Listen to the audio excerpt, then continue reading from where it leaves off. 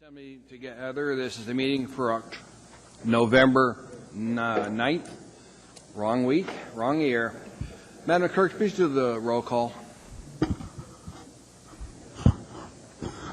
Ms. Drummond. Here. Mr. Birch. Here. Mr. Jackson. Honored to be here. Ms. Johnston. Here. Mr. Trainee. Here. Mr. Flynn. Mr. Flynn is joining us by phone. We'll expect him shortly. Mr. Starr. Here. Mr. Hall. Here. Mr. Honeman. Here. Mr. Gutierrez. Here. Ms. Hosiander. Here. Here we have a quorum. Thank you. Chris, could you lead us in the pledge, please, sir?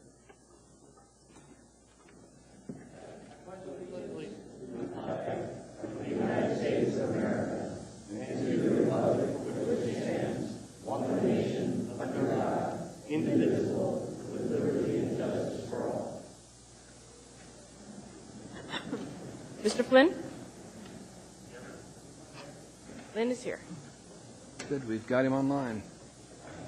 Item 4A is minutes of previous meetings. This is the meeting of October 12, 2010. I need a motion to approve the minutes. Move to accept. Second. Is there any objection? Seeing none, the minutes are approved. We're now down to the Mayor's report. Mr. Mayor, I think you're going to make an announcement that will reduce the amount of people that are here for testimony tonight, sir. Go ahead. Well, thank you, Mr. Chairman. We met late this afternoon with the budget director and with information from the municipal treasurer regarding the aircraft fees that are proposed in the ordinance before the Assembly tonight. And we've decided, because there's a variety of different methodologies used to tax boats and airplanes, that we're going to pull that from the fee and fine schedule proposal, work on it with the people from industry, people from the Assembly, and see if we can't come up with a consensus on how to apply the taxes, because right now we have a variety of registration fees, property taxes, ad valorem taxes. It's just better if similar type things are taxed in a similar manner, and we'd like to get some consistency into that. So with your indulgence, we'll remove that from the fees and fines. I think you find some happy, excited Assembly members, sir. Debbie, any comments, ma'am? Bravo. Good. And so anyway, Thank you, for the Mr. folks Mayor. who are here to testify on that, again, obviously you're certainly welcome to testify, but we will be pulling that from the proposal. Point of Thank clarity, you. sir. Yes, Mr. Starr. Is that intended to be taken back up again on the 23rd, Mr. Mayor, or are we talking about taking it out of future S version, or what's the time frame on your rethink here? I think we're going to bring it back at a separate time, not related to, this fairly tight budget cycle. Great. We want to do it right. I'll pass the word. Thank you. Any other questions for the mayor? Not seeing any. Thank you, Mr. Mayor. Thank you, Mr. We're Chairman. down to Assembly Chair's report. The only report I've got is that the fines and fees are still coming up tonight.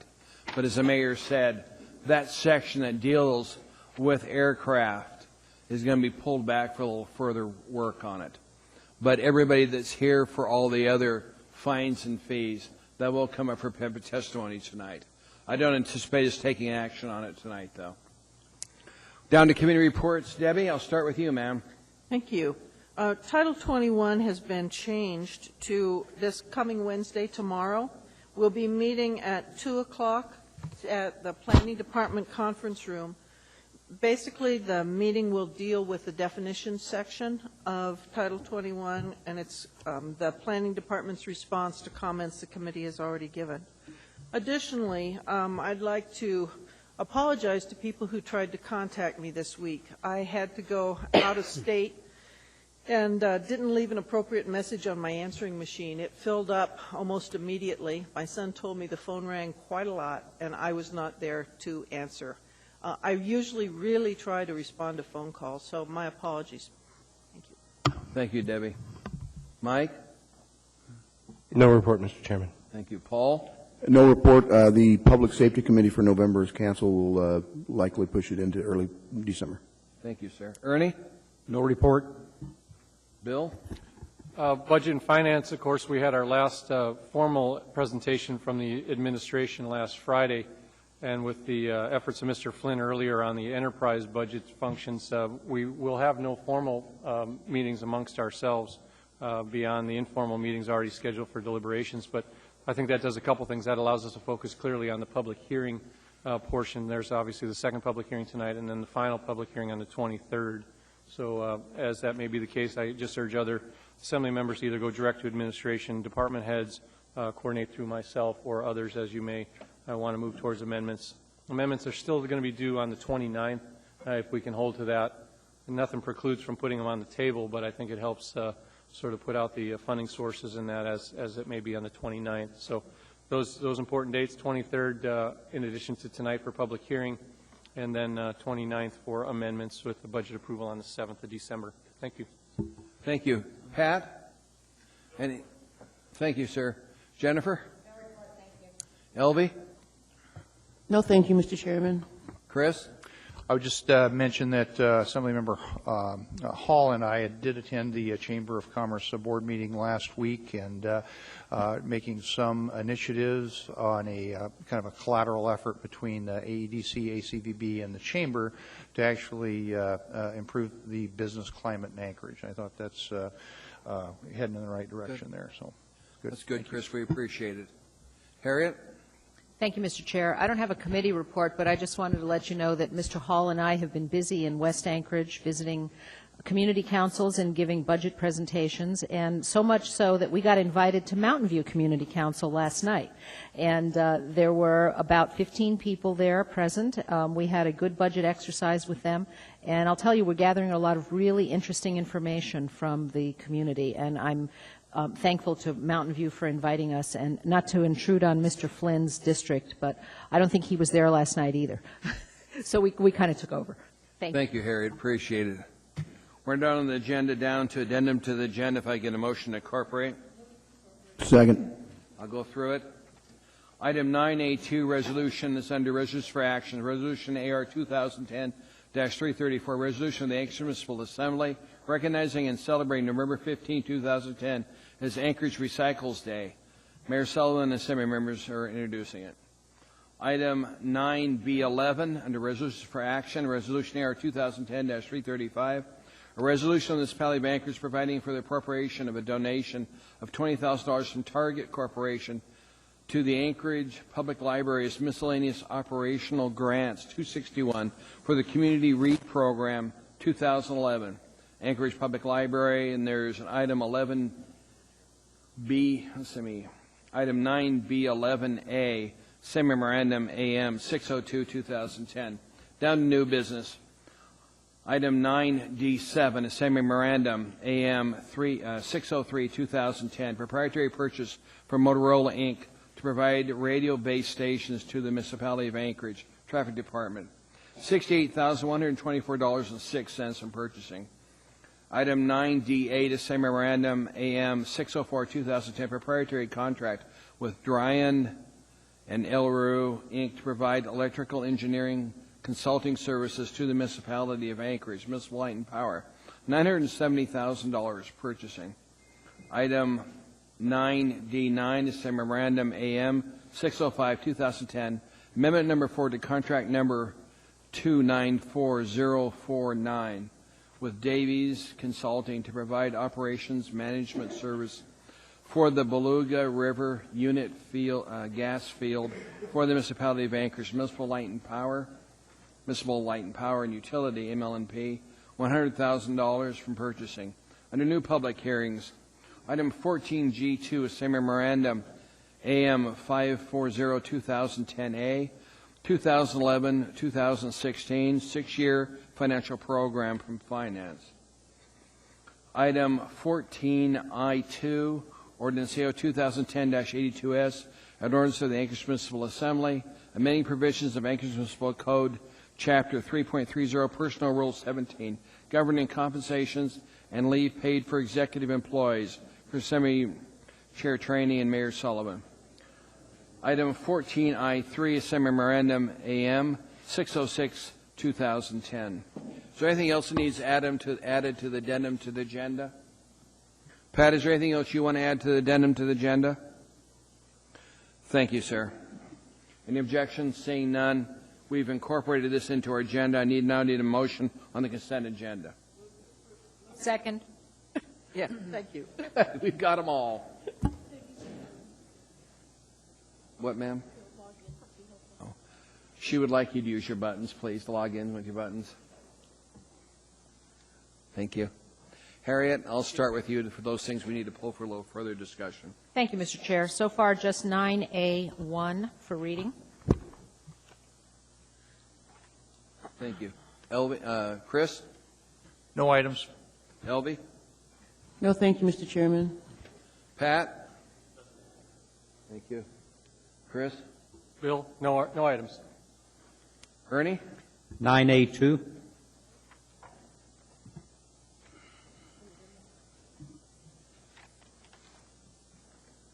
Thank you, sir.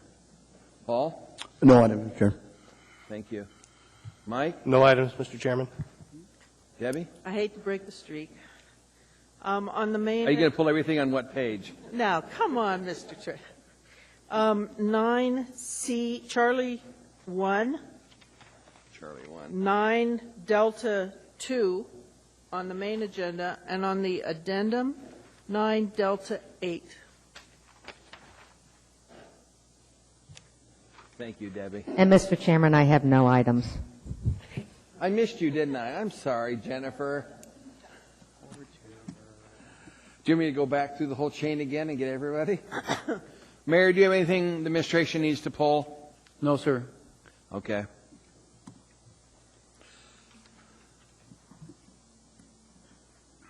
We need to do a voice vote because Pat's not with us.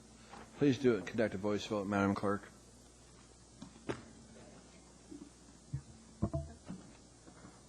Ms. Drummond? Yes.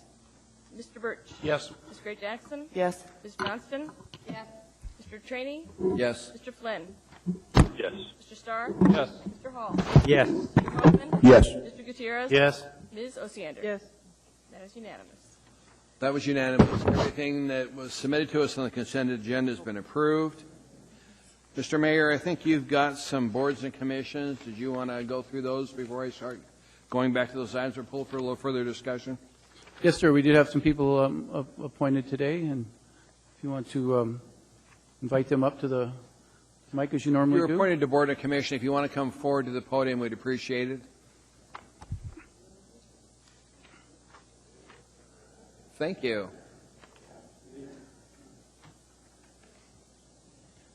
Good evening, Mr. Chair. I'm Robert Shake, appointing for MLMP Board. Good. Thank you, sir. Appreciate it. Any comments or?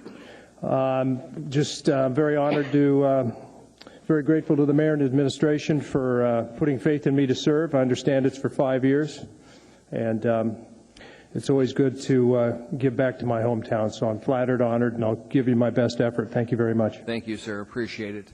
Mr. Bell, you got appointed to which board, sir? You want to come forward and you want to explain what you're going to do? Or do you think we know enough of what you look like over the years? I'm just doing it for the money. Okay, Mr. Mayor, we may have to reconsider this appointment. Thank you, Bob. We appreciate your service. Okay, we'll now go to on the agenda item 9A1, Resolution Error 2010-332, resolution of the Anchorage Municipal Assembly recognizing and celebrating November 2010 as Alaska Native Heritage and American Indian Month from all the Assembly members. Move to approve. Second. Ask unanimous. See no objection, that's approved. So, Debbie, are you reading? I mean, Harriet, are you reading it? And Yes, sir. I've been assigned to read. Good. And I see we have a bunch of members of the community here, and Ms. Gray Jackson is presenting. This is a resolution of the Anchorage Municipal Assembly recognizing and celebrating November 2010 as Alaska Native Heritage and American Indian Month. Whereas November is recognized as Alaska Native and American Indian Heritage Month, and whereas Alaska Native and American Indian Heritage Month is a time to recognize and celebrate intertribal cultures and learn about the heritage, art, and traditions of Alaska Natives and American Indians, and whereas Alaska Natives and American Indians honor their cultural and spiritual backgrounds through local, regional, and statewide leadership by serving as role models and mentors in business and personal life. and by continuing to teach children with traditional and contemporary art, literature, music, and dance. And whereas, from service in the United States Armed Forces to their vital role in the economic destiny of Alaska, from their dedication to social service programs to their contributions to the arts and literary endeavors, Alaska Natives and American Indians have played and continue to play key roles in our destiny. And whereas 18% of Alaska's population has identified themselves as Alaska Native or American Indian, and whereas Alaska Native and American Indian-owned businesses account for at least 10% of the businesses in Alaska, and whereas the ANCSA Regional Association October 4th, 2010 report shares the combined financial performance of the Alaska Native corporations, includes revenues totaling $6.89 billion, employment of 13,848 people in Alaska, and a $774 million payroll, based upon the most current available data, 2008. Now, therefore, the Anchorage Municipal Assembly celebrates and recognizes November 2010, Alaska Native and American Heritage Indian Month, passed and approved by the Anchorage Assembly this day.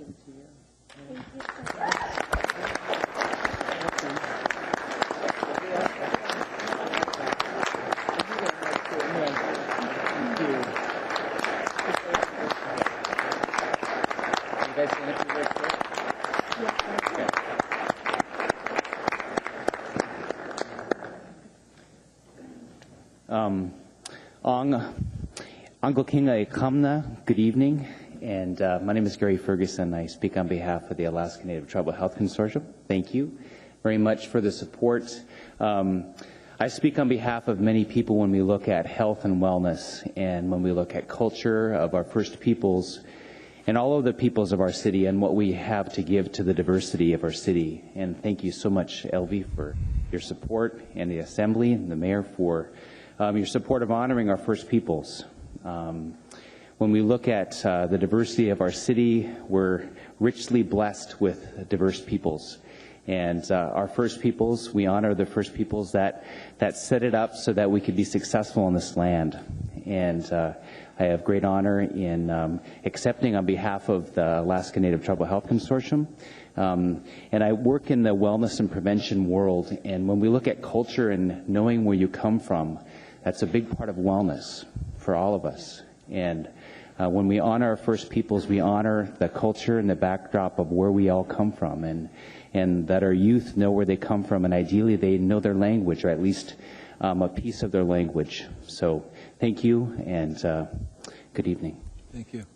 Comments from Assembly members. Go ahead, ma'am. Go ahead, ma'am. Go ahead. Excuse me. Good evening. Thank you so much, Elvie Gray Jackson, and your colleagues here on the Assembly, and Mr. Mayor.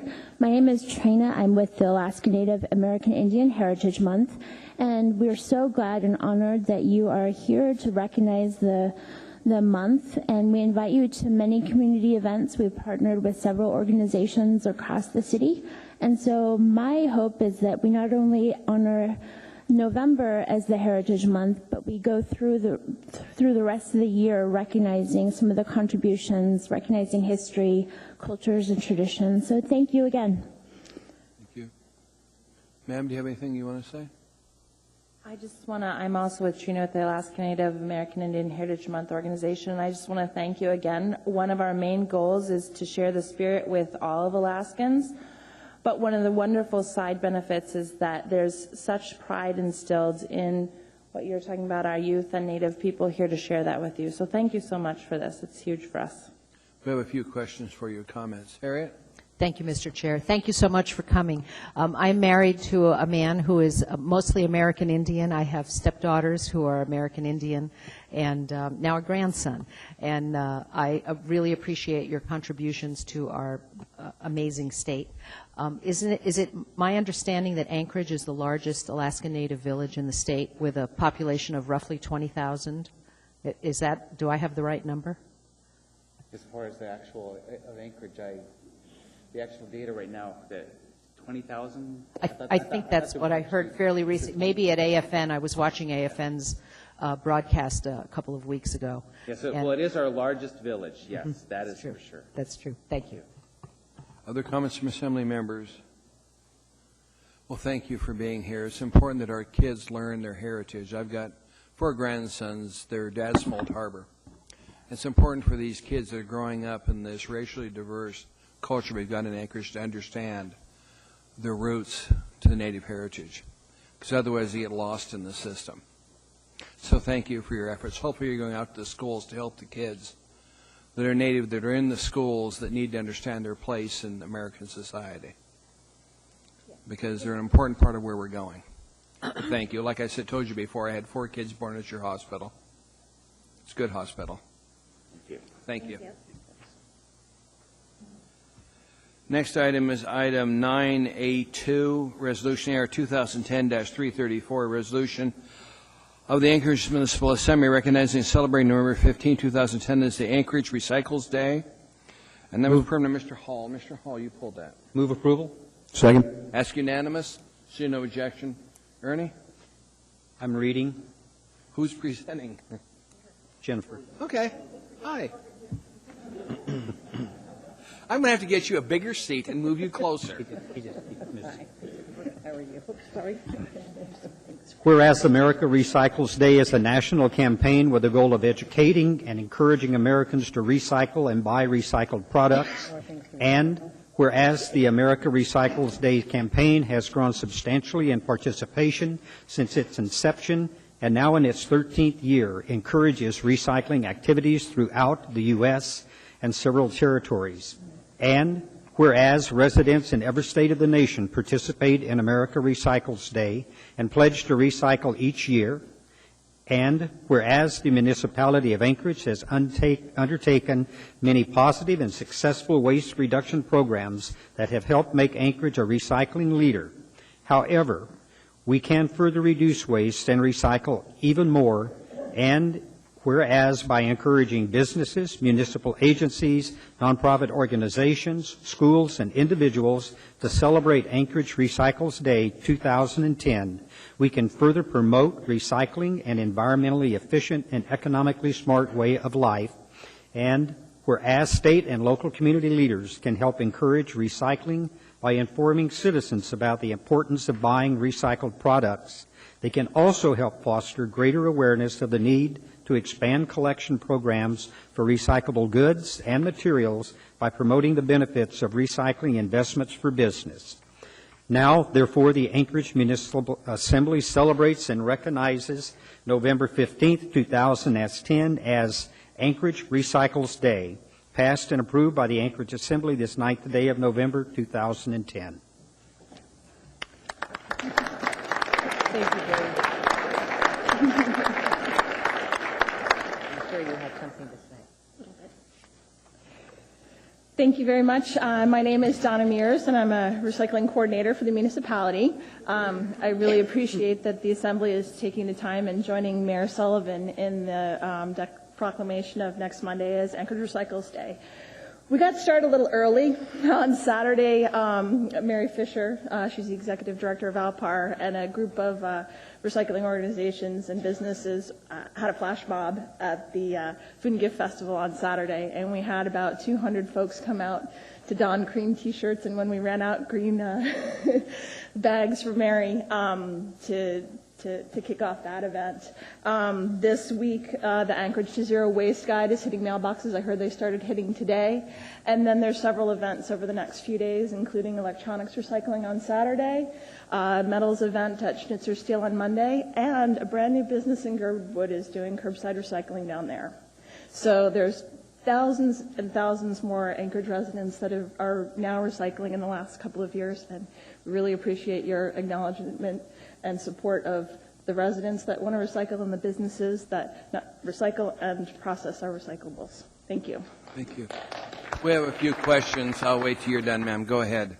We have a few questions. Thank you through the chair and to the Assembly members. Thank you for supporting America Recycles Day and Anchorage Recycles Day. And check out YouTube tomorrow and search for Anchorage Recycles, and you'll see a video of the flash mob we had on Saturday, which was a great success. Thank you all. Thank you. Harriet? Thank you very much for coming, and thanks for all your hard work. I'm pleased to be in the Solid Waste Services section that just got its recycling bins and its automated trash pickup, and it's huge. I've been recycling with Alaska Waste for several years, and they provided a good service, but I'm really glad not to have to pay extra for that now. And what I'm finding is that I don't fill up that 96-gallon bin very often. And it frequently doesn't go out twice a month the way it's supposed to, or every 2 weeks. And I've made some discoveries. Is there any progress in recycling glass that you know about? We're getting there. Unfortunately, the business that was recycling glass had there's money and there's product, which is, it starts off as feedstock, and there's an imbalance between the feedstock, the process, and the end markets a couple of years ago, which led to the crash of that. We commissioned a report from Alaska Manufacturing Extension Partnership, which was completed earlier this year, to do a lot of research for the businesses.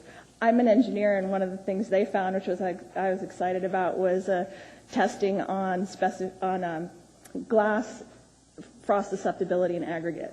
So this is the kind of information that businesses really need to help put products together. And we're also working on a RFP for grants for some capital and development costs.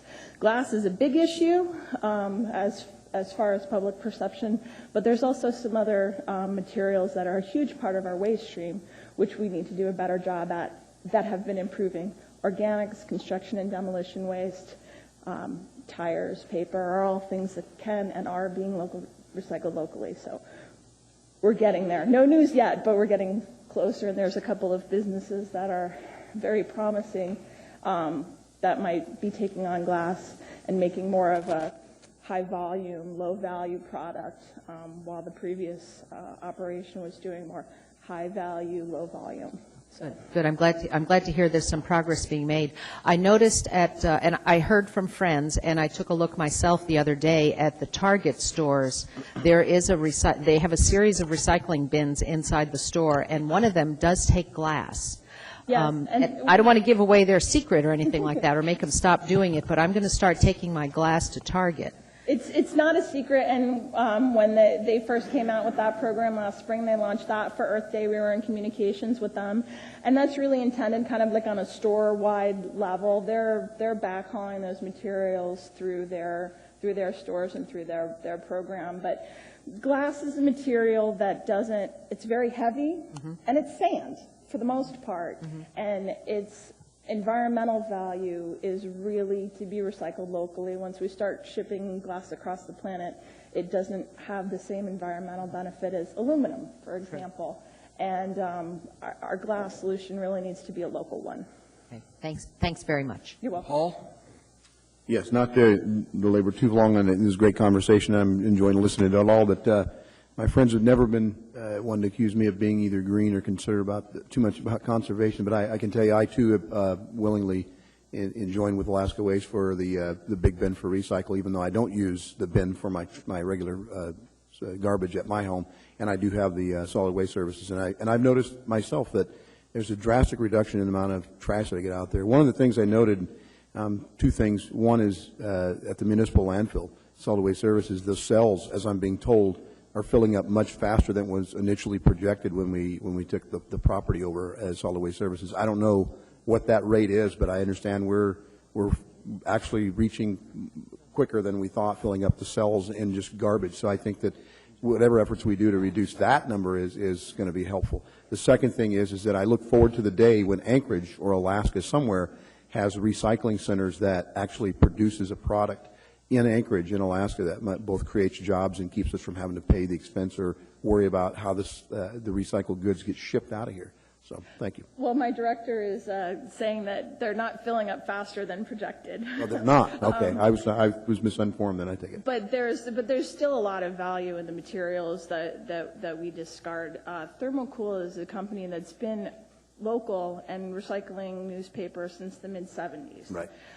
Central Recycling Services is recycling construction and demolition debris locally. There's local solutions for a number of materials, but I don't anticipate us having an aluminum smelter. What? But there are a number of materials that we are recycling locally. But I think that for some things, we're going to need to continue on relying on worldwide marketing and processing. But the stability of the local recycling of the remanufacturing here in Alaska has definitely grown, and I think it's a big key to keeping it all going here. Very good. Thank you. Elvie?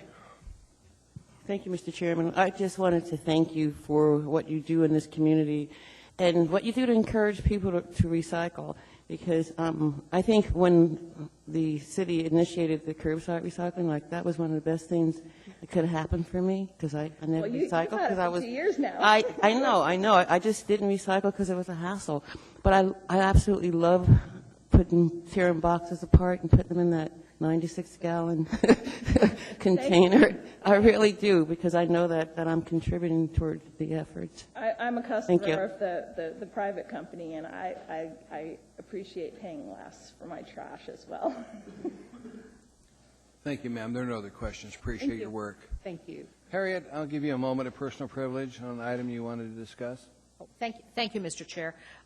Before we move on too far in the consent agenda, I just wanted to thank Target Corporation. I don't know if anybody's here from Target, but our 9B11 Resolution AR 2010-335 appropriated a donation of $20,000 from Target Corporation for the Community Read program in the Anchorage Public Library. When Target opened, I noticed that they were very proud of their contributions to the community's program, and I don't recall another contribution from Target yet in my time on the Assembly, and I know the 2 stores in Anchorage opened since 2008. So I want to thank them for coming to our community, because I love to shop at Target, and I want to thank them for donating their part of their profits to our community, and in particular to our library system. Thanks very much. Thank you for bringing that up, Harriet. Paul? Yeah, and just real quick, I do know that Target, particularly the Tohono Commons store, actually did sponsor some public safety grants early on when they first opened up, so I'm real appreciative of that. So, but yeah, Target's a great corporate partner, community partner. We're now down on page 2 on the agenda, item 9C1, Assembly Memorandum AM 598, 2010. Move. Debbie? Quick question. This is for a purchase agreement for a piece of equipment, but it's also a maintenance agreement. And I note that we are awarding the purchase to the lowest vendor, but the maintenance agreement is not to the lowest vendor. My question is, couldn't this have been split? I'm sorry, Fred, I should have let you know ahead of time on that. Through the chair, Ms. Osiander, the award was to be made in the aggregate. Okay. Basically, the maintenance must be done by the manufacturer or a dealer or distributor of that manufacturer. Okay. If we had just written the RFP differently, could we have split it? Not necessarily. We want the original equipment manufacturer to be the person who does the maintenance. They have the warranty, and then we feel that they have the best ability to perform maintenance. Okay. One more quick question. I don't want to belabor it. But Craig Taylor isn't the manufacturer of the equipment. It's just they're the dealer, right? So NC isn't the dealer then, so they can't do the Komatsu? Is that it? Through the chair, Craig Taylor is the distributor of Komatsu for the Anchorage and Alaska area. Okay, and the other company doesn't then have the ability to do the work on it, is what you're saying? They are the certified dealer for the manufacturer, yes. Okay, thank you. Anything else, Debbie? Nope. Any objection to approval of this item from the body? Not seeing any objection. Item is approved. Next item in front of us, item 9D2. Move to approve. Second. Debbie, you pulled that one too. At the disclosure, I employ this individual as an aide. I had nothing to do with his selection. The community council, he's active in his community council, and they recommended him for the position, but I wanted to disclose to see if the body has an objection to my voting. Any comments from Assembly members? Not seeing any objection to approval of this item? Not seeing any objection. That's approved. Thank you, Debbie. Appreciate that. We're now on the addendum to the agenda, which is item 9D8. Move It's to the same approve. memorandum, 2000, AM 604, 2010. Debbie? Yes, I move to approve it. Okay. Debbie? I just wanted to make a comment on this. I have had now a couple of conversations with the folks at ML&P.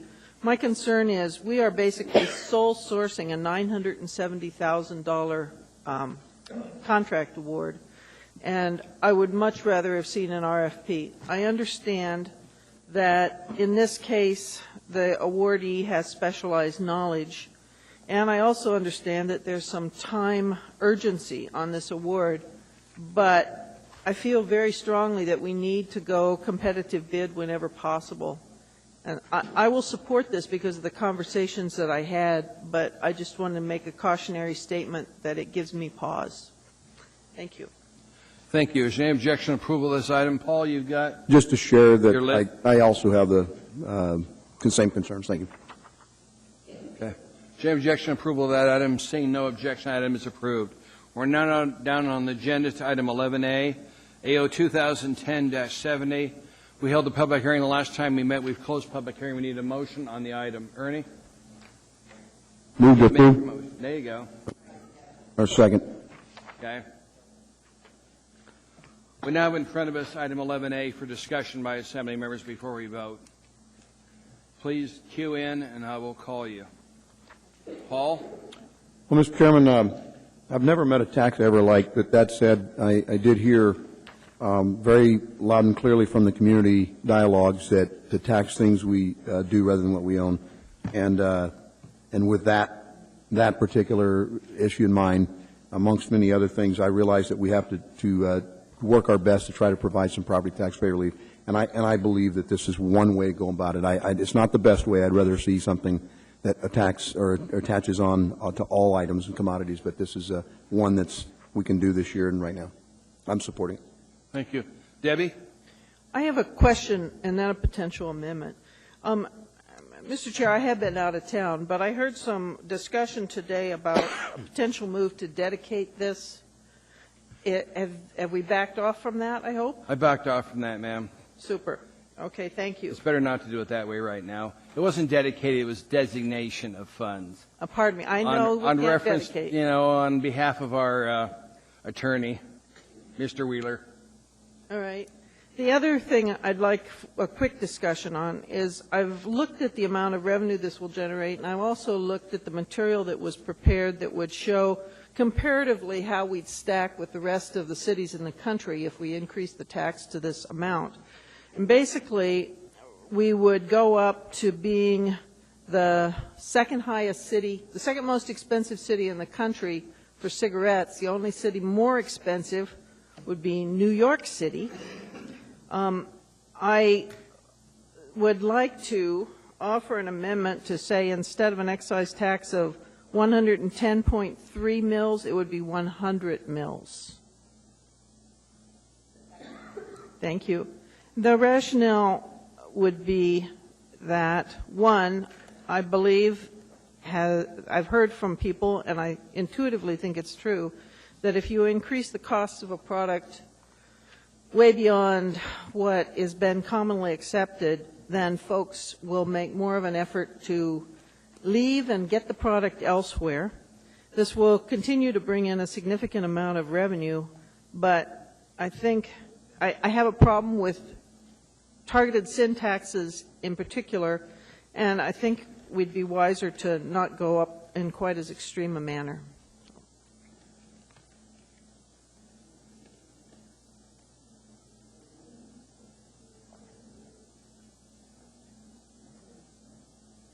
Harriet, on Debbie's amendment? Yes, please. What would that make the per package tax? Instead of 75 cents, it would lower it to what? I have that. Just a second.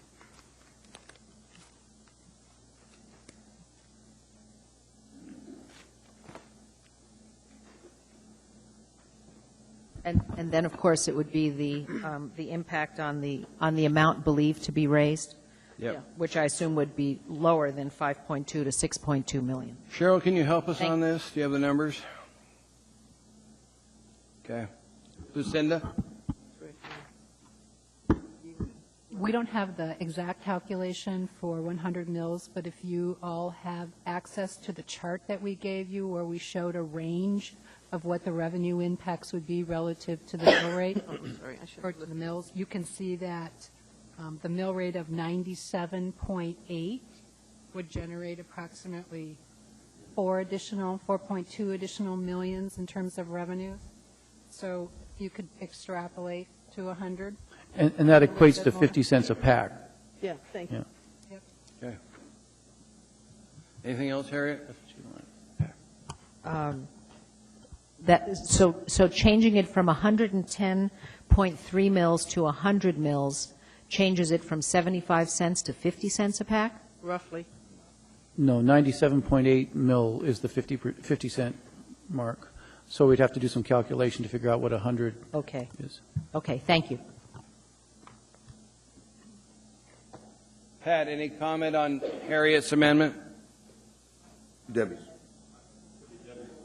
Debbie's, sorry. She was talking. Sorry about that. Go ahead, Pat.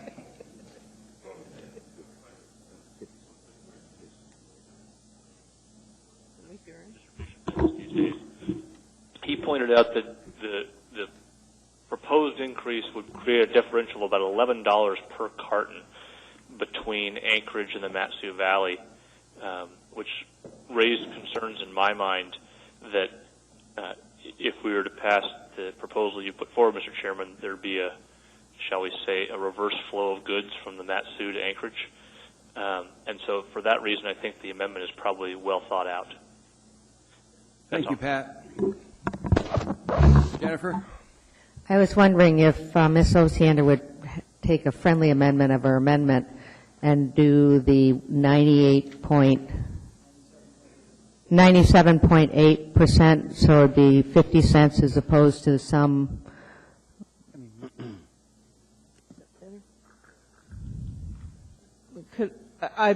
I'm fine with that. Basically, I just wanted a step down in the increase. Okay. So it'd be 97.8%. That's a friendly amendment. We can Mills, I mean. 97.8. We can go with And that. since I was the second, I can. Okay. Not a problem, Jennifer. Thank you. Debbie, on your amendment? No, I was just going to accept that. Okay. Madam Clerk, please conduct a roll call vote on the amendment in front of us. Sir? Mr. Chairman, I think I'm in the I queue didn't here. see you. I'm sorry. Sorry. Chris. We got my support for this is predicated on the offset of property taxes, and the memo that we have here indicates that the 110.3 mils is 5.2 to 6.2 $million offset for That's property correct. taxes. What will this amendment revise that to? Well, according to the administration, that would drop it down to potential high of 4.2, Mr. Mayor. About 4.2 million approximately. And in Mr. Moore's calculations, he's here if you'd like to ask him, but he took into account the elasticity of demand. In other words, you would lose some sales due to either people purchasing elsewhere or quitting smoking. So that was factored in. Okay, thank you. Ernie, on the amendment?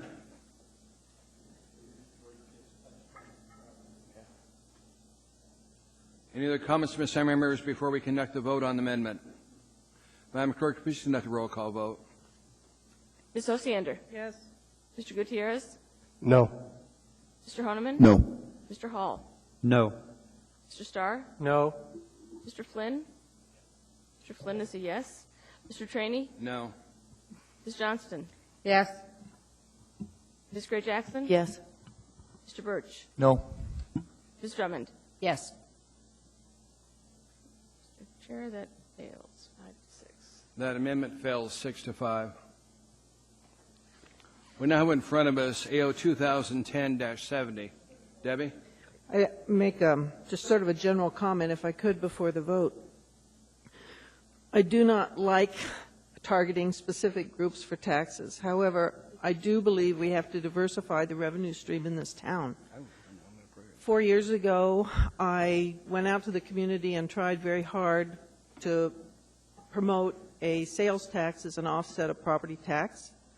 That failed, as it has failed multiple times. I will continue to be open to alternative revenue streams.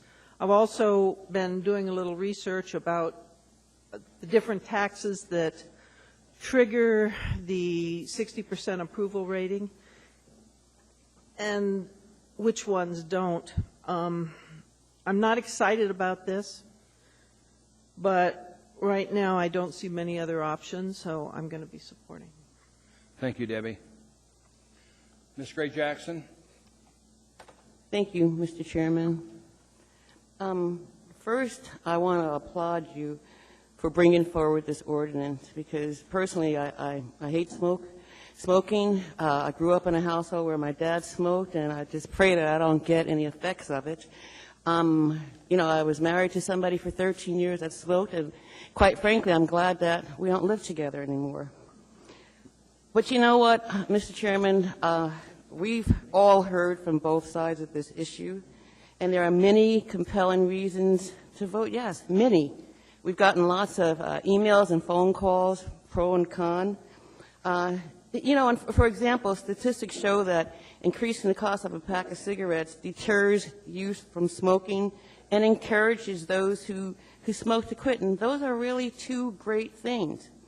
This evening we heard, we recognized Alaska Native Heritage Month, and at the last meeting, Dr. Gary Ferguson, who spoke this evening, who happens to be the Director of Wellness and Health at the Alaska Native Medical Center, he stated that Alaska Native people who live in our largest village of Anchorage, who will choose to quit or never start based upon the increase in taxes.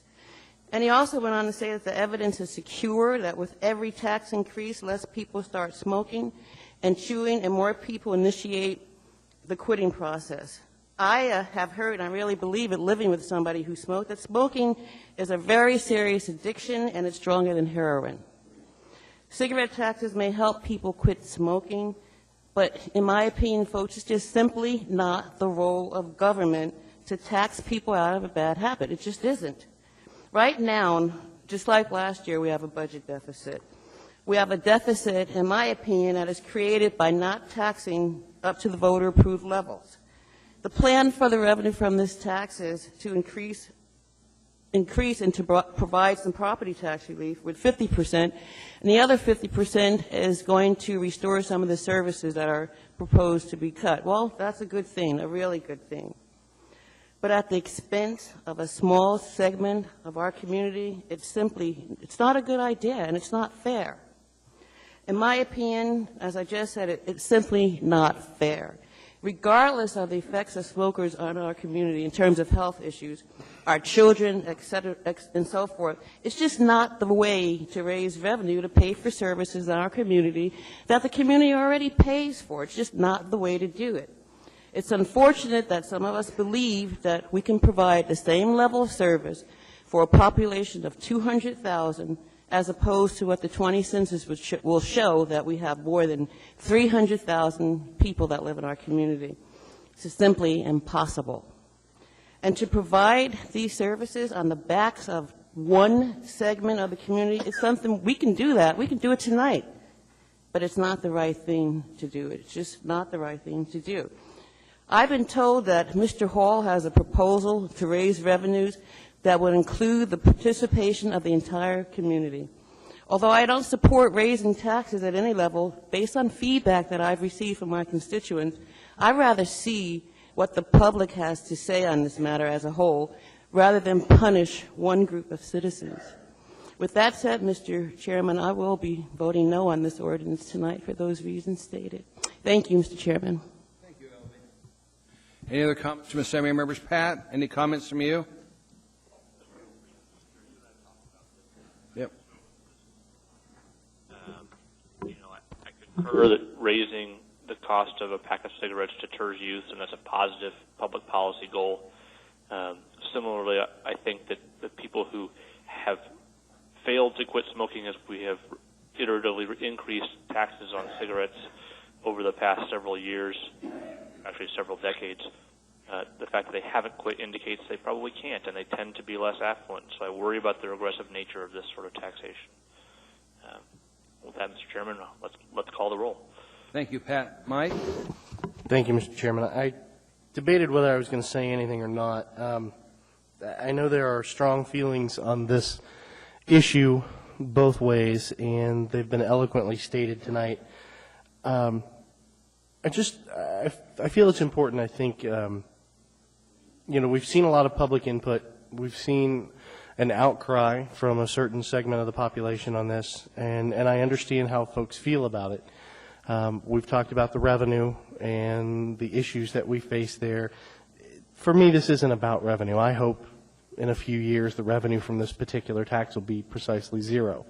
I'm not optimistic that that's ever going to happen, that we're going to stamp out the use of these products entirely, but I certainly hope that's the case. I hope that future assemblies have to find another way to fill a budget gap because there just isn't any tobacco use. Sometimes it's hard as an elected official to determine what is the right thing to do. It really isn't for me on this issue. This is something that's very personal to me. In 1995, in my last year of college, I was struggling to complete my degree program so that my mother could see me graduate because she was dying of cancer. She started smoking back in the good old days when not only did the tobacco companies not tell people that it was harmful, but in fact told you it was healthful. It's good for you. It's healthy. You're going to be better off. Smoke cigarettes. And she was addicted and smoked almost her entire life. She quit 3 or 4 years before she was diagnosed, but far too late by then. And I had to watch my best friend in the world wither away before my very eyes. I didn't make it. I didn't make it to graduation before she passed. She was there. I know she was there. But I wish that someone had made it harder for her to take up the habit in the first place. I wish that someone had made it too expensive for her to start. And whether it's the role of government or not, I wish someone had. And ultimately, we're all responsible for our own choices. But I just wish someone had done that for her and for me before I was ever born. So for that reason, Mr. Chairman, I will be an enthusiastic yes vote on this issue tonight. Thank you, Mike. Harriet? Thank you, Mr. Chair. I appreciate all my colleagues' input on this. This has been a tough decision for me, and I'm feeling more and more that it's really unfair to put a $5 to $6 million budget problem on the back of a relatively small segment of the population. I found Ms. Osiander's fact interesting that this would put Anchorage number 2 after New York City. That's remarkable to me. New York City has lots of other taxes, including sales taxes and income taxes on people who come into New York to work and to shop. But we're not there yet. Anchorage does not provide anywhere near the level of services that New York City has. And I'll tell you, after visiting a few years ago, New York feels a whole lot safer than it ever did when I was growing up there. And I think they're putting a lot of money into public safety, but this is not the way to do it, folks. If this money was going for tobacco abuse prevention programs, I'd support it, but it's not. It's unfortunate that it can't do that. I hate cigarettes. I'm glad this community does not allow smoking in public places. I've had close relatives die from the impact of smoking. I've had close relatives watch their relatives die from smoking and keep smoking until the day they pried their cigarettes from their cold, dead fingers. And I have very few friends that smoke, and I wish they would stop. But I don't want to punish them for an addictive habit. There's got to be another way. Nor do I want those friends who smoke to have to backfill a major hole in our budget that all of us should be filling in a different way. We can't balance the budget on sin taxes, and for that reason I'll be voting no. Chris? Well, I'd say the preferred way of balancing the budget is spending less, and that would certainly be my preference, is that we reduce the budget in a corresponding amount. And if the Assembly will is not there to take that on, this does not seem an unreasonable alternative to provide an offset to property taxes being paid by those in the community. So I will be supporting this, reluctantly, but supporting it. Thank you. Thank you. Paul? Mr. Chairman, thank you. I again, will reiterate, I've never met a tax I ever liked, but I've looked at this as an all-around, and I'm astounded by the fact that we'd only be number 2 in the country when we're known per capita number 1 or 2 in sexual assaults and crimes against children. I'd rather be known for something as progressive, if you will, as this, something that's, I would take this any day over the other categories. Thank you. Any other comments from Assembly members before we vote? Normally I stay out of this stuff. I don't comment during the debate portion. That's not my function. But relative to this, I intend to vote to support this. I introduced it because, quite frankly, when I see these kids, they get hooked on cigarettes. I've got 4 grandchildren that are half native. And do you remember when they were here talking about the Native Coalition that was here talking about the native kids that get hooked on cigarettes? And it's something I never want to see them hooked on for their life. I saw my grandmother dying from emphysema, whose last wish before she took her last breath was to get a cigarette, take the oxygen tube out to put a cigarette in. And if we can stop the kids from getting hooked on it by passing this, I'm in favor of doing it. So let's vote. Roll call. Do a roll call vote, because that's right, Pat's not with us. I'm sorry. Mr. Honeman? Yes. Mr. Gutierrez? Yes. Ms. Osiander? Ms. Osiander, yes. Ms. Drummond? No. Mr. Birch? Yes. Ms. Gray Jackson? No. Mr. Trainee? Yes. Ms. Johnston? Sorry. Mr. Flynn? Mr. Flynn? Reluctantly, no. Mr. Starr? Yes. Mr. Hall? Yes. And that passes 8-3. That was approved by this body 8-3. We're now going to take our dinner break, and when we return, we'll start the budget hearings. Now, for those that weren't here earlier, the mayor announced that the airplane fee is going to be pulled back and sent for a little further work. Mr. Mayor, anything else on that? No, just for folks who are interested in that subject, we analyzed that there's so many different types of fees and fines and registrations applied to boats and aircraft, and we want to standardize it. So we're going to remove it from the fee and fine ordinance. And so folks who showed up here tonight, I apologize, but at least you won't have to stay till we get to discuss it. So now, if there's something else on that fines and fees, like your vehicles or the city bus system, or some other fee that's on there, please stay for that and testify. With that, we're going to take our dinner break. We should be back by 6:30.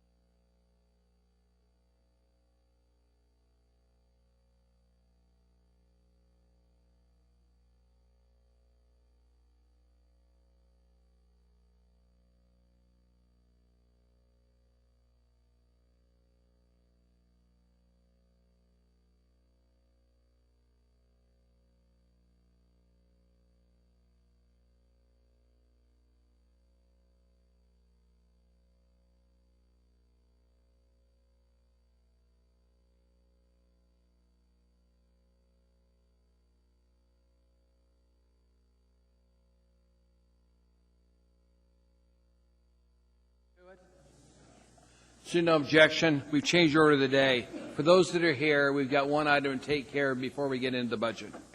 That's going to be item 14J. This is Resolution AR 2010-317, a resolution of the Anchorage Municipal Assembly approving an alcoholic beverage conditional use for a beverage dispensary and use and license number 3304 in the B3SL General Business with Special Limitations District for Red Robin, Alaska Inc., doing business as Red Robin, located at 1190 North Muldoon Road, Gateway Subdivision, Tract A, Fragment Lot 11A, generally located west of the North Muldoon Road and north of the Glen Highway. Public hearing on this item is now open. Anybody wishing to testify, please come forward. Anyone wishing to testify? You have 3 minutes. Please state your name clearly for the record and spell your last name, sir. My name is Fred Rosenberg, R-O-S-E-N-B-E-R-G. I'm the president of Red Robin, Alaska, the Alaska franchise for Red Robin. And we would look forward to getting approval of the conditional use permit for the location in Takotnu Commons. And I'm happy to address any issues or answer any questions. Are you going to shut down the other one, the other Red Robin at the Northway Mall? The Northway Mall has been shut down. It was shut down 2 days before we opened the one at Takotnu Commons. Okay, good. Questions from Assembly members? Mike? Not a question, just a comment. Thank you. I visited the new store over the weekend. It's beautiful. It looks great. Got nothing bad to say. We're glad to have you. And I hope that you'll be with us a long time in that location. Thank you very much, Mr. Gutierrez. Paul? Mr. Chairman, I actually have visited twice, 2 different times of the day, 2 different, of course, weekend and weekday, and found the store to be in fairly good order. And I'm happy to report that as I was sitting to eat, it was so busy in one night, I was sitting at the bar, and I watched the bartender actually ask for IDs from everybody ordering alcohol. It didn't matter who they were or what age, and I was very happy to see that. Good. Thank you, Mr. Honeman. Other questions from Assembly members? There doesn't appear to be any questions, sir. Pardon me? There doesn't appear to be any questions. Fine. Thank you, sir. Thank you for your consideration. Appreciate it. Anybody else wishing to testify, please come forward. Anyone at all? Hearing and saying no in public testimony is closed. What's the wish of the body? Move to approve. It's moved and second. Any discussion from Assembly members? Mr. Chairman, I just, again, based on my visits and my numerous contacts with the ownership group and visual inspection, and actually, again, I'd urge approval on this. Patrick, are you on the line still? He's not on the line, Madam Clerk. Any other comments from Assembly members?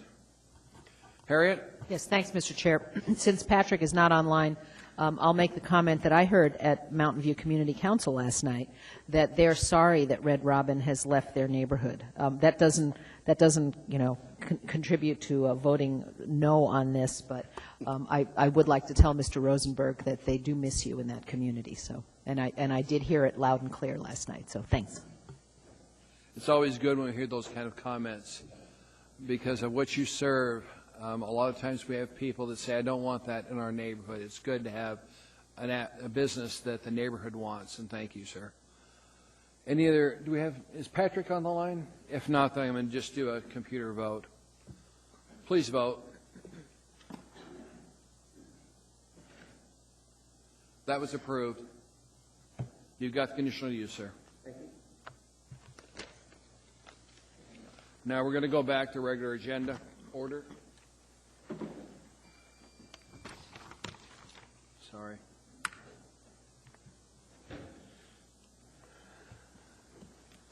Let's get a motion to combine the public hearing on item B1, B2.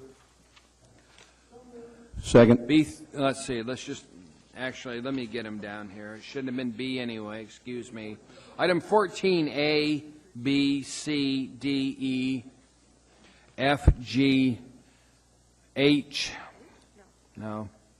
Okay, not H. Let's just go down from A to G, 14. If I get a motion on that? It's been moved by Ms. Osander and second. I second. Okay. You can't get there. Any objection? Seeing none, I'm going to open the public hearing then. What we've done is we've combined the public hearing, and the public hearing is now open. This is the second public hearing on Ordinance AO 2010-72.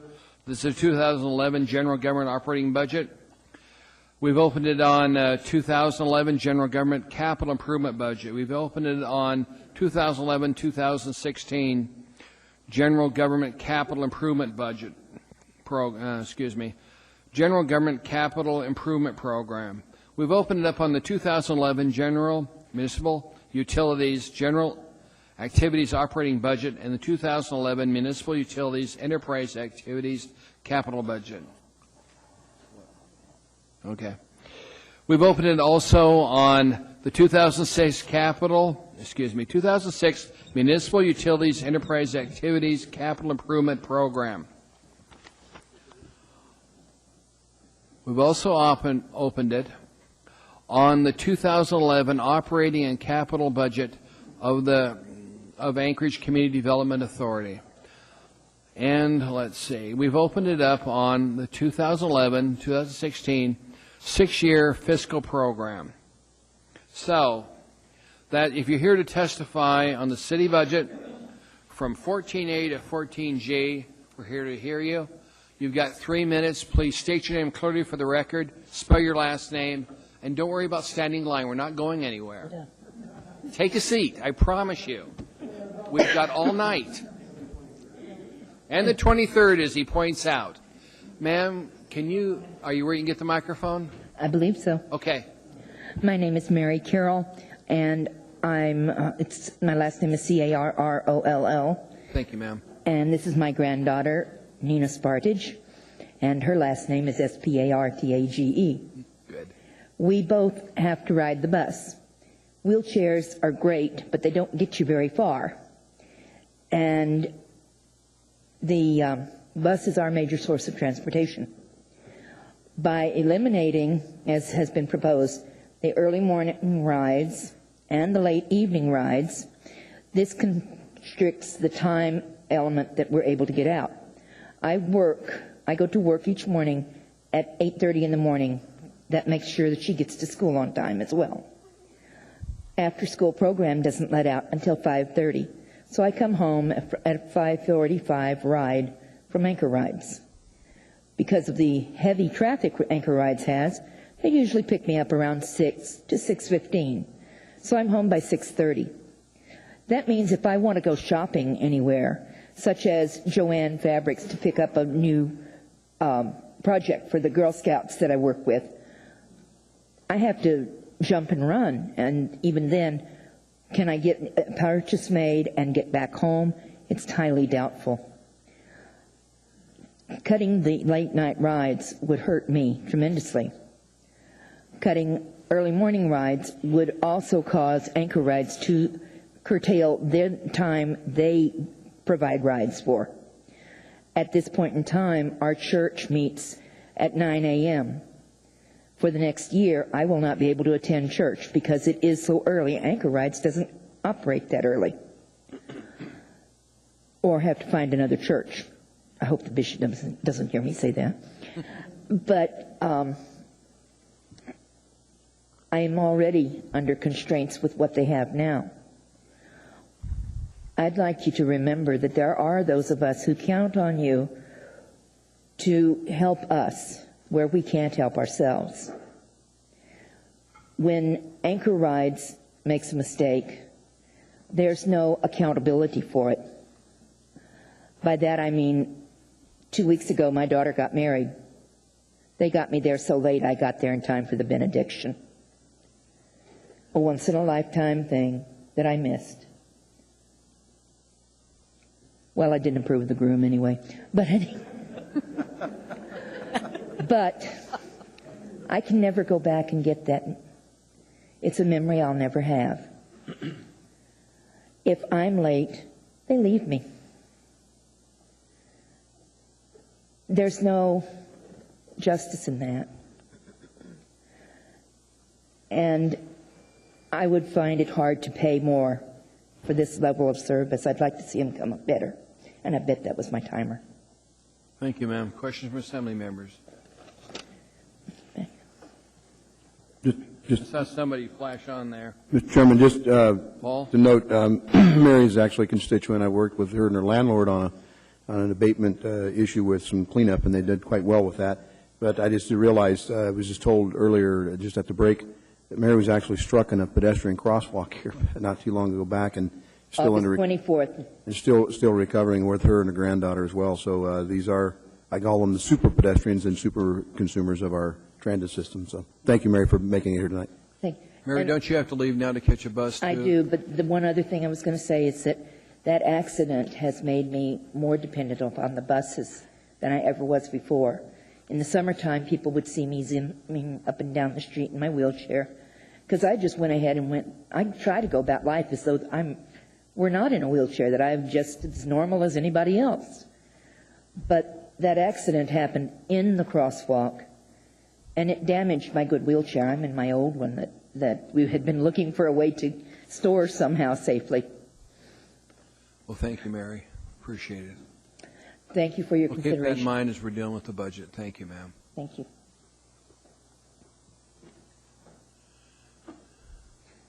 Like I said, you don't need to stand. I guarantee you, before we're done, you'll all get to testify. I don't want somebody to pass out. It's happened before. My name is Freda Tepfer. My last name is T as in Tom, E, P as in Peter, F as in Frank, E-R, Tepfer. I'm a card-carrying rider of bus system here. This is my senior pass, and I really appreciate that. I ride the bus quite a bit because I don't own a car. And a lot of the people that I work with professionally at the Alaska Center for the Blind and Visually Impaired rely heavily on the bus system. I'm really concerned that you're looking at eliminating the 3 last routes to downtown from several areas, the last route to Diamond, 3 early routes to Muldoon, 3 early routes to downtown. The last route is several routes to and from the university area, including the one of the only 2 that isn't an hourly turnaround route. The bus system is heavily used in this town. I was amazed when I ride the 755 from UAA how many people get on at Lusac, like at 8:30 on a Thursday evening. People depend on the bus. If people can't get an early bus to downtown, they can't transfer from that bus to get to their job. They're not just trying to get downtown at 6:30 in the morning. They're just trying to get downtown so they can transfer to another bus to get out to their job, Diamond Mall, wherever it is that they work. So this is going to impact people's economic well-being. It's going to impact people's ability to go to medical appointments. It's going to impact kids going to activities and people staying in the community, people being alive and active in the community. The more that everybody is able to be active in the community, participating in cultural events, in social events, taking advantage of senior centers and other opportunities, the healthier they are and the healthier our community is. And I urge you folks to find means to keep our bus system at least where it is now, or to really do the right thing and to look for ways that you and the state can shoulder a larger burden of our needed transportation system. And I thank you for your time. Thank you, ma'am. Question of Assembly members. Thank you, ma'am. Appreciate it. Anybody else wish to testify, please come forward.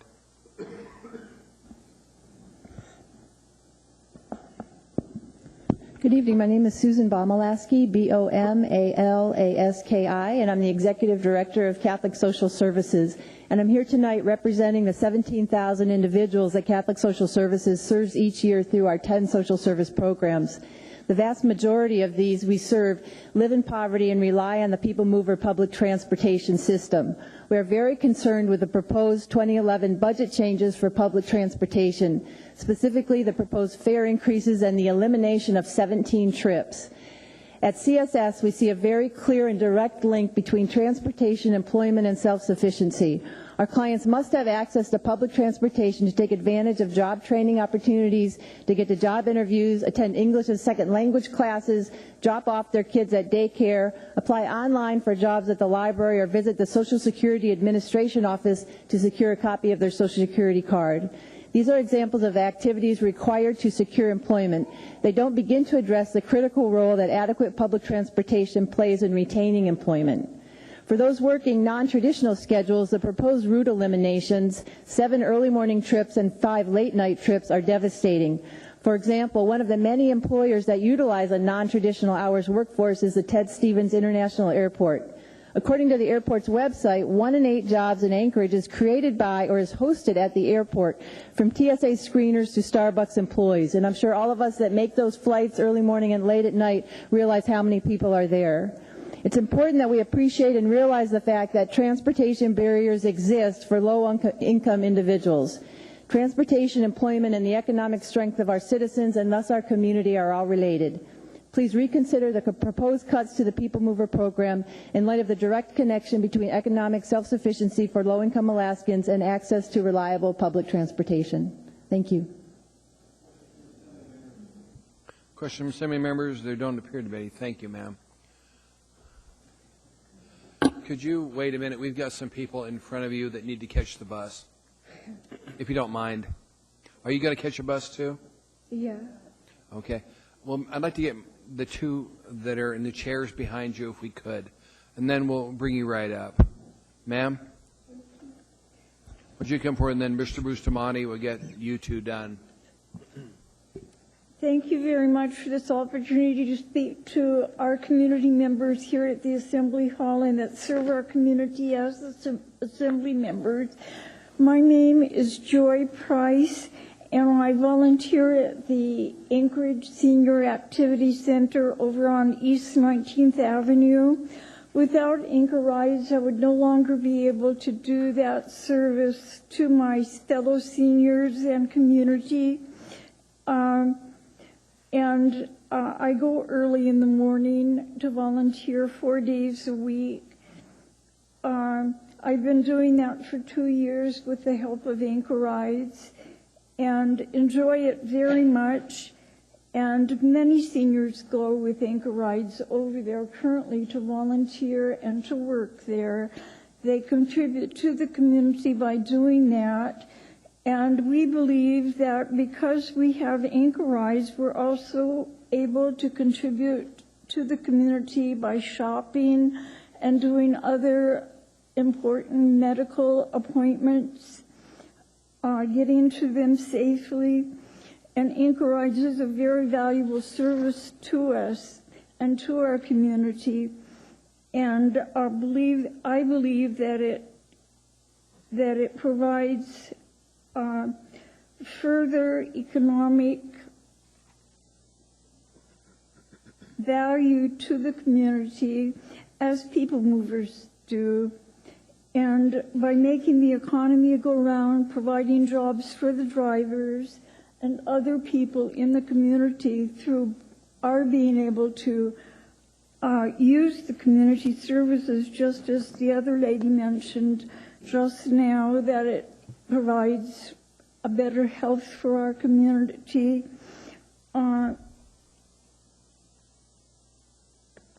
I think you do a good service to the community by increasing funds instead of decreasing them, finding ways, and as I know you're quite capable of doing, ways of increasing funding to Anchor Rides and People Movers. And thank you very much for listening. Thank you, ma'am. We have a couple of questions for you. Mr. Honeman? Yes, Ms. Price, thank you for your continued service at the Senior Center. I think it's inspirational to me and drives me for some motivation as well. If you can do that, I can certainly take and fade the heat for trying to help you get to where you need to be, particularly around this city. God bless you for that. Yeah. Thank you for your testimony, ma'am. We appreciate it. You're welcome. Mr. Bustamante, welcome. Thank you. Is this thing going? My name is Johnny Bustamante, Bustamante. I don't think that the solution to our budget is decreased service in bus services or increased fees. The solution is jobs. That's the solution to our budget problems. To get people to and from work, whether it be early in the day or late at night, they've got to be able to use the bus services. Simple as that. There's no other transportation available to them. Anchorage is a service community. We service people that come visit the state and visit from other villages throughout the state. We are a service community. We need to get the service workers to and from work. As simple as that. The solution is not increasing fares, and surely not decreasing services. We have a wonderful VA clinic that just got built. I'm a volunteer over there. However, the big mistake is there's only one bus that goes out there. The buses are great. They hold 2 wheelchairs. I've been on that bus 75. Takes an hour to get there, hour back. And many times I've seen people left behind on the curb because there's no room. I've been left behind. I've given up my space when I was at the bus terminal to another vet who needed to go out there. It just his appointment was earlier than mine. You miss an appointment at the VA, it takes weeks or even months to reschedule the appointment. It all depends on the clinic you're going to go see. You know, it's just basic stuff.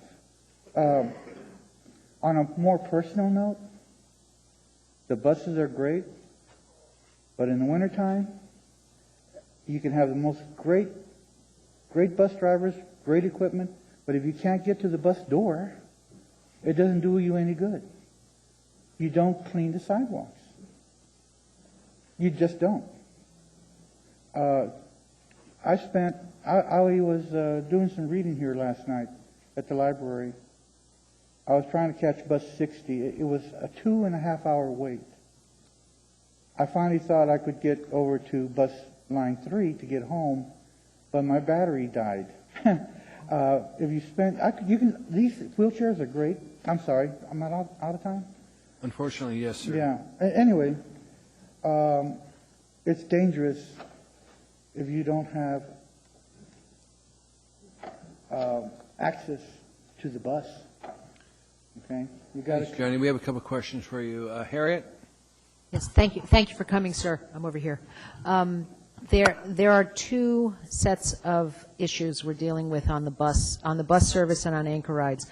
One is fare increases, or fares where there haven't been fares before instead of donations, and the other is the rides themselves, or the routes themselves, or the early morning and the late evening. Do you have an opinion on those 2 separate issues? On the routes? Mm-hmm. I've talked to your transportation planning department Mm-hmm. about this. Johnny, could you move closer to the mic, please? We've got to pick you up on the microphone, sir. Okay. And Thank we you. were looking at, we actually did some brainstorming, and we were looking at possibly doing Route 1, 36, and 45, extending them out so that they go past the Muldoon Transit Center and move that over to the VA somewhere by the new shopping center out there. That would give more access. Those are the 3 longest routes that I could think of, and it'll cover more territory throughout the city to get the vets to the hospital and then out again. That's what I was thinking about. So your preference would be expansion of the routes, not reduction. Oh, and of course not. And all that. Okay, I was told, or actually the Assembly was told by the Director of Transit that the fare increases are supposed to be bringing Anchorage about equal with other cities with similar sized cities with similar sized systems. I know, you can't go to another city and try their bus system, in order to compare how that works. But it seems to me that that part is fair. I am not supportive of cutting bus routes and all of that stuff, cutting routes and the early morning and late evening stops going away. That's not right. But the fare part, I need to hear about the fare part also.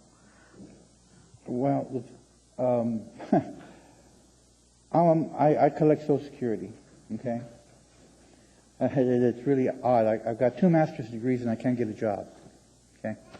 Anyway, we didn't get a cost increase this year. And it's already been announced we're not going to get a cost of living increase next year. And you're talking about raising rates. I wish it was only the bus rates that were going up, but it's not. Food, look at the food in the marketplace. Everything's going up. But we are really on a fixed income. It's not going to go anywhere. We're lucky if it doesn't get reduced. Understood. Thank you very much. Thank you, sir. There are no other questions. Ma'am, come on up to the microphone. Thank you. State your inquiry for the record and spell your last name if you would, please. Good evening to you all. My name is Bed Gautam, Gautam Gautam. I came from Nepal. I am one of the Bhutanese refugee candidates. Before 6 months, I live in Anchorage, Alaska in Muldoon. I use a bus pass to travel to get school, hospital, and for also job. Now I am get a payment. In this time, I use a bus to get a hospital appointment in every couple of weeks. Then, if you are increase the bus fee, then it is difficult for me to get a hospital appointment. And I used to say that if you are increase this bus fee, then it is too much difficult. We have not enough money to pay a bus fee. Then I want to request you, don't increase the bus pass fee. It is appropriate for us. Thank you. Thank you, ma'am. There are no questions. Thank you. Okay, Appreciate thank you waiting. Thank you. Sir, go ahead. Good evening. My name is David Carter, C-A-R-T-E-R. I live in South Anchorage. Service there is not too good in terms of the people mover, but I don't care because, as you can see, I'm able-bodied. I have a car. I am fortunate, like all of you, not to be in a wheelchair. So I don't need the people mover service, but I'm here to speak on behalf of those people that do. And I would urge you to find ways to maintain the current level of service if you can. I would ask you to ask people who speak after me who use the system for suggestions they might have for improving it. Because, again, I'm not a user. So, but, the municipal website says that the municipality's goal is to meet the public transportation needs of Anchorage residents and visitors in a safe and efficient manner. And you should try to meet that goal by not trimming the service. This town is not a friendly town for pedestrians. We're all very fortunate to have a car or a truck to jump into and drive around in, but especially in wintertime, just as one gentleman said, even some of the sidewalks aren't plowed, and if you're in a wheelchair, it just makes it triply difficult. And so, I would urge the Assembly to carefully take a look at this particular issue and to not cut this service, because I think it's very, very important to this municipality that we have a way for people to get around, whether they're handicapped, whether they're young or old, or whether they just want to hop on a bus and get around instead of driving around. I'll take any questions, but otherwise, that's all I had. Ms. Gray Jackson. Thank you, Mr. Chairman. I don't have a question, but I just want to thank you for having the courage to come out and testify on behalf of other people who depend on bus service. Thank you very much. All right. Thank you, Mr. Chairman. Thank you. Thank you, sir. Harriet. Yes, thank you. Sir, Mr. Carter? Yes, come back. Sorry, Mr. Carter. Do you have children going to school in Anchorage? No, I pay a lot of property taxes, and I don't, Good. No, I don't want to go there. No police calls, no fire calls, no kids. Go talk to the school board about that. But no. I was just checking because there is little to no bus service on the hillside and in South Anchorage for school children in particular. I know that South Anchorage High School and Service High School have no public bus service at all. They have school buses, but that doesn't give kids a lot of options. So I'm just checking with folks who live in that part of town. And again, as some of your colleagues on this know, the pedestrian pathways are not too good in lots of side neighborhoods in South Anchorage. Right, I'm with you. I'm a walker, and I live in a neighborhood, fortunately, that I have access to sidewalks and trails, but God help you if you don't. So thank you. My guess is the greater need right now is the downtown core and Mountain View and some of those other areas. Mm-hmm. Thank you. Thank you, sir. Next person, please. Thank you, ma'am. Hi there. Hi. Thank you for this opportunity to speak to you tonight. My name is Allie Harvey, and I'm here on behalf of the Alaska Center for the Environment, or ACE. For nearly 40 years, ACE has been empowering people to protect the Alaska that they love. With over 6,000 members, we have the largest membership of any local conservation group in Alaska, and the majority of our members reside in the Anchorage South Central area. I'm here tonight as well to address the potential service cuts to the People Mover. The People Mover is a vital part of our Anchorage community. It is a service that people depend on to get to work, get to school, and to get around town. The People Mover also helps improve air quality and reduce traffic congestion for all residents by providing over 4 million trips a year. Accessible public transportation is part of what makes a community livable and sustainable, and the public showed clear support for maintaining People Mover during the budget dialogues this past summer. We believe that any service cuts to the People Mover will set Anchorage backwards, and ask the Assembly to please amend the budget to allow for maintenance of the existing services. At best, the bus routes currently run every half hour during daytime work hours, with many running only every hour, and all with reduced service during the weekends. This service is barely adequate as it is, and any cuts would be a big step backwards towards improving the transit system that we currently have. If there are any inefficiencies on certain routes, we ask that those routes be diverted to heavier used routes so that there is no net loss in service. Finally, the proposed cuts to People Mover demonstrate a clear need for alternative funding for the service, and we ask that the Anchorage Assembly work with the state of Alaska to fund public transportation during this upcoming legislative session so we can keep Anchorage and Alaska moving forward.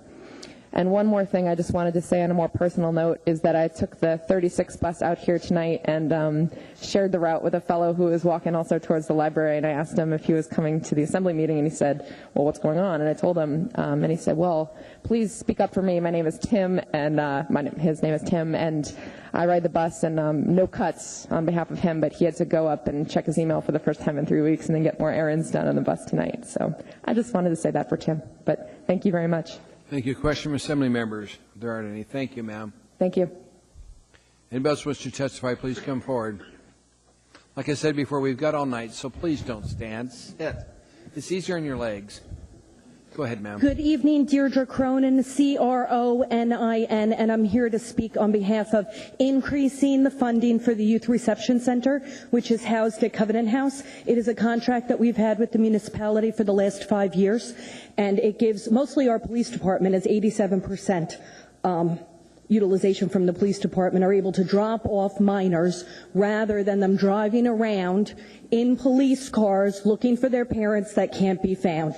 Costs $100,000 a year, $8,333 a month for a service that's available 24 hours, 7 days a week. In last year's budget, it was funded $50,000 in the mayor's budget, thank you, and $50,000 through the community grant process. This year, it's $40,000 in the mayor's budget, and the community grant fund has been shrunk. So we just want to make sure that this need is addressed. If you want to decrease the amount, we will just prorate the service that's available. So rather than 12 months of service, we could look at 6 or 8 or 11 months of service, but I really would like to have our police doing what the police should be doing and having the Covenant House staff do what they're really good at. And it costs you approximately $12.80 an hour. So I'm not sure you would find a better contractor for this service. And on a second note, we have the candlelight vigil tomorrow. Would love to see you out on F Street. 45 minutes. We're hoping for about 1,000 people. Understand the plight of homeless youth. Thank you. Jennifer? Yes. Does the school district still participate in that? They do not. Their utilization is about 1%. Okay, thank you. Mr. Honeman? Yeah, and I just wanted to ring in because I do remember the times when we couldn't find a place working in my past profession for the youth whose parents weren't available, they were at work, or sometimes even out of town. So I'm thankful for the drop-in center because, again, it really eases the burden and gets our police officers back on the street serving the rest of the community where the people are paying their taxes to. So, I think it's a great program, and thanks for trying to advocate for it. Chief Mew and his folks are wonderful to work with. Harriet? Thanks, Ms. Cronin, for coming. I appreciate your advocacy for the youth in this community. What time is the candlelight vigil tomorrow night? 6 p.m. At F Street and 6th and F Street. Okay. Out in the street. We have to be outside to understand what it's like to be homeless. Absolutely. Thank you very much. Thank you. Mr. Gutierrez? Thank you. Ms. Cronin, you mentioned it. I lost it. What's the percentage utilized by APD? 87%. 87%. Thank you. If there are no other questions, thank you, ma'am. Appreciate your testimony. Welcome to the meeting. Hi, my name is Paula Williams, Williams, and I'm a property owner here, and I own a house out in southwest Anchorage, and it's a small house. I specifically chose a small house because bigger just means more cleaning, and who needs that? Last year, I think my tax assessment was about $3,300 or $3,400. With the residential reduction, I paid less than $3,000 a year for my taxes. And that's really less than $30 a month. For that, I get lighting, I get my streets plowed, I have a bus system, I have all these services. And, to tell you the truth, I just get really tired of hearing people complain about how much they're paying in property taxes in Anchorage. I think that it's sort of, to me, it's an entitlement mentality. It's like saying, I want the municipality to provide me with services, and I don't want to pay for it. So I know that I'm probably a freak of nature, but I encourage you to tax to the voter-approved limit, because I think that the services that are provided for those taxes are a very good bargain for people who live in the municipality. And specifically, I don't want to see the bus cut, I don't want to see the library cut, and I don't want to see police and fire cut, and I'm willing to pay for it. Buses in particular, I work at UAA. I own a car. I drove a car here tonight because I didn't want to have to deal with trying to figure out which route to get home. But I choose to ride the bus a lot because it's convenient. Yesterday, when there was so much snow, even though it took me twice as long to get to the university from my house, I was glad I was in that bus and not having to deal with that traffic and that snow. When I get on that bus, there are many, many students on that bus. When I go home on that bus, there are many, many students on that bus. So speaking for the students, they stay late at the university, they study late, and it is, it's an inconvenience for them to have early morning or late buses cut. Now, UAA pays for UPass, so they get to ride the bus for free. I don't know what UAA would do if the UPass fee went higher, if they would continue to subsidize it totally, or if they would ask students to contribute. So I don't have as much of an opinion on increasing the bus fees as I do on the routes. But, the fact is that cutting the bus routes disproportionately affects people of low income and disabilities, and so I would encourage you not to cut the bus. Thank you, ma'am. There are no questions from the Assembly members. Thank you, ma'am. Welcome. Good evening. My name is Chrissy Ditmore, D-I-T-M-O-R-E. Everybody get off autopilot for a minute. I have some fun facts for you. In 2009, People Mover generated 19,938,355 passenger miles. That was at a cost of $1.10 per passenger mile. So they're already doing more with less. We can't afford to ask them for any more. And since 2002, they've been able to increase their bus service by 14%, while at the same time ridership has increased 34%. So able to do more with less, they're already doing that. We can't ask them to do more. Our workforce deserves better than cutting back on their means to get to work. Transit is a revenue generator. It gets people to work to make money so that they can spend that in the community. It brings back federal funding, and it brings back formula funding. So for every mile that we take off the road, we get money back for it. So the more money we can invest in it as a community, the better off everyone is. And I, as a taxpayer, am willing to invest my money in transit. Here's my dollar.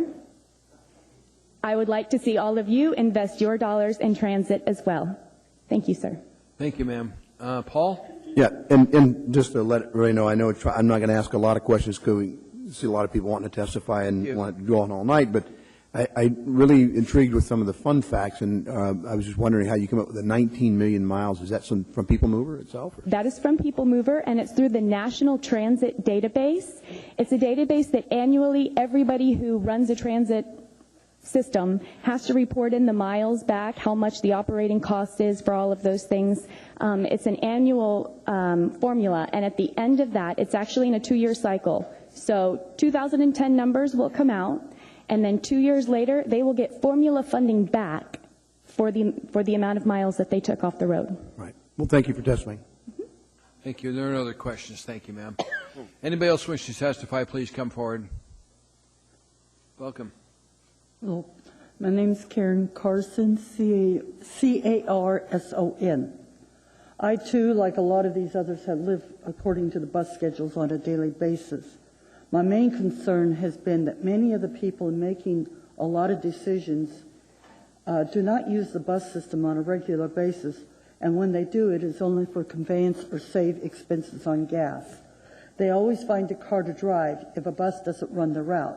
So how can they really understand what it is to be without a bus at a certain time? I have felt this for some time. Every time there's been changes, the people making the decisions have vehicles or some other conveyance of travel. The people who ride the buses do not have the money for taxis. I ask tonight, as you make the decision, to see it through our eyes and lives. I am speaking of all bus routes and see that most of them are early morning or the last bus inbound or outbound is being affected at this time. At this point, most I can see, but one there is outstanding is the inbound number 2 bus. Maybe for the winter months it might be all right, but starting in April and May, as the tourist season begins, this one should be reinstated. The early morning route should be reinstated. It leaves Diamond at 5:45 from Diamond and gets into downtown around 6:30.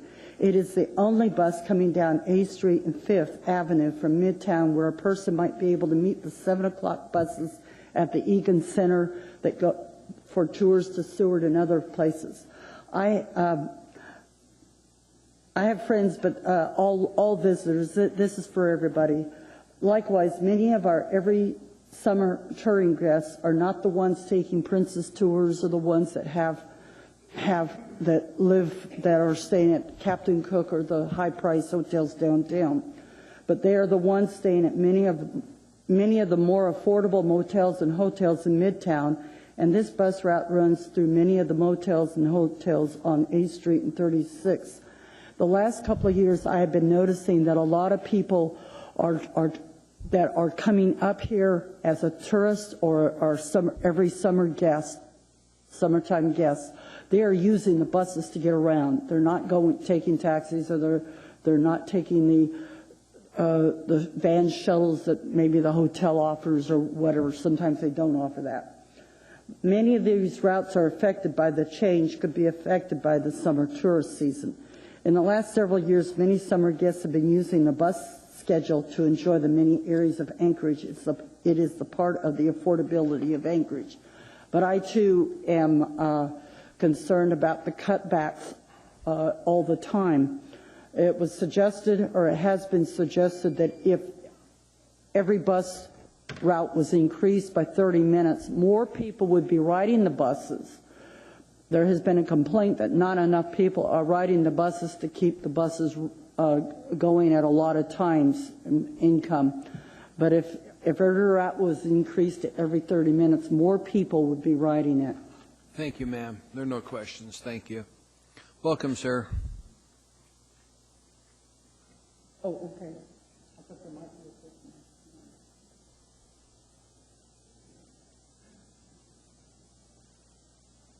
Thank you, Amanda.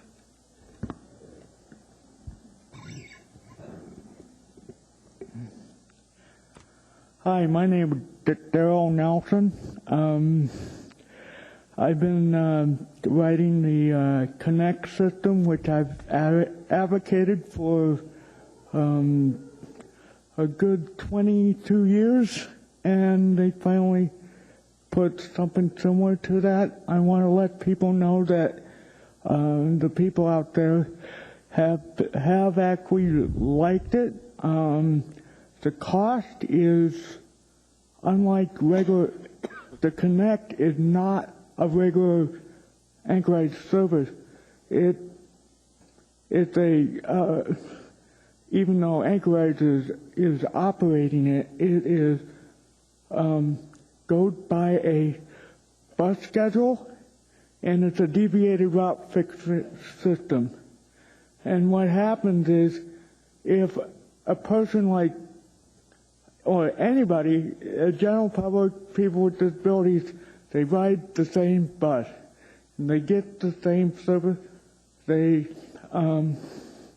for example, instead of, I have to, if I go to come here, well, actually, because the Connect actually ends at 6, so there's no evening route. That's one thing that's a problem. But they're adding more routes in the daytime or afternoon.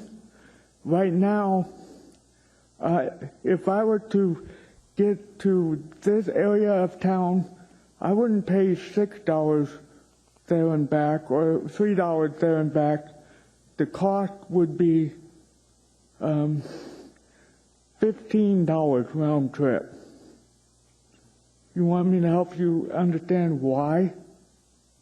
That is because the Connect system is, they're based on a zone. Eagle River and East Anchorage, Muldoon area is a zone.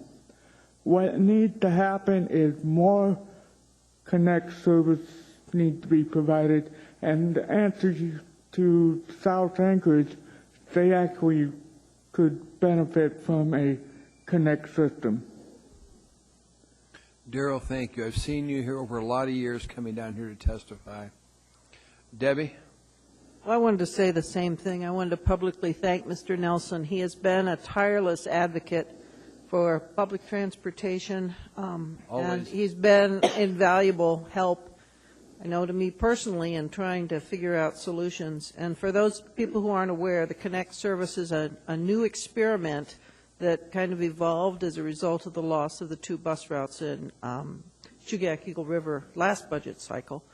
And Mr. Nelson helped come up with ideas for designing that. Thank you, Daryl.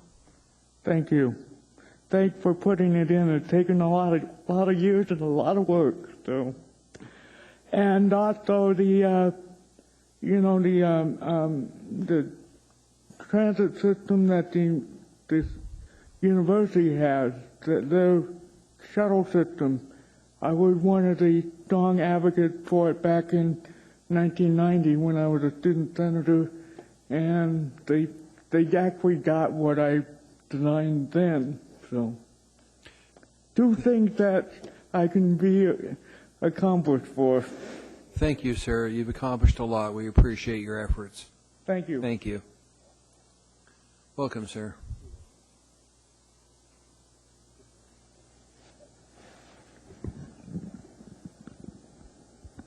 Good evening. My name is Todd Logan, L-O-G-A-N.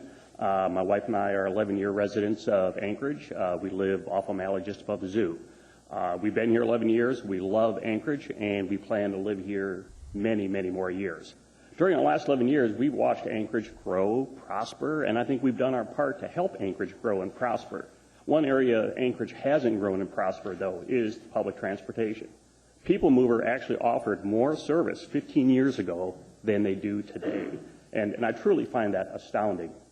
I'm here tonight to ask that, you do not reduce People Mover bus service like many of the people before me. The vast majority of the people that have testified before me have talked about how they need to ride the bus. They need to ride the bus to get to work. They need to ride the bus to get to medical appointments. They need to ride the bus because they may be mobility impaired. I don't need to ride the bus. I want to ride the bus. I want to ride the bus because it's less hassle than driving. I want to ride the bus because it contributes to clean air. I want to ride the bus because I don't contribute to traffic problems. That's why I, and I think tens of thousands of other people here in Anchorage, want to ride the bus. I get to travel as part of my job all over the country, and I make a point of riding public transportation in almost every city I go to. And I would say that for a city this size, I would rank People Mover in Anchorage's system at about a C+.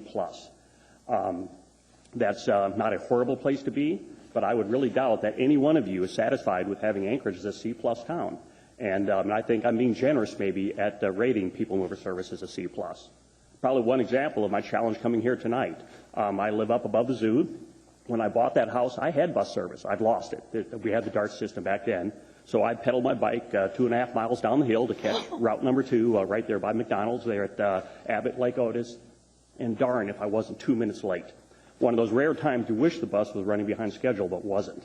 And so I missed the bus, and when's the next bus? 58 minutes from now. I would probably be arriving just about now. I chose to bike here tonight. I plan to catch the bus home.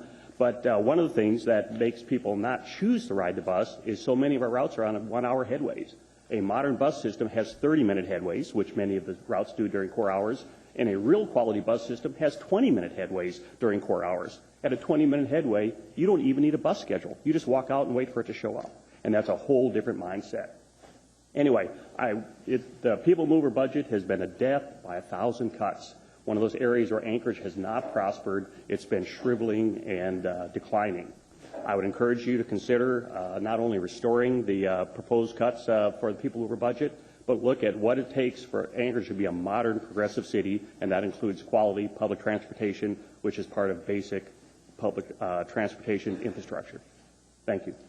Mr. Honeman has a question, sir. Yeah, a question and a comment. Basically, I remember starting in the People Mover as a parts warehouseman in 1985, and they just built and completed a bus barn, which and they were anticipating over 100 buses in the fleet at that time. And the bus structure, if I'm not mistaken, Mr. Gray Jackson may know the number that the buses. I forget how many buses we're able to warehouse in the bus barn. But it's almost disheartening to see that we're barely over half that number in this day and age. And so you're right. 11 years ago, you did have better and more bus routes and services. And so it's something we really do need to address. So thank you for coming out and testifying on it. Thank you. Thank you, sir. Appreciate your testimony. If I may say one quick thing. I know I'm out of time. The question was asked about the fare increases. I have no problem paying the increased fare. But what I can tell you, the last time I paid $5 for a day pass, which is what is being proposed to go to, was in Sacramento, California, where they had light rail, buses running every 20 minutes, things like that. $5 is a lot of money for the quality system that we have running. I rode a bus in Sarasota last week from my mother's house to the airport, 22 miles. It cost me 75 cents. That's amazingly inexpensive, but I'll tell you, Sarasota, Florida, economy is in the dumps. And one thing they're not doing, they're not cutting their bus service, and they're not raising their fares, because people need the buses. Thank you, Chair. Welcome, ma'am.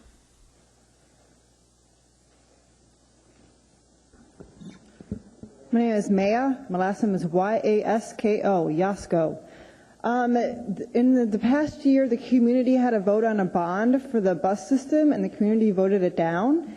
So I don't think now is to kick the bus system in the groin again. I think we should support it, and that means not supported by not increasing the fares, and then not decreasing the anchor rides, especially since the anchor rides, it does have some federal money that matches it. And then I don't think that you should cut service. It made me very angry that the bond was voted down. I personally have a car, but I do not want to drive in the wintertime, so it is my choice to ride the bus. And I am grateful that we do have this bus service here, and I think it is a great service for the city of this size. And I also understand the city spends 5% of its budget on the bus. And I don't really think 5% is a whole lot. So like I said, just because the community voted no on the bond doesn't mean the community is right. And I think now is the time to support it even more. Thank you. Thank you. There are no questions, ma'am. Thank you. Welcome. Hello. My name is Victoria Ackerman, A-C-K-E-R-M-A-N. I'm a teacher with the Anchorage School District. I work with kids who are blind, visually impaired, deaf-blind. My other skill is I teach them cane skills called orientation and mobility. I use the buses for the past 11 years to teach them how to use the transportation system to be independent. They go on to college, UAA, and use these skills that are generally taught in this school by me and 3 other O&M instructors that they apply down the lower 48 if they choose to go to school. And that they also stay here and go to UAA. I do know if you cut the 75, I'm not sure exactly if you take away at late night. I have one student who's completely blind, who's dependent on that, and he doesn't get home at night. And he is independently putting himself through college at UAA. Be aware, when you change the routes, you increase the fares, and you start cutting services, you impact people who cannot see. And they don't get around. And my deaf-blind kids, they're the ones that are very, very dependent on anchor rides. So please think what you're doing to the blind. And thank you. Thank you. No more questions, ma'am. Thank you. Welcome to the meeting.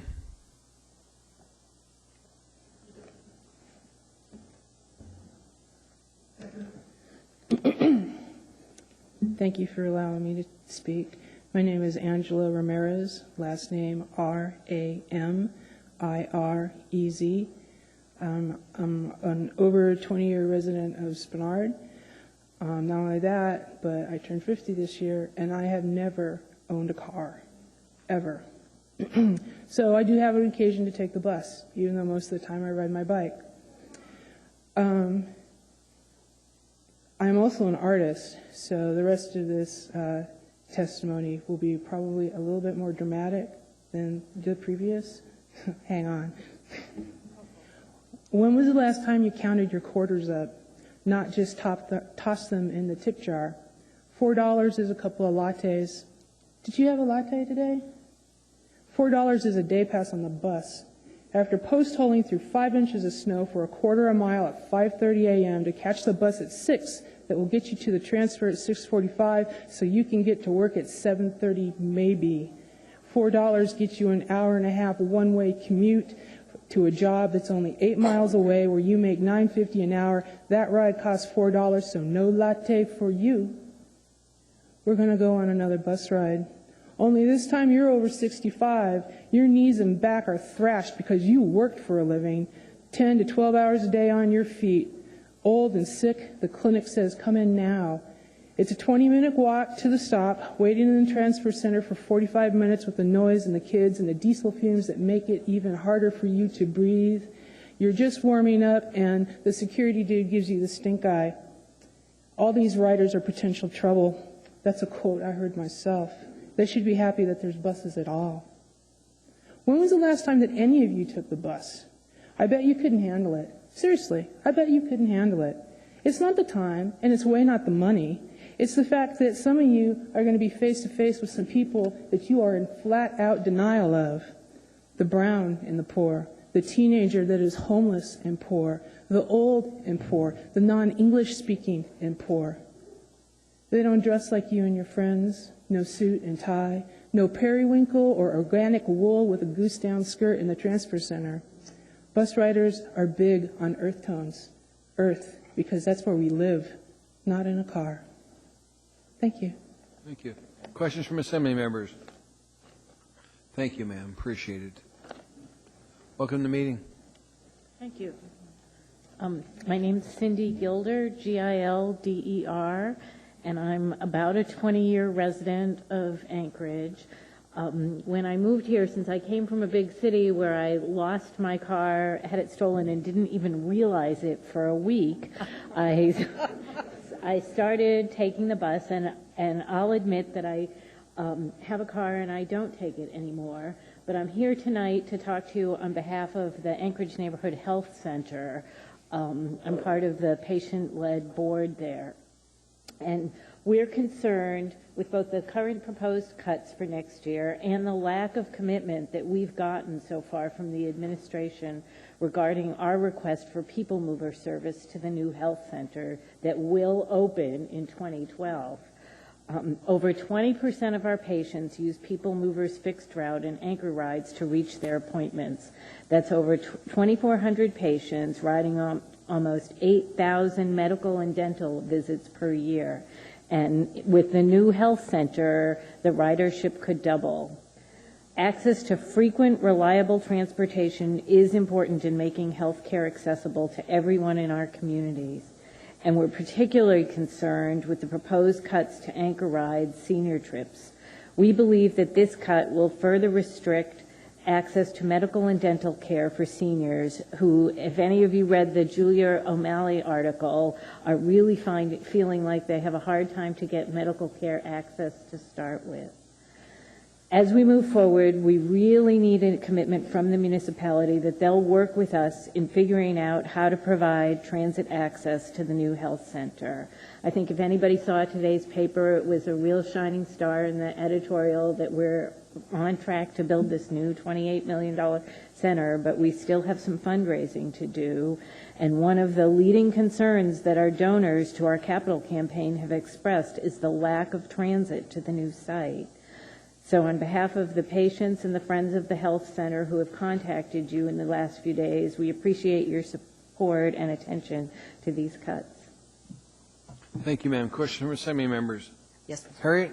Yes, thank you, Mr. Chair. Thank you very much for coming. I have met with the Neighborhood Health Center a couple of times now, and I understand your frustration completely. I'm completely supportive of altering our system just a little bit to bring you service. When is the center scheduled to open? August of 2012. 2012? Yep. Okay. Thank you. Appreciate it. Welcome to the meeting. Good evening. My name is Erica McConnell, MCCONNELL. I'm a municipal employee in the planning department and an AMEA member, but I represent neither of those organizations tonight. My opinions are my own. I have two comments to make. Only one of them is about buses. The first concerns staff compensation. About a month ago, you approved a reorganization of the Public Works and the Community Development Department. In that reorganization, 14 executives and non-represented employees received raises, and the highest of those raises was 11.4%. In September, executives received a 3% raise.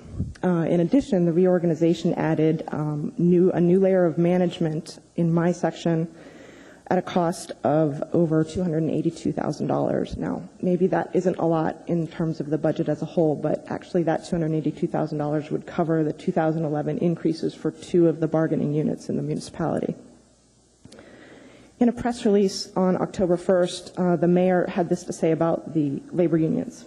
It is my hope that our public servants will do what's right for the long-term fiscal health of the city and offer permanent, sustainable savings. I'd like to say that executives and non-representatives are also public servants, and it only seems fair that, or it seems unfair that the lowest paid of the public servants would be expected to make the most permanent cuts. Since 1998, the Anchorage Consumer Price Index has gone up 68.7%, while AMEA wages have increased by 34.1%. My second comment relates to public transportation.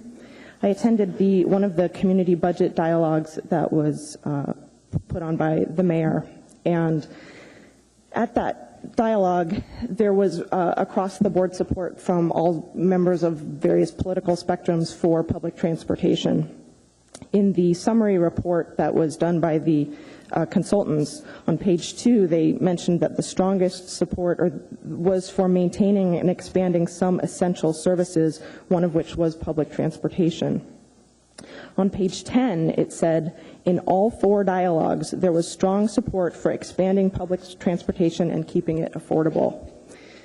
You know, there wasn't a lot of things in those dialogues that a lot of people agreed upon, but maintaining and expanding public transportation was one of the few things that had strong support from, almost everybody who attended. So I encourage you to maintain and expand public transportation. Thank you. Ma'am, we have a few questions for you. Ms. Osiander? Erica, could you give me a copy of the dollar figures that you quoted for the reorg? Because that's contrary to my understanding, and I'd like to investigate that further. Sure. Thanks. Paul? Yeah, I wanted to say thank you for, I know it takes a bit of courage to get up in front of the body here and talk about as a public servant, and I want to thank you for your dedicated service to this community. And, for some reason in this time and particularly in our nation, for some reason becoming a public servant or being a public servant isn't necessarily looked at very favorably, and I know how that feels. I've been there. So I want to thank you for your service to this community, and thank you for your testimony, particularly in favor of the people mover. Thank you. Harriet? Thanks for coming, Eric. I really appreciate it. And everybody needs to know that this is the Title 21 Queen. Those of you who have not served on the Title 21 committee, and I really appreciate your service and your testimony very much. Thank you. Thank you. Elvie? Thank you, Mr. Chairman, but you're not here tonight as the Title 21 Queen. You're here as a member of the public, and I really appreciate you having the courage and coming out this evening and making the statements that you did, because I know they're true. Thank you for your service to the people that live in this community, Erica. Thank you, Mr. Chairman. Thank you. Thank you. Mr. Sullivan? Yes, thank you. Thank you, Erica, for your testimony.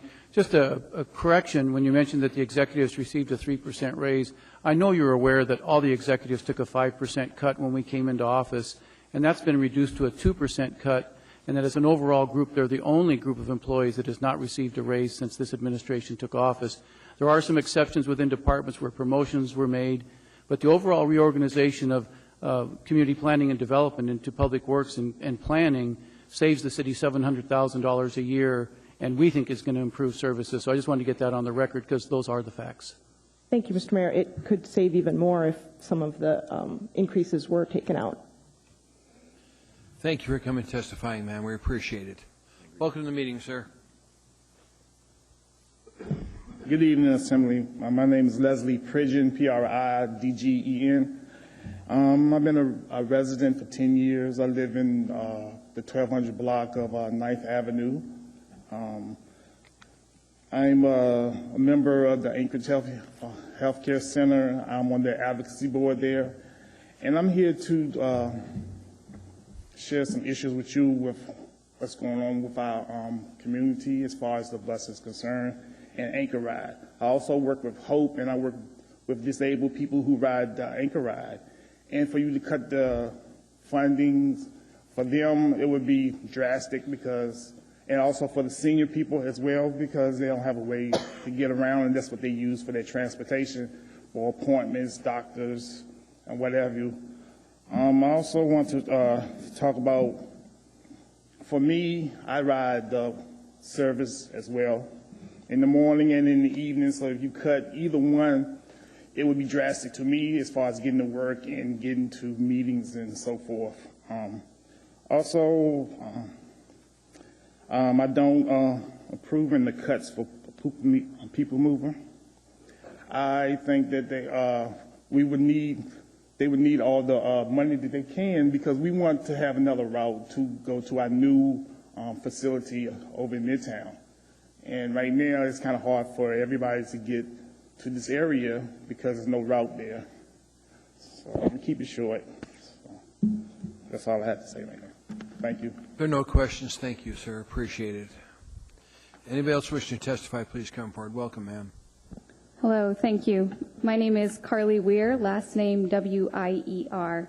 I want to say that I do appreciate how tough it is to manage a budget and to balance one. Not that I have any experience with one as complex as this, but I too am challenged and struggling to manage my own budget.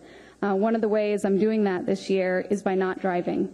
Instead, I'm investing $50 a month to ride the People Mover. I buy a bus pass, and I have calculated and truly believe that it saves me money on fuel costs, parking downtown where I work, maintenance on my vehicle, and all of that. I also attended the community budget dialogues this summer and was amazed with the diversity of people that sat at my table. We all agreed that public transportation was key and critical for this community. So I just want to echo the comment that was made earlier. Another thing I want to say is that I choose to live in Anchorage. I moved up here to live in Anchorage, and one of the reasons I did was because I knew there was a public transportation system that I could depend on. This is a key part of a livable community for a 30-something professional like myself. So I encourage you to look ahead to be able to attract more people like myself who want to be able to work and live in Anchorage. I have committed to trudge through the snow and wait for 45 minutes like I did yesterday for a bus and to pay my fees dutifully to ride that bus. And I ask you to commit to me as well to keep that service going. I ride the 36, which is one route that is proposed to be cut early morning and late night, and that would certainly affect me. And I know there are other people that ride those hours too. Thank you very much. Thank you for testifying. Appreciate it. Welcome to the meeting, ma'am. Hello. Hi, thanks for having me. My name's Lindsay Hajduk, that's H-A-J-D-U-K. And I first want to thank you all for serving us in your public capacity. And like she was saying, I can't imagine balancing a city budget or even planning it out. And I am a recent transplant to Anchorage. I moved here about a year ago, and I did also knowing that I could live here without a vehicle. And so I can only get as far as my feet can take me walking and as far as my legs can pedal me. And for the rest of it, I depend on the People Mover. And it's really something that expands Anchorage for me. I live in the downtown and I work there, and if I didn't have a bus, that's where I would be all the time. But we all know that there are so many other parts to Anchorage that we need to get to and enjoy, and the People Mover is what gets me there. And it's been great hearing everybody's testimonies because it's just like riding a bus. You hear so many different stories, you interact with so many different people, and there are so many different needs that you all have to try to meet. And so for part of that, I can also understand why we might need to increase fare, and I'm lucky enough that I would be able to afford that and I could pay for that, but many people couldn't.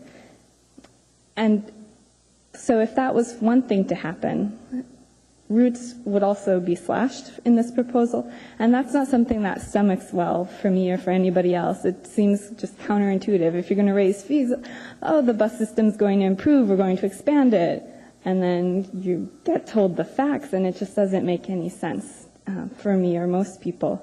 And so I really do encourage you to keep the services that we have. If anything, if we invest more in this, more people will be able to utilize it, and I feel like we would get more of an increase in ridership, and it would not be a sinking boat.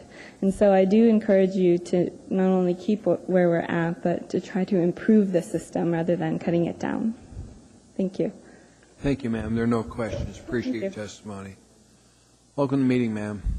Hello. My name is Sienna Bergloff, B-E-R-G-L-O-F. Sorry if I'm nervous and scatterbrained. This is my first time in the Take a deep Assembly breath. You'll chamber. be fine. I'm testifying on behalf of the public transit proposal. I am a young UAA student, and I would love to be able to use the bus to get to school, to get to work, to get to any other events that I could, but with the times that are allotted right now, it's hard. So I have my own car and I drive it everywhere.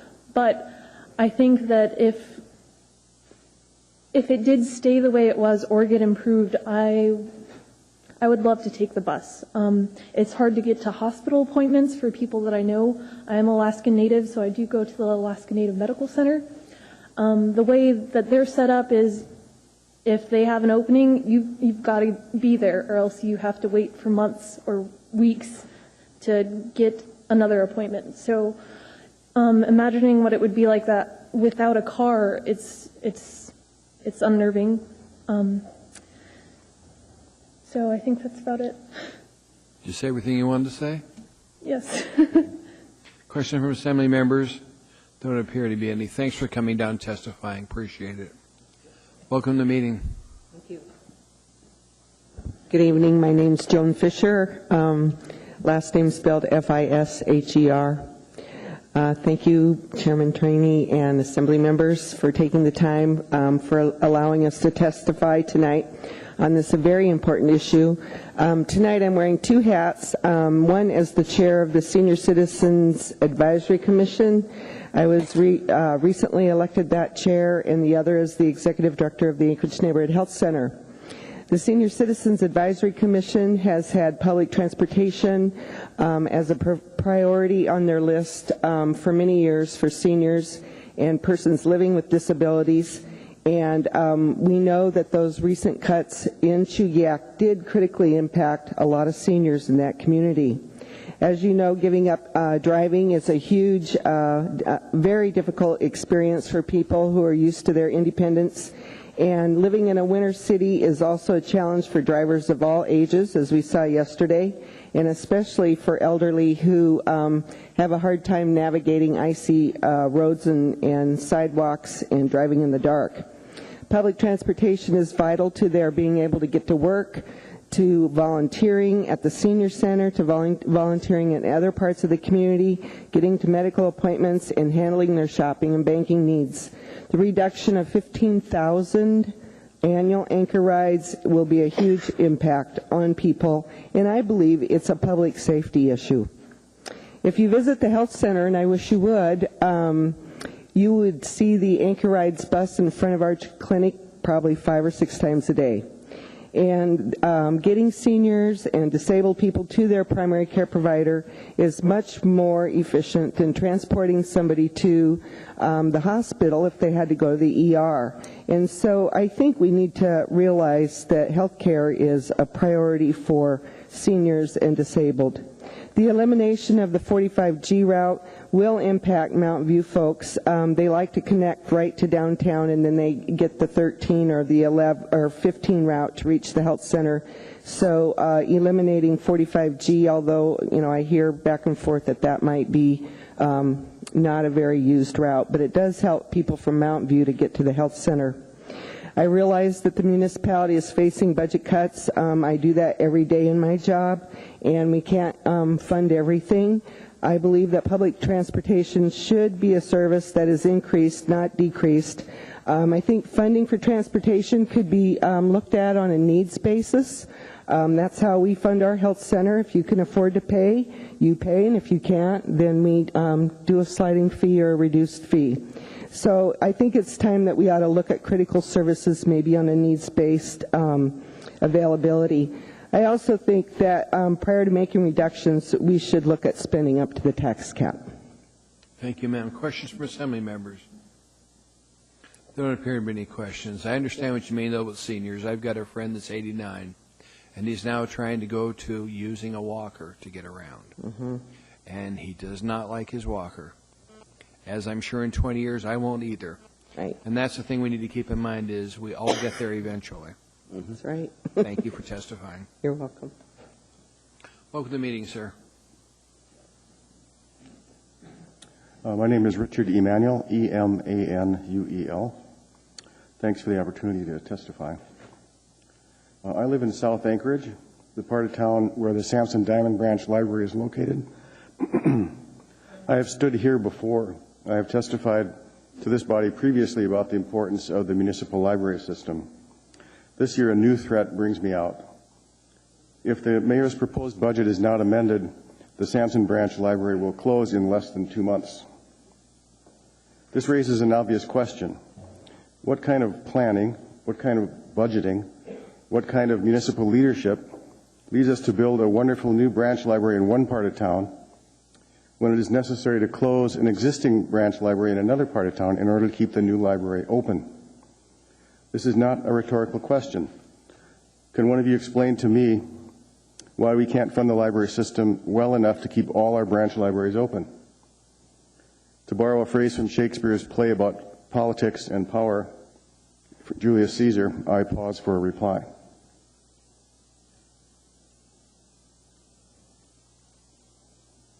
Any questions from Assembly members?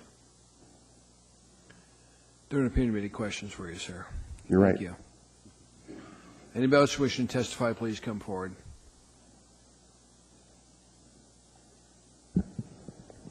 Hi.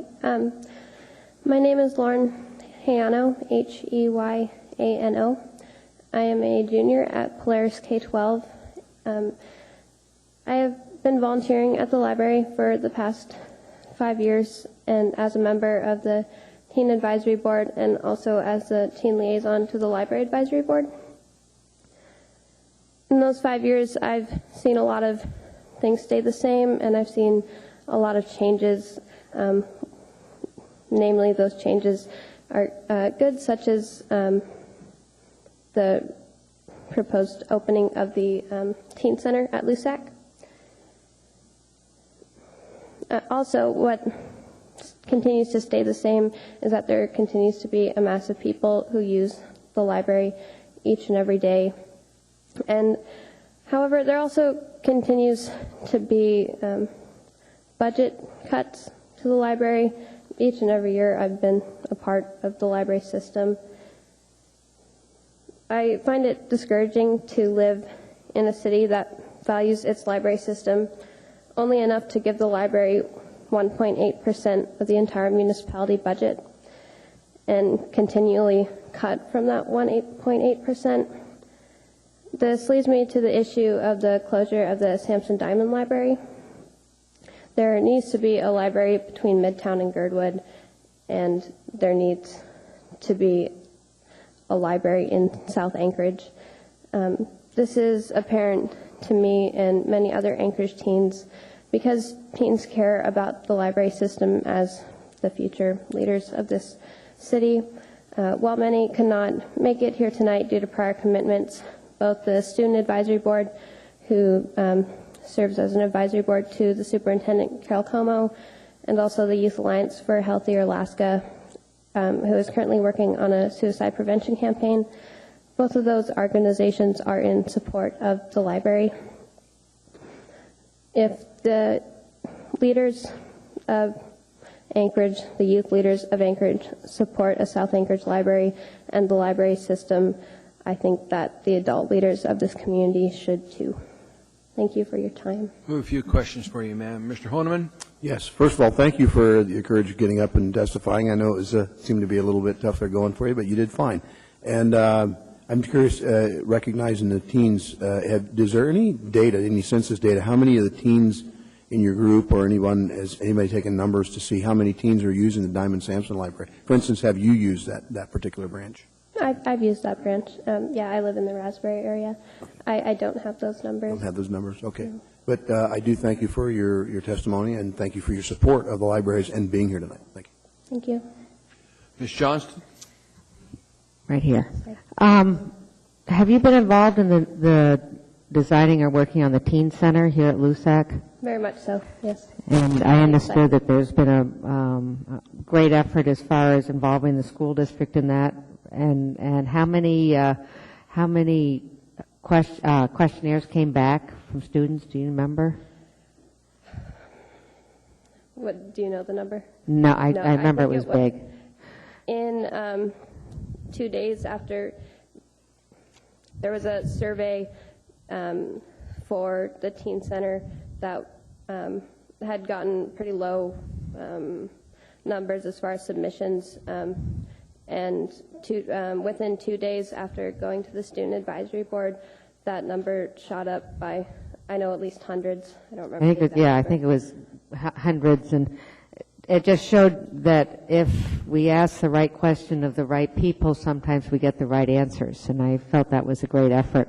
I also understand that there's been a number of private clubs now that are very active, involved in raising money for it, and I think this is probably one of the better efforts by the library because it's become a very community effort. My question to you is, have you heard of the idea of having a library express in the south side of Anchorage, and what do you think about that? I don't think it compares to having a regular library that citizens can walk into and enjoy. Sure, it may get the books out, but I don't think that's the solution. I actually heard that it probably wouldn't save much money as far as startup costs. Okay, thank you. Thank you. Appreciate it. Anybody else wish to testify, please come forward. State your name clearly for the record and spell your last name. My name is Nicole Emanuel, Emanuel, and I'm 17 and I go to Polaris K-12 school. And I wanted a library card before I could actually write my name. And as a child, it was the frequent trips to the Anchorage Library and its various locations across the city that got me interested in books and made me so eager to have a card of my own. I knew that this card could become my personal gateway to the world of independent reading. And I still remember that day 12 years ago when I got my hands on my little green library card. It was in the Samson Diamond Branch Library that I put Sharpie tip to plastic and scrawled out the first significant signature of my life. It was one that I would still today call life-changing. Now, the Diamond Library is in danger of being shut down, and all of our libraries across town have faced severe budget cuts year after year. I want to reiterate the point made before me that the library accounts for only 1.8% of the municipality budget. Just 1.8%. It's not very much, and only 25 years ago it was already at 4% of the budget, much more. And at that time, the population was smaller and maintenance costs were lower. It doesn't make sense to decrease the library budget constantly and continually at a time when both usership and maintenance costs keep going up. It's clear that the library is in no way a dying culture. The number of cardholders in Anchorage has gone up by close to 100,000 since 1985, so demand for the library's services is higher than ever. But the number of people who can be served by the library is directly proportional to the library's hours of operation, its number of locations, and its amount of staff. And all of these things are proportional to the library budget, which just keeps getting smaller. Decreased library accessibility is definitely something to be worried about. And when I hear of more proposed closures and cuts for the libraries, I think about the kids who felt just like I did when I got my library card, excited and eager and ready to go. But will they have to wait now until the library can be open to serve them? And will they be as excited if they have to wait? That's what I think about, and I would ask you to do the same. Thank you. Thank you. There doesn't appear to be any questions. Thank you, ma'am. Hello, David. Hey. Good evening, Mr. Chairman, Honorable Mayor, members of the Assembly, ladies and gentlemen. My name is David Levy, and I'm a walking billboard tonight because I'm wearing two hats. One is to talk about public transportation proposed reductions, as well as the changes in proposed reductions in the library. I am the Executive Director of the Alaska Mobility Coalition. We advocate and support public transportation statewide. I am here not to talk about the proposed reductions in the People Movers budget. I'm here to talk about the proposed expansion of People Movers budget. Mr. Chairman, Honorable Mayor, People Mover provides over 7 million rides annually. You heard some of the stories today. It provides an opportunity for people to get to work, to school, to medical appointments all over our community. If we had expanded transportation, imagine the service we could do in Eagle River, getting people from Eagle River and Shugiak into Anchorage for work and business opportunities. We could bring people in from South Anchorage who want to go in and around. I'm going to hand out some materials at the end of my presentation here, but the organization I work for did a study, and one of the things we asked about is that public transportation is an investment in independence. And we talked to a gentleman, Hugh Ashlock, who's the owner of the Diamond Center in South Anchorage. And for those who know Hugh, he was not what someone would refer to as a tax and spend liberal. And he has said that we depend on People Mover to help make our business run.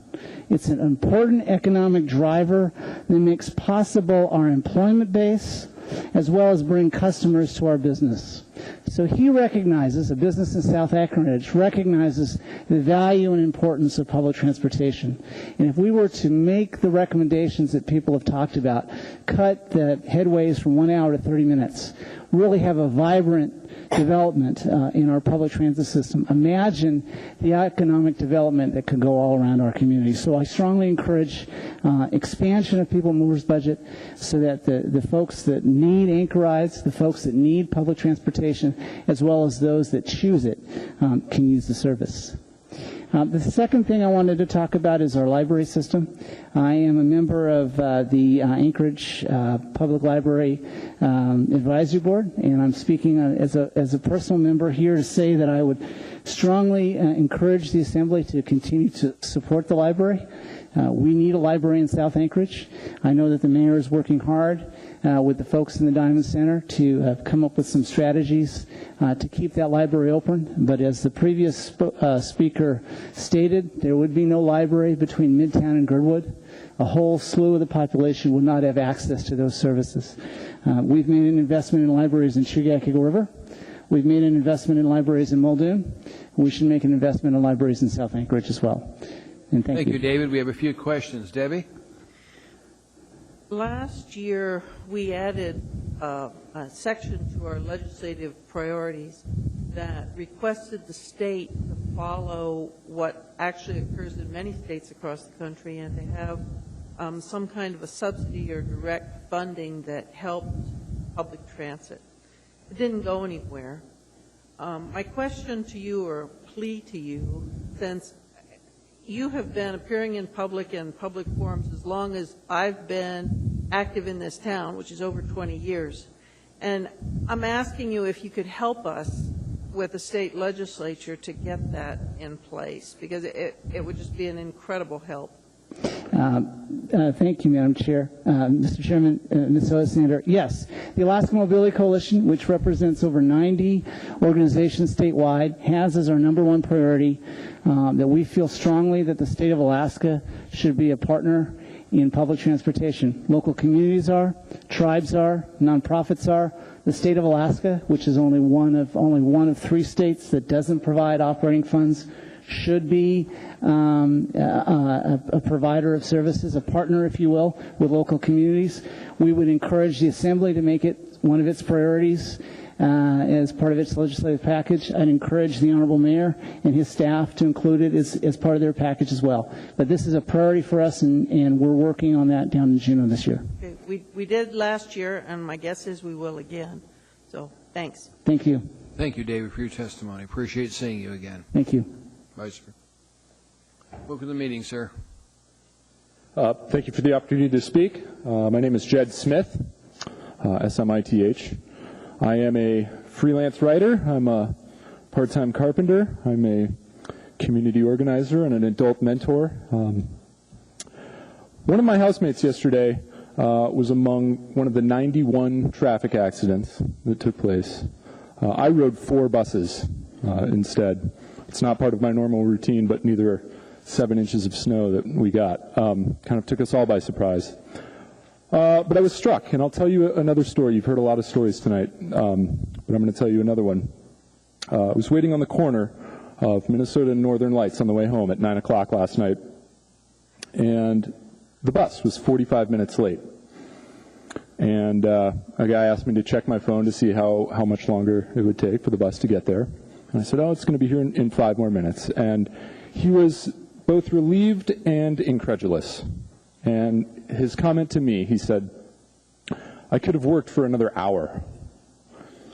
So, you know, I'm not here to complain that buses were running late. As I mentioned, I rode 4 of them yesterday, and the first 3 weren't any more than 10 minutes late. But by the end of the evening, it was clear that there was a problem, and some of those delays end up compiling and adding up. 45 minutes is too long to wait at the end of an evening in a snowstorm. And if we had a robust system, one that was ready for something like this, could catch up, and we could avoid some of these delays.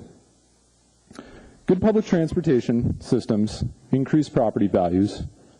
I'm sure if you ask any real estate agent, they'll tell you so. Location, location, location, access to markets. Coupling transit fare increases with service cuts is sending the wrong message. It sends a message to riders and Anchorage residents that you as an assembly do not value public transportation enough to continue to give Anchorage residents a viable option for getting to work. We have an asset in this community, and I'm asking that you nurture that asset. I respect the budget process, and I admire you all for taking the time and careful deliberation. You have some very difficult decisions in front of you. But I'm asking that you invest in public transportation, and here's my dollar. So thank you for your time. Thank you, Mr. Smith. Questions from Assembly members? Thank you, sir, for your testimony. Appreciate it. Welcome, ma'am. Hello, my name's Stephanie Persinger, Persinger, and I'd like to say, Mr. Mayor, we really appreciate everything that you do for us, and when you were elected to be our mayor, you kind of became super dad, and eventually you're just going to have to put your foot down and say, you know, enough is enough. We need to get this budget balanced, and I appreciate everything that everybody said, but these are the things that need to be done. So. I'd also like to say that I'm in support of balancing the budget. I'm also in support of trimming out a bunch of the fat. I'm opposed to taxing to the cap, and I'm huge support of putting money in savings, like any of us do for our normal budget. We don't say, oh, well, I have this much money to spend all year, but I'm not going to put any of it away. And I'd also like to say to all those elected officials that gave up money last year when the budget cuts were going around, and I'm appalled at everyone that goes, oh my gosh, the mayor gave them money, when they gave up a big chunk of their income to help balance the budget. And I'd like to tell you to tell the school district that they need to figure out what they're doing too, because they have one of the nation's highest dollar amount per student, and they're just wasting the money. It's ridiculous. And public testimony should be that, public testimony. Most of the people that are going to testify aren't qualified. Yes, we all have our opinions, and we're going to whine about everything when you say, well, let's try this and let's try that, and you can't please everyone. And I just think that you guys should be putting more money into savings and trimming out some of the fat that our budget has. Thank you. Thank you, ma'am. Ms. Gray Jackson. Thank you, Mr. Trainey. Thank you so much for coming out this evening and expressing your view. Do you use the public transit system? I have used it in the past, and I'd also like to say that there were many times my son and I rode the bus that we were only ones on it. Do you think the service in this community, that's probably 300,000, do you think the service is adequate right now? We got around just fine. I did my grocery shopping and everything else, but there were many times that we rode the bus that we were the only ones on it. And how long ago was that? It was several years ago when my car broke down. Thank you. Mr. Honeman. Yes, I too want to thank you for it. It takes a lot of courage to come out. I know there's a lot of people here they are passionate about the projects or the programs that they're very affect them the greatest. I do think that everybody has an opinion, and I'm just appreciative of seeing as many people turning out. Normal assembly meetings don't generate this much attendance nor as many comments. And I value each and every person's comments, and I do want to hear the people's concerns. One of the things that strikes me, though, and one of the things that I'd like to correct on is it's not the role of government to generate money to have in savings. It's really to balance a budget, spend only what it takes to run government, and not spend a penny more. And that's my goal, and I'd like to be able to say that. Well, with the way the president's been spending money, I think a lot of the money that's coming in from the government's not going to be there because he's already doubled. We're not the federal level. So. Well, that's what I'm saying. The federal money that's coming in isn't going to be there because that money's already spent. Our kids are SOL. Thank you, ma'am. Appreciate it. You're welcome. Welcome, sir. I didn't put her up to that, but I have a place for her on my Municipal Taxpayers League organization. My name is Robert Timmons. I've been here before. I like what Mr. Hohman said, and I want to hit what this young lady said with a 10-pound sledgehammer, if I can. We wouldn't be here tonight, and nobody would be here testifying tonight. We could probably, close the doors within a couple hours of this if we would be fiscally responsible as an assembly. Fiscal response, we overspent 2 years ago. I don't know how many of you were here. I know Mr. Trainey wasn't here, but most of the rest of you were. Mr. Hohman wasn't. When we passed those municipal budgets for police and fire and IBEW and so forth, we just wouldn't be here tonight discussing this. We would be fiscally responsible. Let me say, first of all, what your jobs are not. You're not to be an employment agency, and you're not to be a redistribution of wealth agency. What your job is to be is fiscally responsible, efficient, and able to discern what is justifiable and what is not. So, with that in mind, what do we as taxpayers expect? What do we need to be doing here? If we could back up 2 weeks ago, we just passed a 1.6% increase for the ASD. So now we've got to come up with another $3 million to pay the ASD. If they understood budgeting as well, they wouldn't be doing that because there are about 5,000, several hundred less students this year than there were last year, projected to be even less next year. Why do they need an increased budget? Well, this comes out of property taxes. To me, this is just not efficient. It's not good budgeting. It's not good sense. My proposal is that we flatten out the tax cap. We passed the tax cap a couple years ago. If we flattened it out for the next 3 years, we didn't increase budgeting for 3 years. We just stayed with the 2010 budget for the next 3 years. At the fourth year, we increased it to for the three players, which is increase in housing and population growth and CPI based on the previous year, and then flattened it out for the next 3 years. We did that for 2 cycles. Seriously, think about it. We would live within our means. We would understand where our priorities should be. Then we wouldn't be having budget cuts with our libraries and with our buses and with things that make a difference for people. I mean, I sympathize with them. I really do. But we overspent. We had a policeman last year who made $264,000. Okay? That's probably enough for 2 to 3 policemen on the beat. We haven't hired fire. We haven't hired police for the last 2 years. When's the next academy going to happen? And now we're griping about security and increased crime and this and that. We have to be worried about those things. Your job is to really be fiscally minded and turn priorities from wants into needs. Please do that. Thank you. There are no questions. Thank you, sir. Appreciate your testimony. Welcome, ma'am. Ms. Gimpy comes forward. My name is Arla Sturgielewski, Sturgulewski. Sounds like a political ad. You're a constituent of mine, if I remember correctly. I'll behave. It's good to have you there. I will behave.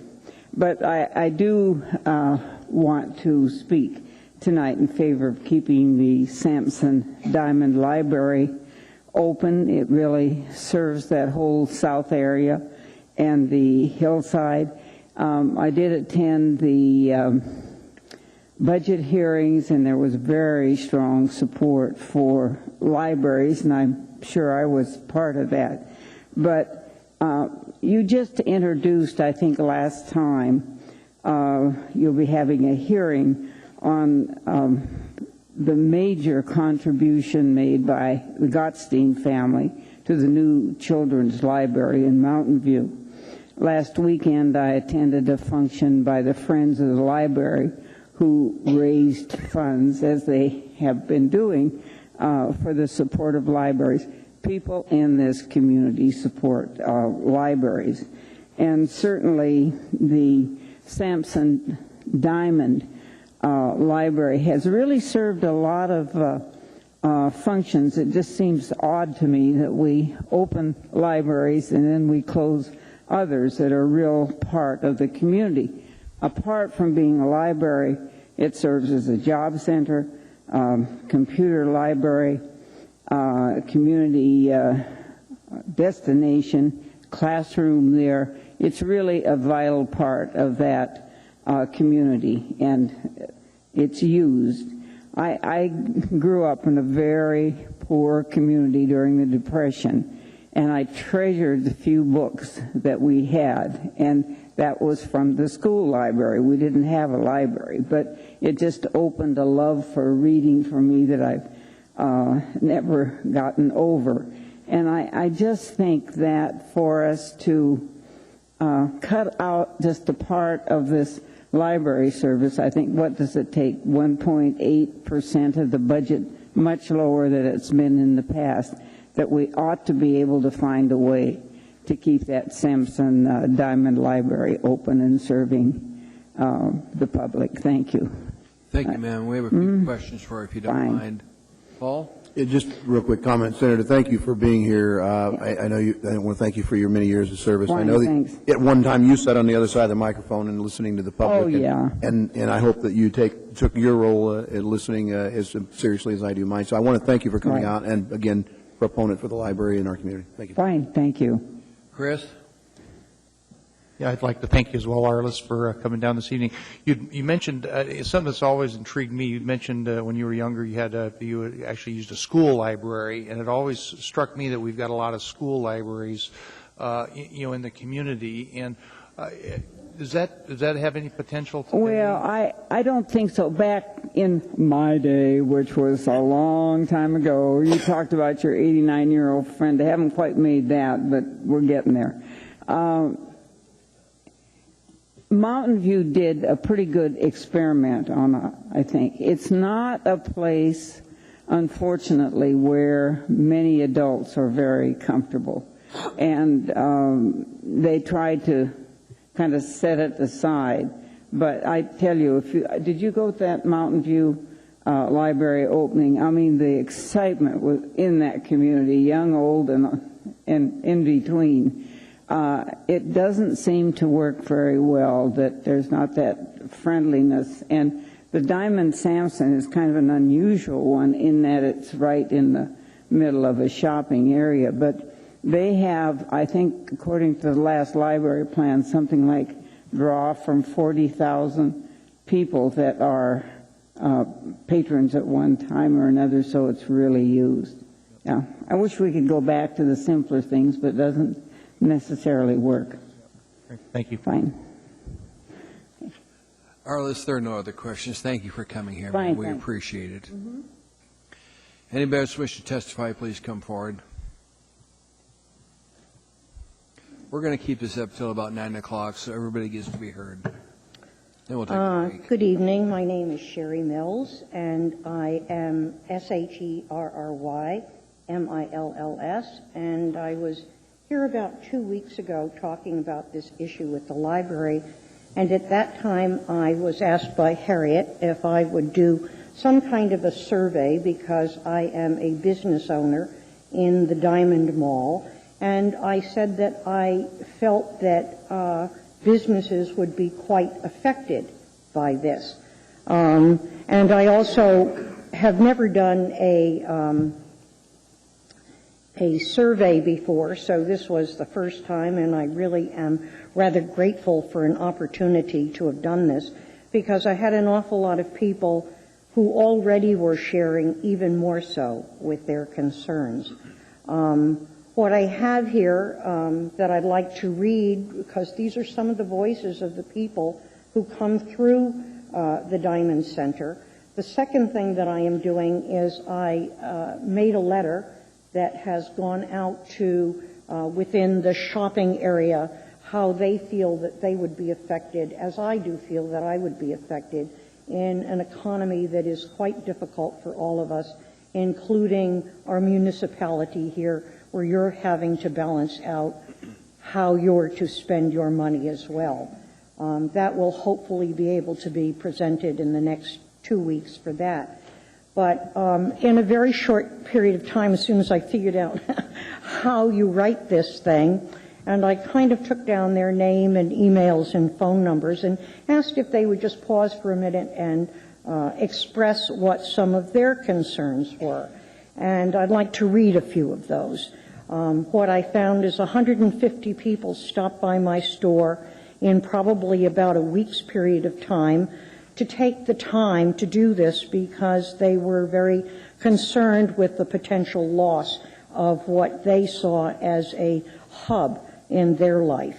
I also feel that the budget for the library and the budget for the transportation are entwined, because what I found again and again with the people who came by were, these were in many cases people who did not have cars, who this was a way that they could come, they could shop, they could eat, they could meet with friends. It was a central hub of how to get to that and to come to the library. So those two are quite connected. And in the end, to have that lose what initially I believed was the number of 10,000 people a month with the shortened hours that have already occurred, that's 3,000 potential people who have been lost as buyers in our stores, which keeps businesses in business where we can pay the municipal taxes. But these were some of the things that people stopped and said, and I'll just read a few of them. Ma'am, your time's up. Mr. Chairman. Pardon? Paul? Yeah, if I'd like to hear like maybe 2 or 3 if it's possible. That's fine, 2 or 3, but... Yes, sir. Ditto, Mr. Chair. What would you like? Paul's got it. He wants you to read a few of them all. If you can just read a couple, ma'am. I'd like you to read a couple of them. We need a copy of sure. that for general distribution if we could. I have 5 kids. I use this library always. I cannot afford TV or computers. We need the library for school and for my kids. I use this library for my schoolwork, and it'd be very sad if they were closed. I have used this branch for a decade. It is the only one on this side of town and the only one that I can easily have access to. It's convenient when I shop, and I can get all my books at the same time. And this is great for all the homeschoolers in town. And once again, it seems to cross always into the convenience of a multitude of places that they can all take care of because they don't have the transportation. Good. I'm going to go down to Harry, but I want to ask you a question. Have you relayed this to Ashlocks that own the Diamond Mall? Have I relayed it to them yet? Have you talked to the Ashlocks about this? No, I have not. Okay. Harriet? Thank you, Mr. Chair. Thank you very much, Ms. Mills, for coming. Thank you for coming back and following my suggestion. You have actually performed a pretty valuable service for us. If you could share those remarks with the clerk, drop off a copy or let her copy it and return the originals to you, I think the Assembly would greatly appreciate that. I'm really interested in what all of your folks had to say, not just a couple of representatives. I will do that. What I will, this is the only one that I have. I will go back and, who shall I send it to you?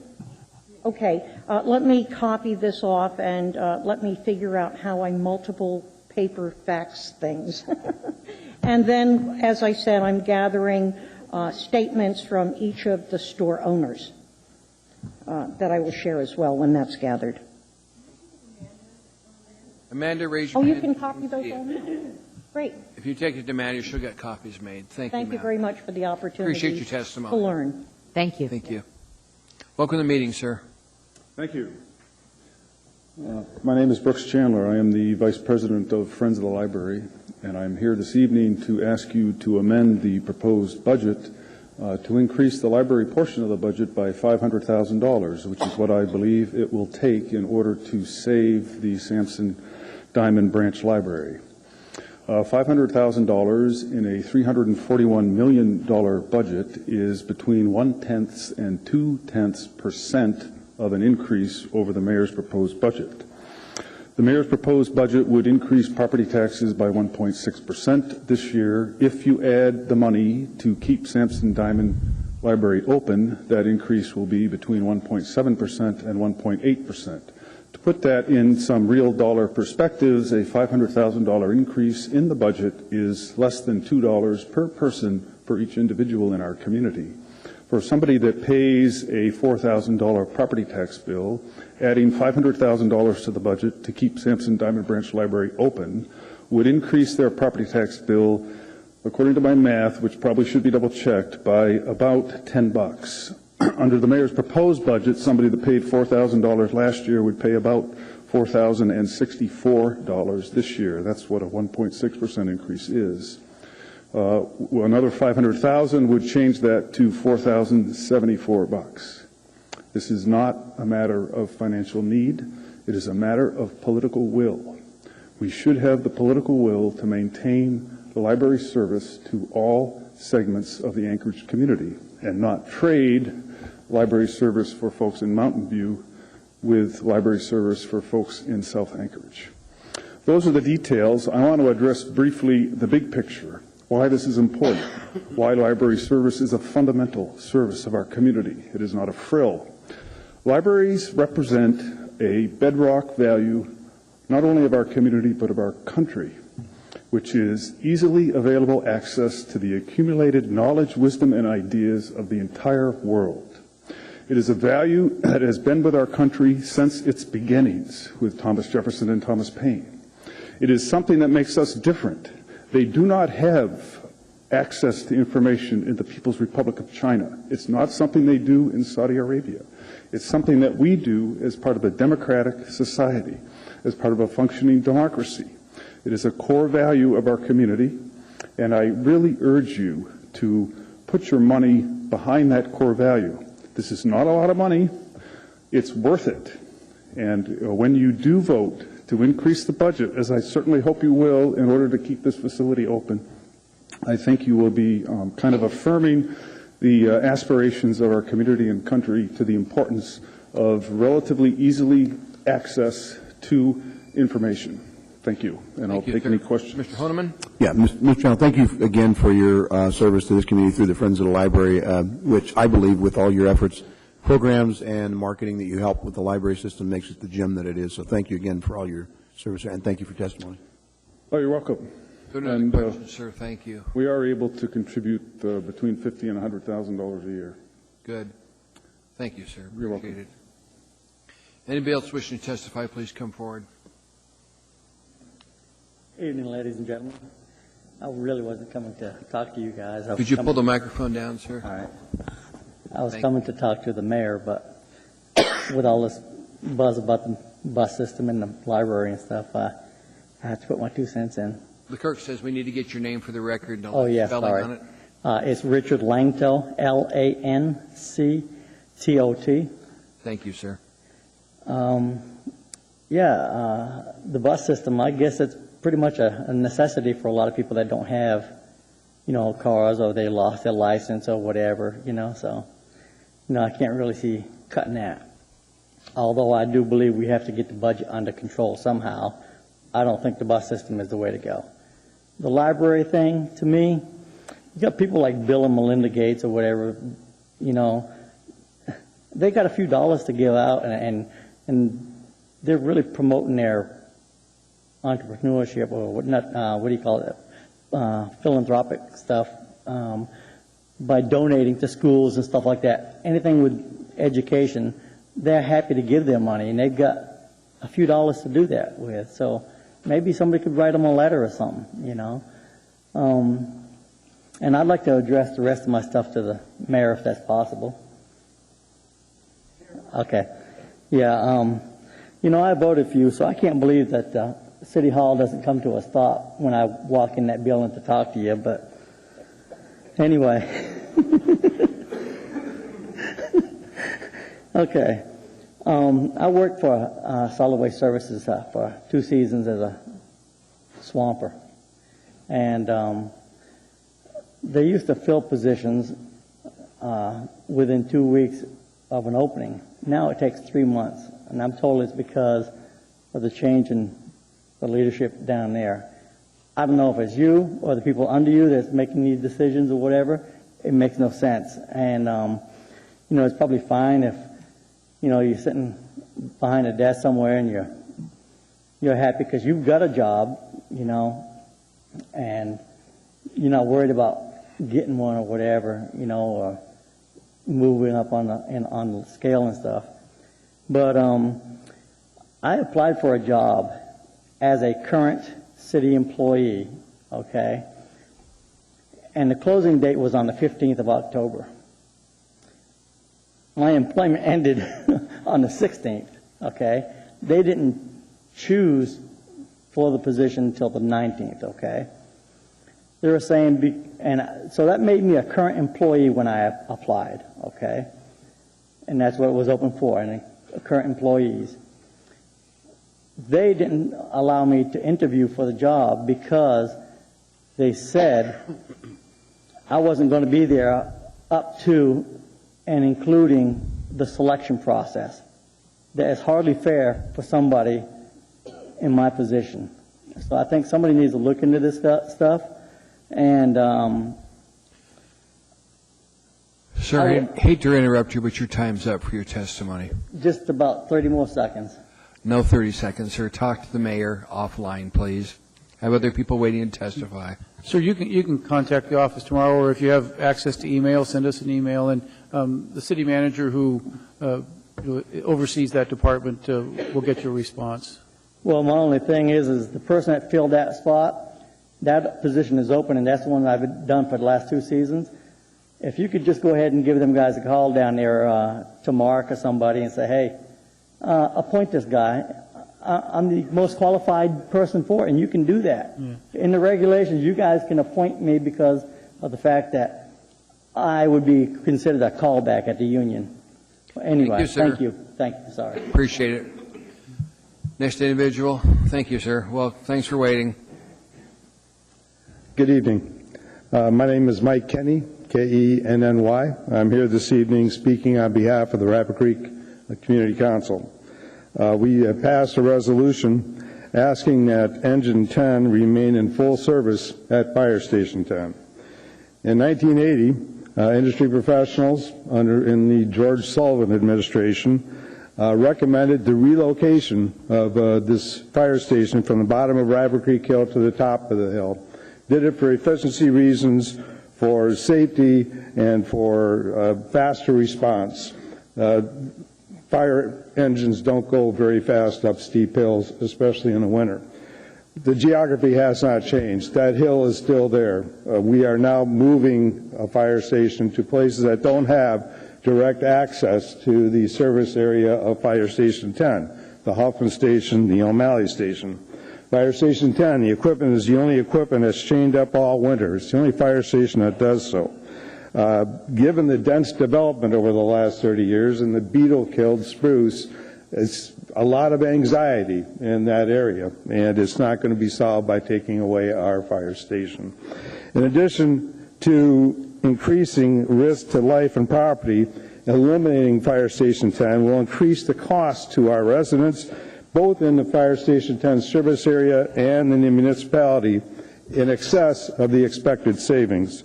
ISO, which is the Insurance Service Offices, is a private company that analyzes risk for insurance companies and basing their rates for classes, cities throughout the United States.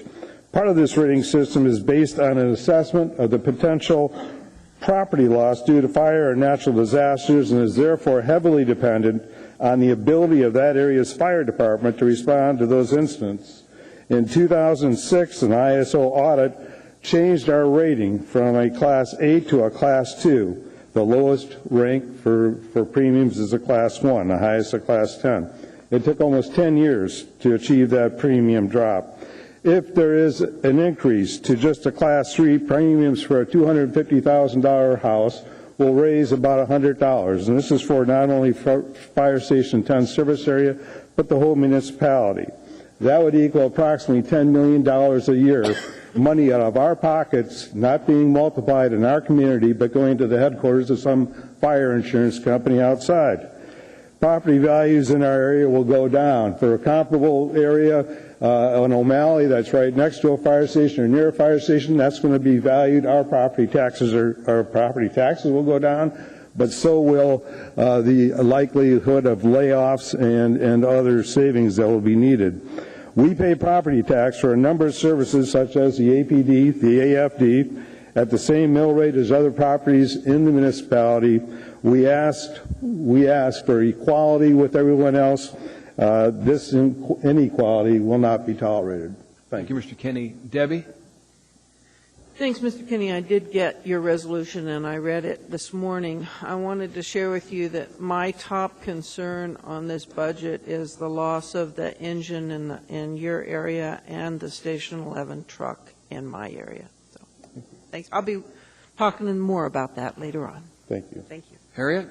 Thanks very much for coming, Mr. Kenny, and I appreciate your representing Rabbit Creek Community Council. I have started to realize that fire insurance does not put out fires. Increasing our our community's costs for homeowners insurance by $10 million is not going to help put out a single fire. And I appreciate you bringing those statistics. That's a vital part of this conversation. Thank you. Thank you, Mr. Kinney. There are no other questions. Appreciate your testimony. Anybody else wish to testify, please come forward. Welcome, ma'am. Thank you, Mr. Chairman. Ladies and gentlemen of the Assembly, my name is Kim Castle, C-A-S-T-L-E, and I am not here to talk about the bus or the library. My concern is public safety.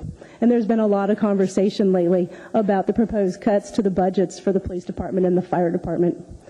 And the overall perception out there is that all of you are kind of stuck between a rock and a hard place, between the fact that we are just not going to have enough money to provide the same level of government services as we've had in the past, and on the other side we have understaffed police department and fire department.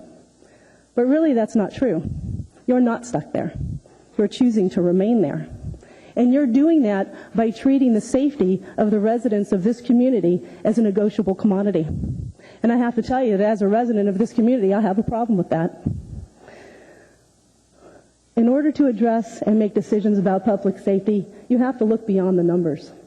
And that's because while we recognize there are budget problems going on right now, we have no way to just reduce the amount of criminal activity or the number of emergencies that are going to happen so that they fit into a budget. We're not talking about numbers, we're talking about people's lives. We're talking about homicides, sexual assaults, fires in people's homes, car crashes where people are killed and injured, cyber predators who are hunting our children on the internet. And the reality that we have to face is that all of those things are going to happen to members of our community next year. Not some of them, all of them are going to happen. And every single one of those situations, and then some, are going to require the response from members of police and fire, and in some cases many members of each department in order to handle a situation. And some of those calls are extremely dangerous to the officers who are taking the call. And sometimes the only thing that is really going to keep them safe in those situations is not a bulletproof vest, and it's not a gun. It's another officer. And we are understaffed. Most people in Anchorage live in blissful ignorance of what happens out there, let alone what is involved in being prepared for and responding to these situations. But you, as our elected officials, are making decisions, and you don't have the luxury to live in that ignorance. You must search out the information about what your decisions are going to manifest as in our lives next year. What does it mean to not have enough police officers? What does it really mean to not have enough fire officers? I'll tell you that if you have the opportunity that most people don't. Go have a conversation with some of the detectives at APD. Find out how many cases they're working right now, and in addition, how many cases they are not working, because there is simply not enough of them to go around. And if you really want to have your eyes open, spend a night in a patrol vehicle. It will completely change your perception of what decisions you are making here. Thank you. Good question from Assembly members. Thank you, ma'am. Some of us, by the way, do ride with the officers on occasion. And I've heard you've done that. Thank you. Thank you. Anybody else wish to testify, please come forward. Hello. My name is Kevin Hedrick, Headrick. I'm testifying for the library. Last night, I spent some time with my daughter trying to find a Wi-Fi just so she could finish her homework, because she missed the bus was late getting in, and she missed part of the time of her session. And I understand there's a lot more happening online for school, and I also tried to get a wireless connection for internet just so she could do her homework, and it's really hard to get that, and the time that they can spend at the library at LUSAC is very short, and she has to sometimes use her brother's or my library card to continue to finish her deal. And just that library being closed down there really puts a tight budget on families that can't afford the internet. And also, I'm going to speak on behalf of the bus system. I volunteer down at the downtown soup kitchen, and there's quite a few people ask for bus passes down there, and I know that's not quite what it was all here said tonight, but I feel like there's a need for bus passes for those that need to get around, and cutting the buses is going to make it hard for those that are in need for a cup of soup and a sandwich. We even have business members that come there and have a cup of soup just to see what's happening. I understand the mayor has served down there at the soup kitchen also. I have not been down there when he has, but I appreciate his service down there and seeing the need of the ones that need that service. And I feel like we need to keep that library, as that one lady was speaking about having a library in the schools. The school libraries are not accessible at night for these kids that need to get there. And just trying to drive around last night trying to find a Wi-Fi connection was kind of hard. I went to McDonald's, theirs was shut down, and we just had to sit in front of Kaladi Brothers and do homework. Right there is where we could get a connection. Thank you. Thank you, sir. We have a few questions. Harriet? Yes, thank you, Mr. Hedrick, very much for coming. Did I hear you say at the beginning of your testimony that your daughter's schoolwork requires that she have access to the internet? Yes. Okay, so you're fully utilizing the library's access, and as much as we can when it's open. I mean, there's some times that it's not even accessible because of the time that's available that it's open. South Anchorage one is what I'm talking about. And are you driving around with a laptop? Yes. Okay. And when you get to the library, I'm curious. I have not had to use. I have the privilege of being able to afford internet access at home, and sometimes we forget that not everybody in this community has that. So I really appreciate hearing from you about this. I don't take the laptop to the library because we got access to it, but I may have to just so she has time. Right. If they have Wi-Fi there, which I don't know. That's right. You do. I'm accessing it right now, as are a number of assembly members, and it's automatic and it's free. So, and you might be able to do it from the parking lot. Or get outside the library and sit there. Right, but we don't want your daughter having to stay up till late. Tabletop to work off from. That's right. Thank you. Yeah. Thank you, sir. Appreciate your testimony. Anybody else wishing to testify, please come forward. Welcome, sir. Welcome. My name is Phil Isley. Last name is spelled Isley. And I just wanted to come down and tell you how disappointed I was in the work that you're doing. When I sit back and I look around the community, every business that I see is attempting to do more with less. and you guys are actually cutting services and increasing the budget, which is doing less with more. I was just downsized from my aviation job and worked on a house. And I sit around and I look at a lot of the things that the city is doing, and I think you could do it a lot better.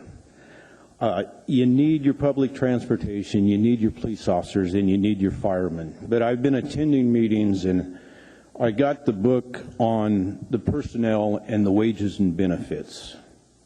And when you add up all the personnel and all the wages and benefits, the 2,277 in the book, my calculator says that each one of them is worth $100,093 or $934.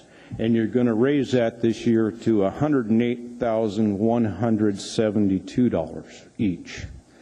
And I understand we need police and firemen, but our executives, according to this, are going from $109,000 to $116,000 each, where our police officers are going from $117,000 to $127,000, fire is going from $132,000 to $142,000 each.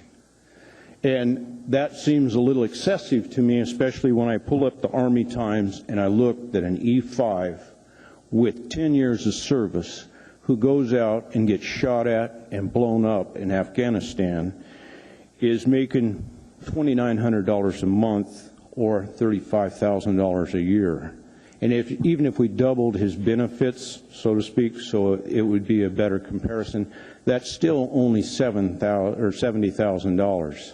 So I understand it's a tough and dangerous job, but at some particular point you're going to have to stand up to that, or eventually you're going to go bankrupt because you can't afford those type of benefits and increase in size. It's just not going to work. I think if there was a law here that said that you either had to balance your budget or go to jail, that you could budget or balance it fairly easy. I wonder about your priorities at times. I can't figure out why you assume the liability to do building inspections when it could be done in the commercial venture by insurance companies and banks. And I guess we'll continue this on next week. Next week, 23rd. Thank you, sir. There no one question. Debbie? If you have any other specific suggestions like that, could you email them? I have one suggestion. When somebody comes up here and doesn't think they're paying enough in taxes, ask them to write out a check so they feel it's right. I guess I work a lot harder for my money than what they do. Thank you. Thank you. Thank you, sir. Welcome to the meeting, sir. Thank you. My name is Billy Ray Powers, P-O-W-E-R-S. Members of the Assembly, I rarely take a moment to thank you for the time. I mean, you define a large portion of your life at taking care of the city's business, and we appreciate it. But like Phil says, everybody can't have a big fat city job. I mean, it's either in Anchorage, it's welfare or a big fat city job. Private enterprise is not keeping up. I mean, there is oil field work and there's some trickle down prosperity, but the private sector is not keeping up with the city jobs. That's just that. Okay, now I want to talk about the buses. For the capital expenditure that the city's put on buses, why doesn't it pencil? I mean, you know, if it's and it was compared to service in like California. California is $138 billion in the hole. Is that the kind of government we want here?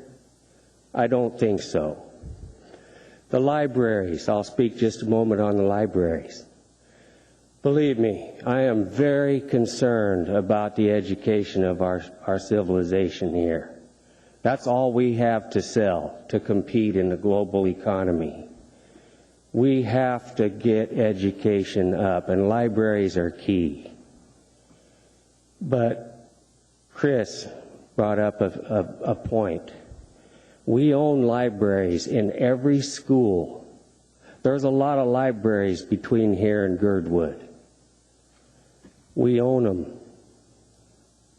Can we use them? I mean, can we possibly use these libraries that are in every neighborhood, every grade school, middle school, high school, college? I mean, we have libraries and lots of them. Please, put your, get together. I don't know what it's going to take. I'm just a working guy. But I do see we got an asset here that's not being utilized. We have gymnasiums as well, but that's another subject.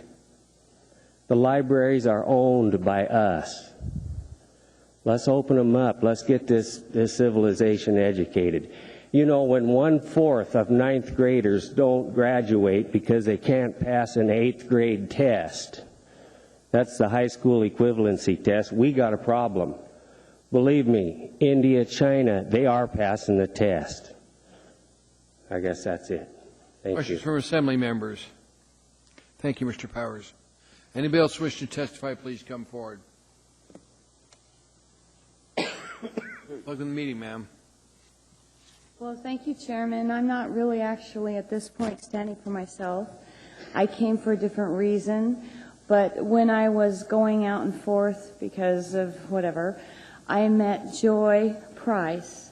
Now, some of you may have seen her. She was sitting back up here, but she was in a wheelchair, an elderly lady, kind of crumpled over a little bit. She has issues. She's disabled.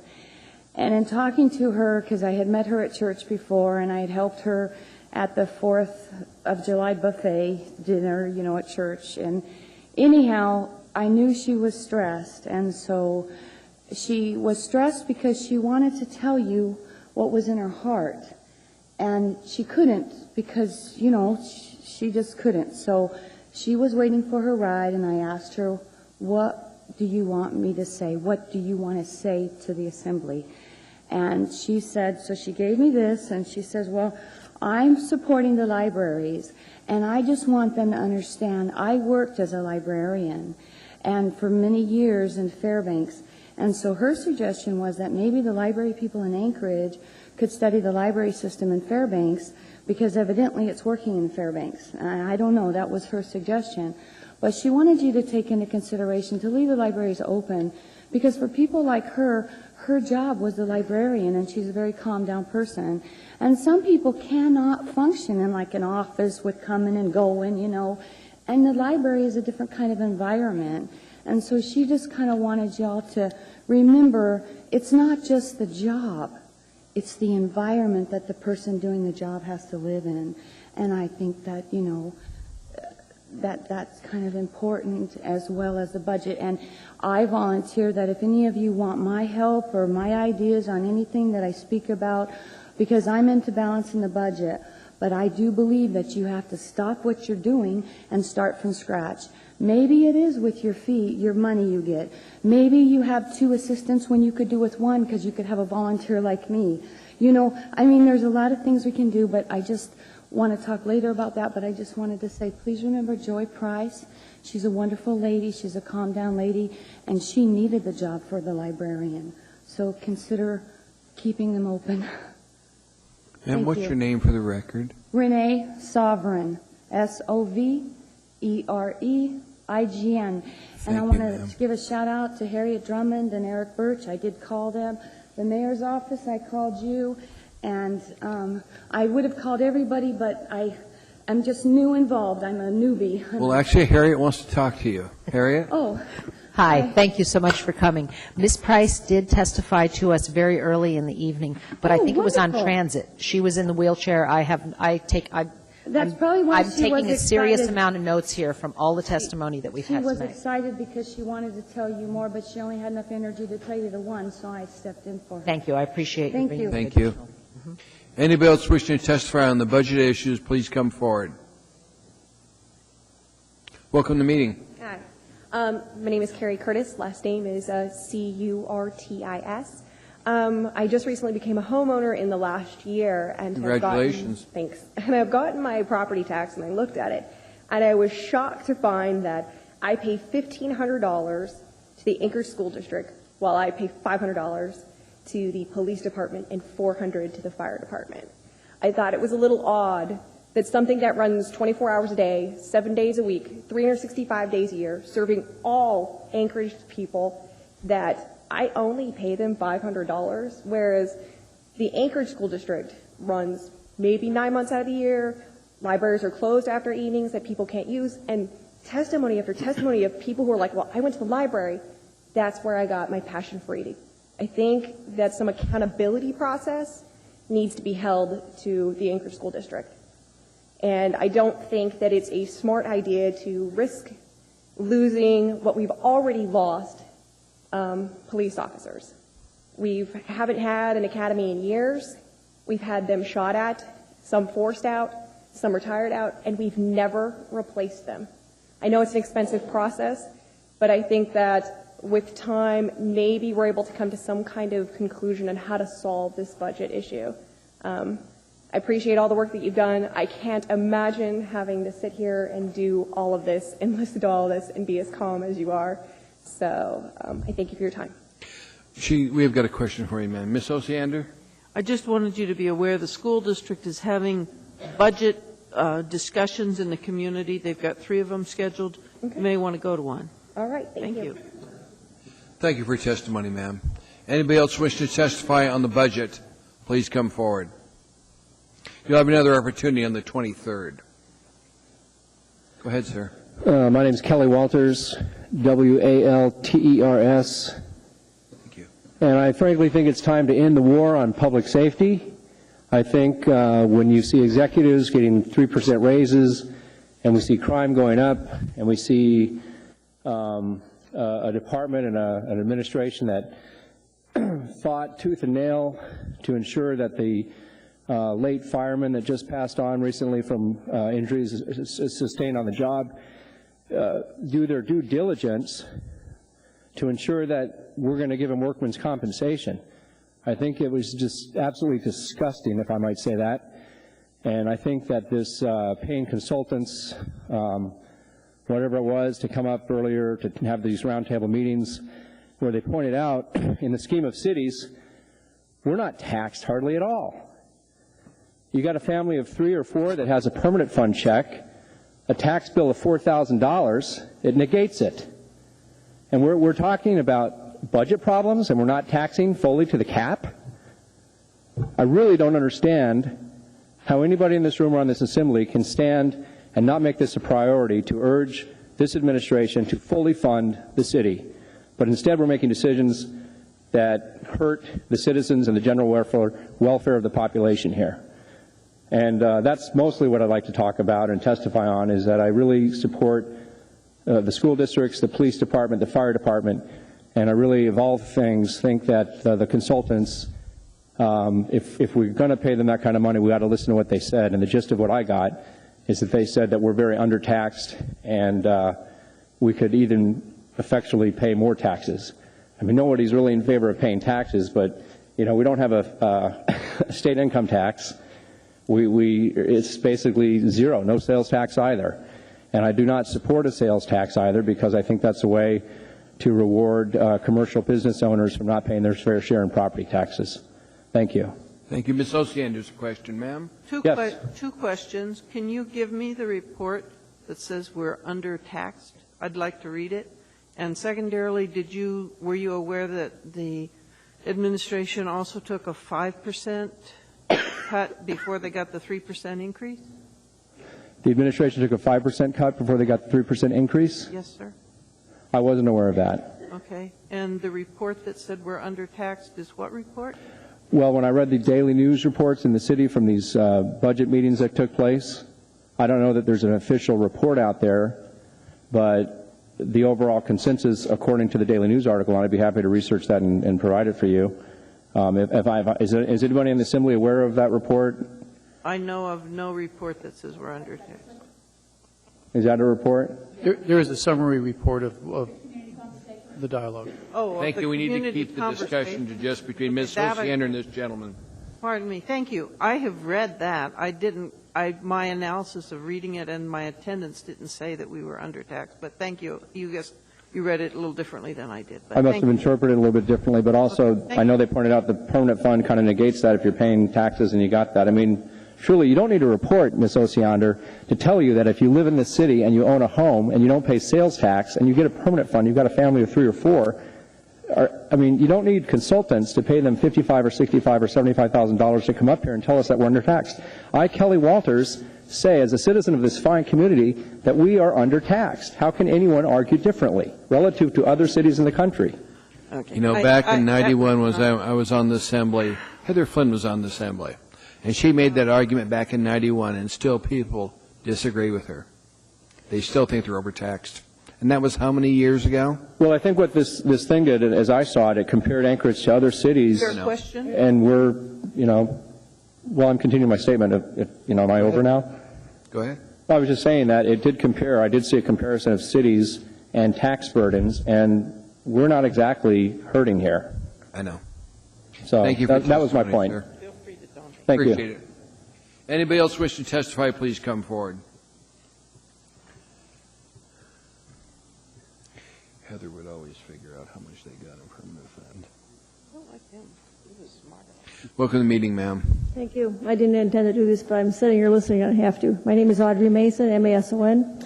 And there's always, whether it's the school district or probably the city and every other organization, there's always these budget issues. There's never enough money. I can tell you when I taught for the Anchorage School District, which started in 1969 for several years, and I taught in the math department at the end of the year. If there was 5,000 left, 10,000, whatever it was left, you had to spend it, period. Find a way, blow it on something. I think that is the most asinine thing that goes on in any organization, whether it's the city or the school district or the military or anything else. What a bunch of crap. Blow it. Instead of rewarding these organizations, if you saved 10,000, use it next year if you need it. Don't take it away from them. Something, some way, someday, some organization has got to be freaking responsible to stop the insanity that's going on. My blood boils. I so agree with what the gentleman back here had to say. Somewhere it's got to stop. And I don't know who can control that, who can change it, but it's crazy. And that's Gutierrez has a comment, ma'am. Mr. Gutierrez? Thank you. I'm over here. Yes, sir. I understand exactly what you're saying. I worked at a residential high school before I came up here, and we had a use it or lose it policy. And so at the end of the year, every year, buy a new foosball table, a new pool table for and it always seemed ridiculous. Are you saying that instead of being forced to spend it, because if they don't spend it, then in next year's budget, someone will say, well, obviously you don't need the money because you didn't spend it last year, that they should be allowed to carry it over, they should be allowed to save it from year to year, put it in a savings account or something like that? I don't know what the answer is, but somehow, at some point, there's got to be some responsibility in there. Somebody's got, and I don't know where it starts. I don't know at what level it starts, but it drives me crazy. Thank you. Thank you, Mr. Chairman. That's all. Ms. Drummond? Thank you, Mr. Chair. Thank you for coming, Ms. Mason. I've heard some talk this evening about save the money, put it away. We have a fund balance requirement that requires us to keep, I think it's 8.25% of our budget untouched, uncommitted, in order to maintain our bond rating. And we have an emergency fund balance above that ranges from 1% to 3%, depending on what the administration wants to do and what the Assembly approves. So any money that's left over in any department at the end of the year goes into that fund balance. So it's not that it goes away, but, we've heard people tonight say, put some money in savings. That is our savings. That's a significant amount of money. It's well over 10% when all is said and done, which is millions and millions and millions of dollars that we can't touch. according to law. Amen. So I appreciate your saying that, but I just wanted to clarify that when there is money left over at the end of the year, that's what happens to it. Right, that may be in your case, but all I can speak is from my experience in the school district. If we had it left over, you had to blow it. In the Anchorage School District? Yes, ma'am. Absolutely. And I don't know, I've never been in the military, but I'm told that the military budgets operate the same way. I'm sure there's tons. That would be an accurate assessment. Okay, well, thank you. Somewhere, somebody's got to become responsible and take what's, if we need more for a fire station here or libraries here, take the money that we don't need to use. And I'm all about getting good equipment for schools, for police, for whatever. But what you don't really need to use, put it where you need it. So. Thank you, ma'am. Appreciate your. My bandwagon. Anybody else wish to testify on the budget issues, please come forward. Keep in mind you can testify again on the 23rd. Hearing saying no one, public testimony is closed. Public testimony is now closed on, this is the second time, AO 2010-72, AO 2010-77, AR 2010-293, AO 2010-73, AR 2010-292, AM, no, saying we got that one. I was getting distracted. AO 2010-74 and AR 2010-291. We'll have the third public hearing on the 23rd. We're now going to take a 10-minute break, and then we'll reconvene and finish the rest of our agenda. Please, Assembly members return to their seats. We'll get the rest of this meeting going. We're now on item 14H. This is ordinance AO 2010-81, an ordinance of the Anchorage Municipal Assembly amending Anchorage Municipal Code and Anchorage Municipal Code of Regulations to modify existing and to include additional fines, Mr. Chairman. fees, fines, and penalties. Yes. What happened to 14G? Oh, I thought we just did that, Debbie. Oh, so the public hearing included combined, the yes, 6-year combined CIP? A through G. Okay, I didn't realize that. I'm sorry. All right. Do you want to go back through all that testimony again? I didn't think that was on the fiscal plan. It was. I opened it up for the whole thing. Okay, sorry. We're now on item 14H. This is the one dealing with fees, fines, and penalties. Anybody wishing to testify, please come forward. Keep in mind that airplanes are not going to be part of this. Welcome, sir. Mr. Chairman, my name is Tom McGrath. That's M-C-G-R-A-T-H. Good evening, members of the Assembly, Mr. Mayor. I don't know if any of you have read the book, The Forgotten Man, A New History of the Great Depression by Amity Schley. And she details how 80% of the population are largely forgotten by government, except for a source of income and revenue. And votes, of course, to put you on the Assembly. We pay and we pay and we pay and then we pay some more. We're the people that largely don't need day-to-day services from government except for basic infrastructure, police and fire. We also pay for these services through taxes, and the more money and property a person has, the more tax. I deal with the government a lot. It's almost always not what the government's doing for me, but rather fill out this form so that the government will know how much to assess me. The government also makes a lot of mistakes in the forms, which allows me the opportunity to revisit the form. I often say at the end of my life I could not buy 1 second of time, which is why I am opposed to some of these fines and fees that are in your document. They don't generate very much money for the municipality, but they consume a lot of my time. Take line 1. The first on the list is the registration of alarm systems. As a whole, it generates very little money. There is no way to adequately ensure all alarms are registered, so it will not be fair to all, and it will take time to register the alarm systems. A lot of alarms today do not report to a local control station, but report to an outside station, or just via email, or they call the owner. They're fairly smart compared to the old alarm systems. If you rely on fake alarms to accumulate the information on who you assess, you'll be spending a huge amount of money to accomplish very little. Also, the alarm may be the only contact a citizen has with local police, while a lot of people who do not have an alarm system, nor do they pay any taxes, have almost daily contact. Don't I deserve contact once in a while for my tax contribution? Line 31 and 32, taxes. or fees need to be fair. When I first became concerned about local business personal property tax and the inequities, I was told in this chamber by the mayor at that time that the only people that paid that tax were the people that filled out the form, and if you never filled out the form, you didn't have to pay the tax. And he was very serious about that. Marty McGee, fortunately, came to work for the city and kind of fixed most of that problem, but there's still an awful lot of inequities in the tax system for business personal property. Line 35 increases the fees for automobiles, which is disturbing. People who own automobiles pay many ways. Well, an attorney friend of mine who feels that it's his environmental duty to take the bus pays very little for his transportation, and he complains mightily because we only subsidize his transportation 3 to 1. Line 62, 63, 64 deals with snow storage. Snow storage is a huge obstacle for the city of Anchorage. The new Title 21 is dealing with it, and snow storage sites are disappearing. For years, there's been alternatives to snow storage, but unions and the crowd who says it ain't the way my granddad did it has been fighting the technology of snow melting. Now we have fees which suggest that alludes to the systems. Now we have fees suggested that alludes to the systems being allowed, but the fees are punitive.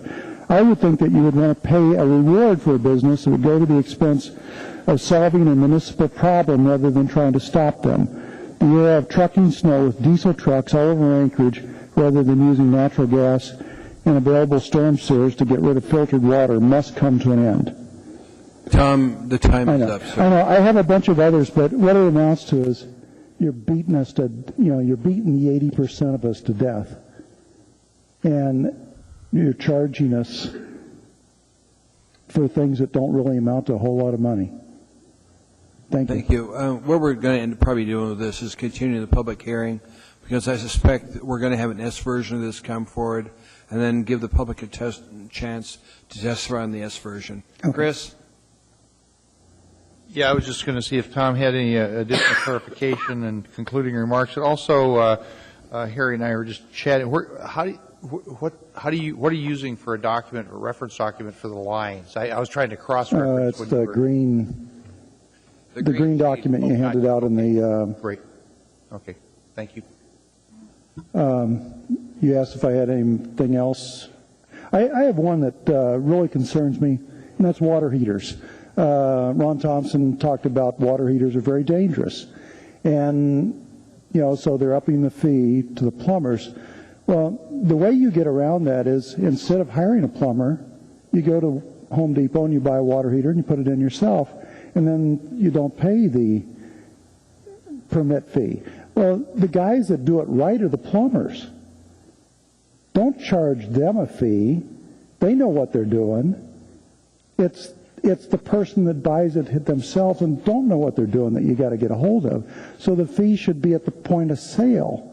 The requirement should be at the point of sale of a hot water heater. Because you're not capturing where the problems are, you're capturing money. If you're not going to fix something with these fees, then why do it in the first place? Ms. Osiander has a question, sir. I discovered this morning when I got back in town that the ordinance before us is pretty different from the green sheets. Okay. So a lot of what's in the green sheets it isn't here. Well, and I also have the white sheets that came at another later one, and yeah, well, don't look at that one either, okay. Because this one is different. Some of the issues that we talked about in the work session got fixed in this, like the plating issue. So you might want to reference this one instead of those other sheets. Okay, thank you. That screwed me up for a while. Sure.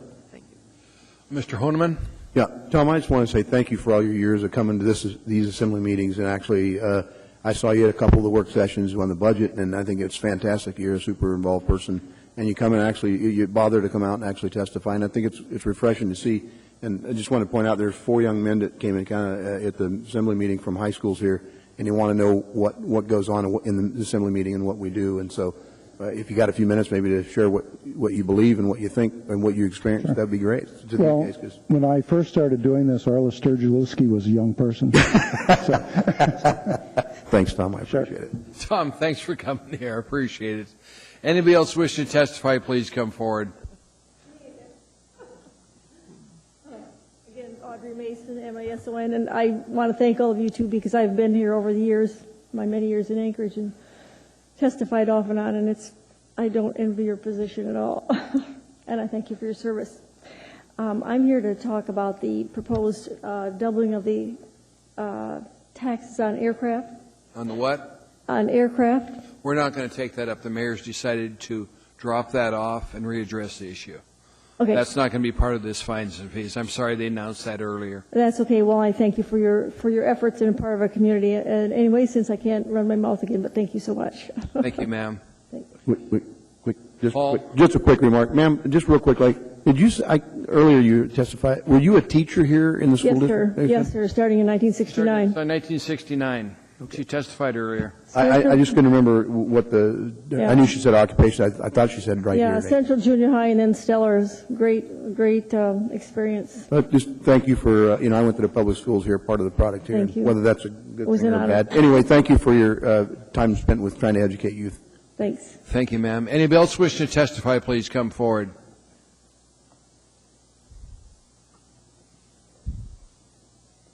Keep in mind there may be an S version coming forward from the administration that may change the dynamics of this. Yeah, can you explain that? I wish you said that earlier this evening. I did. Okay. So the S version is going to be affecting which sections? I mean, what's Probably the hanging out entire there? thing. The entire thing. Administration's going to be working on, it's going to be some changes from the Assembly, and we'll have public hearing on that. I'll move and have the public hearings combined. Okay. And if you testify tonight, you will not be able to testify on the S version? You may be able to. It depends on how fundamentally changed the S version is. You can testify now, and you can come back and do it when we do the S version. Okay. Good evening. My name is Bob Mayer. I would like to focus this testimony on Section 34 of this ordinance concerning the increase in per-ton charges at the disposal utility. What is actually before you here tonight is a utility rate case disguised as a simple fee increase. As I have testified in the past, I encourage you to properly study this rate increase using standards which the Regulatory Commission of Alaska applies to similar rate increases. Further, I find it troubling that this rate increase is being sought without first addressing the issue of refunding to the ratepayers all of the illegally taken monies from the defined care and closure fund. I would now like to read into the record of the Anchorage Assembly, Section 4.3, Funding Mechanisms, from the November 2005 permit application for the operation of the Anchorage Regional Landfill. The municipality of Anchorage has chosen to use local government financial test to assure funds are available to perform its closure and post-closure responsibilities. However, the municipality of Anchorage has also chosen to set aside funds in a closure reserve fund within its general fund using standards provided by the Governmental Accounting Standards Board, GASB, Summary of Statement Number 18, issued August 1993. GASB Statement Number 18 requires that the total estimated current cost of landfill closure and post-closure be allocated over the life of the landfill. The formula for the allocation is as follows, and I'll just say that as of November 2005, total current funding on hand was $11,257,833. representing about $2.84 a ton we have all paid into this thing since the Anchorage Regional Landfill opened. You can go into the CAFR, page 97, 2007, under landfill post-closure cast reserve, $0. Not $1, not 1 penny. Under the liabilities, future landfill closure costs, $16,596,153. That's what we had actually paid. Not $1, not 1 penny. The Treasury was not only plundered, but the funds were taken illegally. In closing, in your study of this rate request, you must also include a plan of refund for all of the illegally taken monies as defined by both the permit applications and the comprehensive plan for the Anchorage Regional Landfill. And in your rate design study, you must determine that instead of raising rates once again, the rates at the Anchorage Regional Landfill should actually be lowered. Thank you for your time. Ms. Osiander? I thank you for bringing that up. Yeah, it's a rate case. This budget not only is going to increase rates for solid waste users across Yep. the city, but also for AWWU users, and I don't know if everybody's realizing that. I do want to stress, and I know you're aware, Mr. Mayor, that this administration is now really paying attention to that care enclosure, and there is no dividend planned from this utility. And I don't know about the refunding. I don't know if I'm with you on that one, but I think we're on the right direction at least. But I share your concern about this increase on the landfill fees. Okay, thank you for your time. Thank you, sir. Appreciate it. When they're up here talking, please don't talk in the back. We're getting an overflow on the sound system, so if you're in the back, please take your conversations outside. Anybody else wishing to testify, please come forward. State your name, Cardi, and spell your last name for the record, please. Hi, my name is David Areno, A-R-I-E-N-O. I come here as the president of the Alaska Machine Gun Association and also as one of the board of directors for the Birchwood Firing Range. I'm here in opposition of the proposed $150 processing fee for federal firearms paperwork. I don't know if many of you know, but in order to own some of the weapons that this firearms paperwork is talking about, you have to pay a $200 transfer tax anyway, so it is in effect doubling the fee that we would have to pay. Also, we've done some research, and it would appear that the fee runs afoul of Alaska Statute 2935-145, and also a federal statute that has to do with taxing a federal right. I sent a copy of this to Chairman Traney, so he'll have it to distribute. As we figure it, and from the green document that I saw a moment ago, it looked to raise $7,500. $7,500 can't make much of a dent in a $20 million municipal shortfall.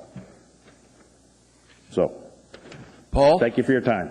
You have a question? Yeah, quick question. Thank you for your testimony. What was that statute again? 2935-145? 2935-145. Okay. And then the other thing, being that it's a fee, not necessarily a tax per se, and a fee, recognizing how often do you have to pay the? I'm trying to remember. Our feeling is this: the federal firearms paperwork require what's called a chief law enforcement officer signature.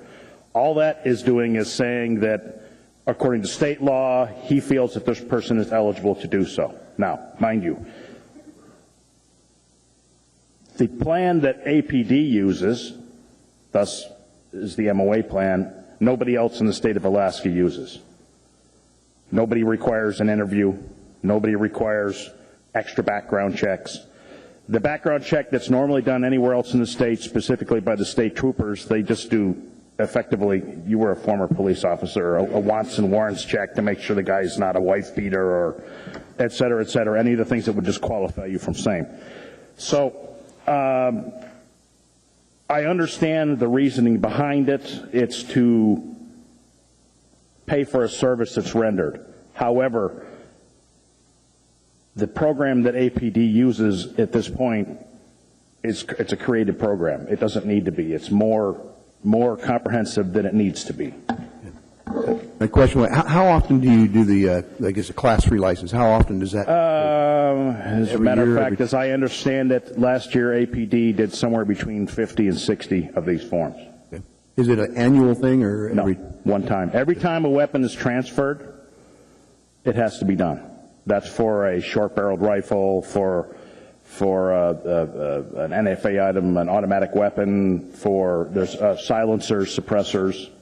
And by the way, many people don't know that it's not illegal to hunt with a suppressor in the state of Alaska, so it's not an illegal item. Any more questions? That's it. I wouldn't know about that, Paul. Mr. Gutierrez? Thank you, Mr. Chairman. It's my understanding that this is a new fee. It's not strictly an increase. It's a brand new fee. The fee has been zero from the municipality to this point. How many years have you been conducting these kinds of transactions? How long have you been doing this? How long has the AMGA, how long have people, since 1934? Okay. Well, but you personally? Me personally, I've done one. Okay. I guess what strikes me is that APD has managed to get by for some years without this fee. And so I question whether, as you put it, the $7,500 is not a huge dent in our budgetary issues. So, thank you, Mr. Chairman. That's all. Just to be completely honest with the body, this only affects one person on this body. I have more machine guns than most people do. In fact, I put the club together, myself and Mike Hawker years ago. We have how many members now? 200 and how many? How many members do we have? There are 85 paid current members statewide and 150 people on our mailing list on top of that. And that's everybody from politicians to doctors to lawyers to bankers to shopkeepers to every walk of life. You only pay the $200 fee he was talking about one time for that specific weapon. You never have to do it again. And all it really requires is the CLEO, Chief Law Enforcement Officer, to simply run a background check to find out you're not a known criminal. They send it back to D.C., and D.C. does the bulk of the work. For the $200 transfer tax you have to pay. And, Mr. Chairman, you're not the only member of the body that this would affect. This would affect family members of mine, and I have aspirations of my own. Coming clean. Paul? Yeah, and Mr. Chairman, I agree. I think it does affect a small amount of people. I do. The only thing I guess I look at it from a fee perspective of processing the background, and I recognize what you said. Check to make sure that they're not what I call cleared for weird. Make sure you're not having felony convictions or things like that. It would take about as long as it would take a patrol officer in a patrol car to pull up wants and warrants on somebody. Right, and I recognize that.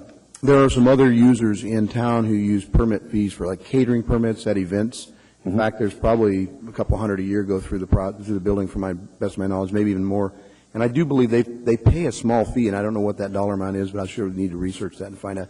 It could be 75 or 100 or more. I don't know, but that is also to cover cost. I mean, even the city, when you go get a car crash, you want to get a copy of your police report. There's a processing fee that's I guess allowed for. It's nominal, mind you. It's like $8 for the first page and $1 or something for the next couple pages or something. But I wanted to bring up that there's also a federal statute that this would be in conflict with. I've provided it to Chairman Training. I'm not going to go into it because I don't have time to talk about it tonight, but we provided that. It's known as the Hooven case, the legal case. Hooven? Hooven, H-O-O-V-E-N. Thank you. Thank you, Dave.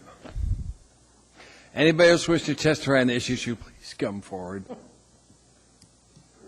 Yes, sir. I'm William Penny, P-I-N-N-E-Y, and I'm just going to actually back up exactly what he said. I just put in for my first one that I've ever had.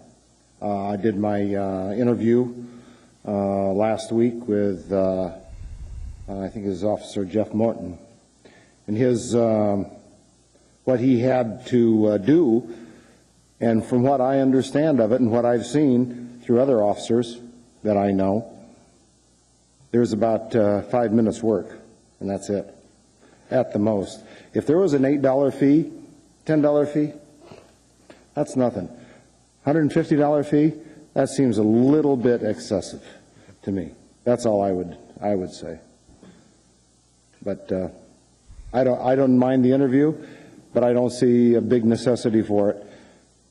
Heck, they know more about me already, my past military and everything else I've done. I'm not going to worry about it. Anybody that is worried about it wouldn't be applying for it. Questions from Assembly members? Thank you, sir. Thank you, Mr. Trainee. Anybody else wish to testify, please come forward. Anyone at all? Hearing so no one, I want a motion to continue the public hearing. So moved. I'd like to make that motion to continue to the 23rd. If I could have a second, it's been moved and seconded. We'll simply continue this to the next meeting, at which time we should have an S version coming forward. Mr. Chairman? Mr. Honeman? Keeping with past practice, I know these gentlemen stayed around because I asked them to. I was wondering if they could, if you'd have them step forward and find out what school and class they're in and for Sure, what come on purpose. forward. You guys just come down and just introduce yourself and still tell us what class. They patiently waited around to see the process that works. That's just a few moments, sir. Won't kill us. It could be.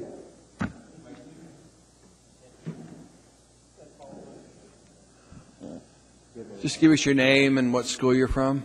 All right. My name is Nate Yaw, and I'm from Eagle River, and my teacher is Miss Campbell. I'm Dominic Young, Y-O-U-N-G, last name, and I'm from Eagle River. How loud? Oh, can you hear me now? All right. I'm Zach Weller, and I go to Eagle River too. Like, we're all in the same class. Kyle Taylor, same class, Eagle River High School. Well, thanks for being here, gentlemen. Yeah, not a problem. Thank you. It spends a lot of time to get this stuff done, doesn't it? It takes forever. Yeah, a long process. Mr. Thank Chair. you for being here. Thank you. Mr. Chair. Ms. Drummond? I just have a question for these young men. I'm assuming you drove here tonight? Yes, ma'am. Okay, and is there any way you could have taken a bus to come and do your civic duty? Or your school duty, as the case may be? No, it's just for government hours. We just, you have to volunteer and you have to go out and you have to kind of do it on your own. We don't. Right, I've signed agendas in the past for students. Thank you very much for coming and for paying attention. Thanks for being here, gentlemen. Appreciate it. Public testimony is now open on AO 2010-82 and 2010-82S on the addendum to the agenda. This is item 14I and 14I1 off the addendum to the agenda, I believe. Public hearing is now open. Anybody wishing to testify, please come forward. This is an ordinance of Anchorage Municipal Assembly amending provisions of Anchorage Municipal Code Chapter 3.30 Personnel Rule 17 governing compensation and paid leave for executive employees.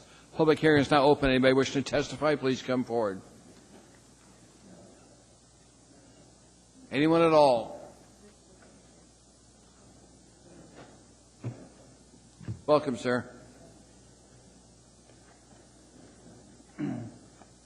Good evening, Mr. Chairman, members of the Assembly. My name is Michael Schaefer, S-H-A-F-F-E-R. Excuse me. And I just want to say a couple of things about this. As some of you know, I'm a former executive. I was with the City Prosecutor's Office for a number of years. I saw this on the agenda, and it was troubling to me for a variety of reasons, having worked at the city and seen how some of these programs had worked, at least during the time that I was here. It's interesting that there's been back and forth about the question about whether the executives have had a pay raise or a pay cut, depending on the time frame you look at it. But this is certainly a disguised pay raise in a sense. I mean, it's laid out as uncompensated or as uncashable leave, but it's additional leave for exempt employees, and essentially it's leave in addition to the cashable leave that people have. What I've seen in the programs, for example, that were in the prosecutor's office, where you had compensated time of this variety, is that certain people gravitated to that, added it to their annual leave with it, to the extent that they had a lot of this sort of special leave time that essentially created a situation where they were paid more or paid the same amount for essentially less work or less time. Some of the problems here are that we're talking about executives. We're talking about people who largely control their time or have a good amount of control of their time as they work in and around. And there are two problems with that. One, when people take time during the day or take time for leave, they're often not considered or required to account for that. So someone can work less time in a given day or a given week. Suddenly have a project, say, wow, I really had to work hard. And my example would be working as a trial attorney, where you would have normal weeks and you have trial weeks. And the trial weeks, you would work more.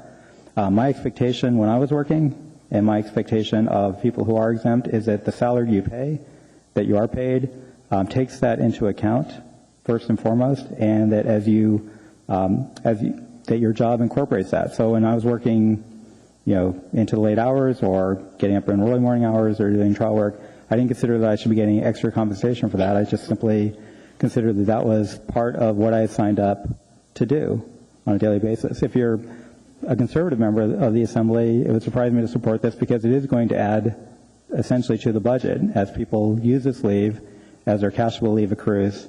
As they leave, that's going to be more money coming out of the budget, in maybe not this year, but certainly over the next year and in years to come.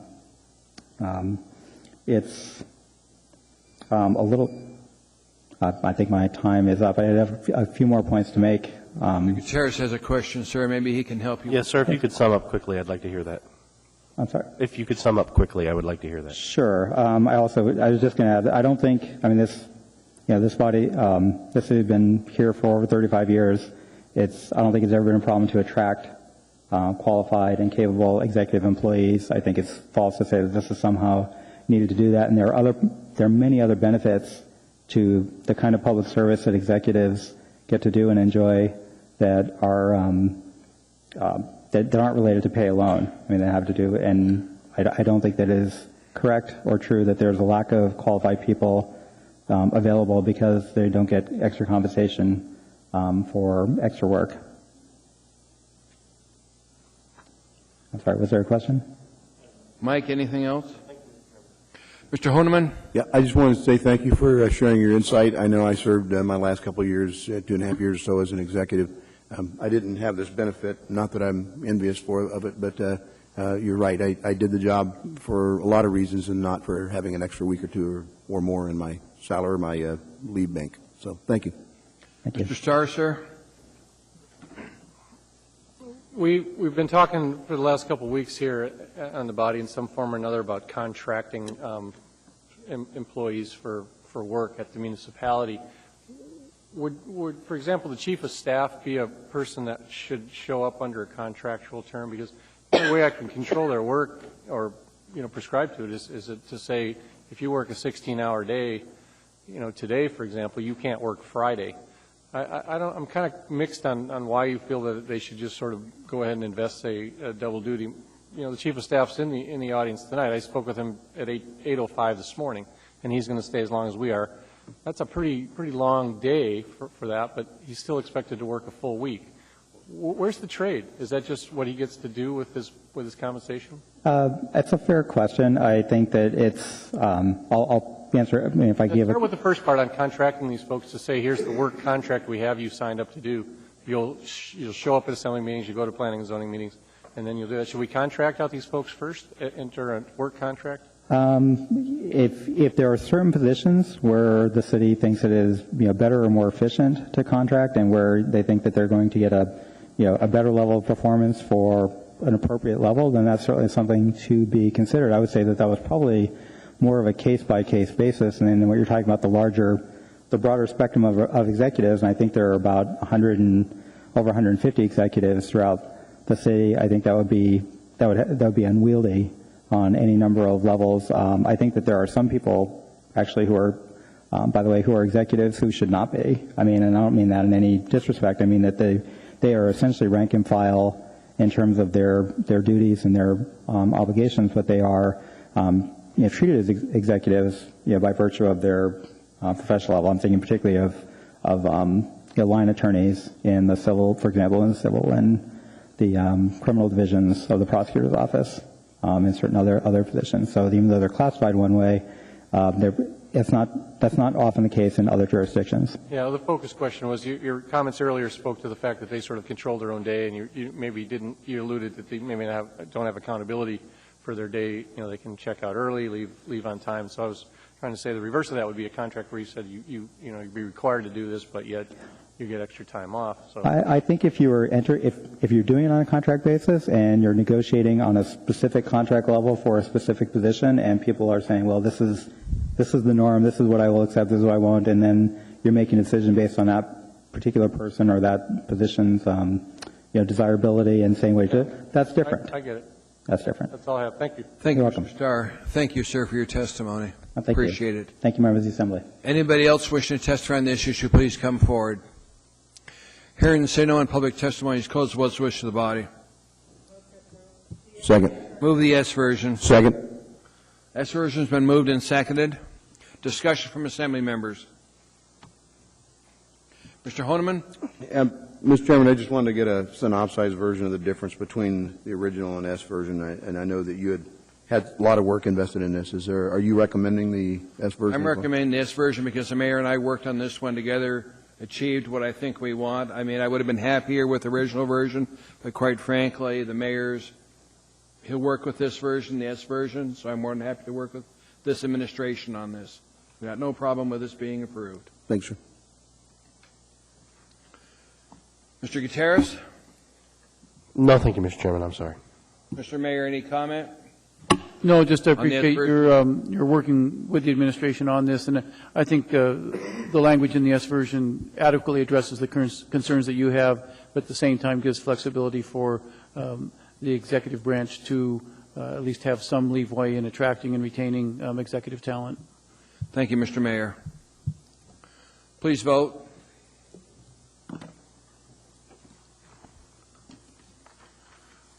That was approved by the body. I take it Mr. Flynn's not ever come back? Okay. Well, he'll be back, just not right now. Okay, next item in front of us.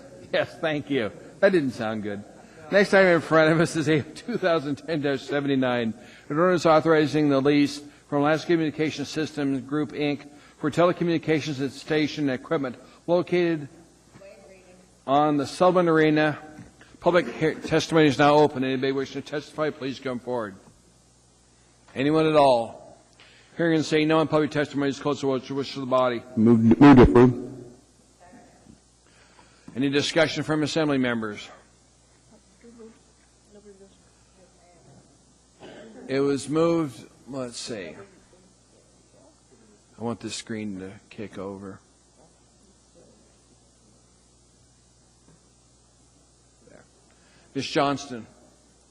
I'm sorry I didn't ask this from the administration earlier, but will other communication system groups be able to piggyback on this? That's obviously up to ACS. However, they can enter lease arrangements with us for other sites. Okay, thank you.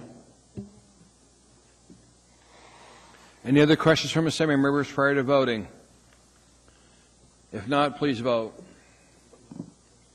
I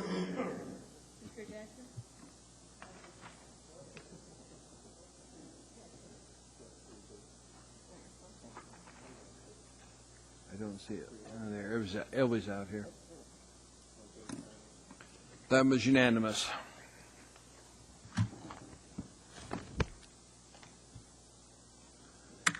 Next item in front of us is item 14L, an ordinance amending H Municipal Code Chapters 6.70 to add a new section requiring debtors to pay the cost of collecting their delinquent municipal debts to third-party collection agencies. Public testimony is now open. Anybody wishing to testify, please come forward. State your name clearly for the record. Hearing and saying no on public testimony is closed. What's the wish of the body? Move to approve. It's moved and seconded. Any discussion from Ms. Members? Ms. Osiander. I would like some clarification on ambulance fees, in particular, if there will be a time interval where there could be at least a possibility of forgiving the fee for an indigent person before it goes to a collection agency.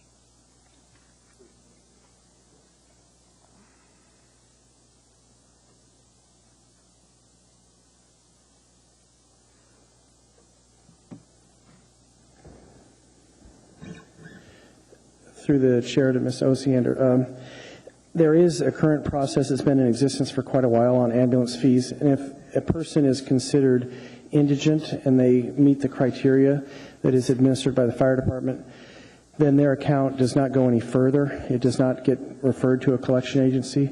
So if it's an account that has been held typically on average up to 6 months, because they usually wait for insurance if there is insurance, After 6 months, the account will then go to a collection agency if the debtor has the means to pay and if they've chosen not to pay. But an indigent person, that would not go, it's considered uncollectible, and it wouldn't go further. Thank you. Mr. Honeman. Yes, just wanted to check, Mr. Moore, while you're up here, and thank you for, I think I got this at the work session, one of the work sessions, you explained how this would benefit the city, and I did see the AIM that accompanied it and talked about, I think, around $320,000 less cost to your department in the city by using this program. Mm-hmm. I know that I want to say going back a couple of years, probably 06, 07, somewhere around there, I worked with you extensively on trying to work at least on the police citations and fees and fines. At that time, I think, do you recall roughly how much money was owed in past debts from uncollected fines and fees, and what level are we at now comparatively? Have any of these efforts that we've done and implemented, are they working?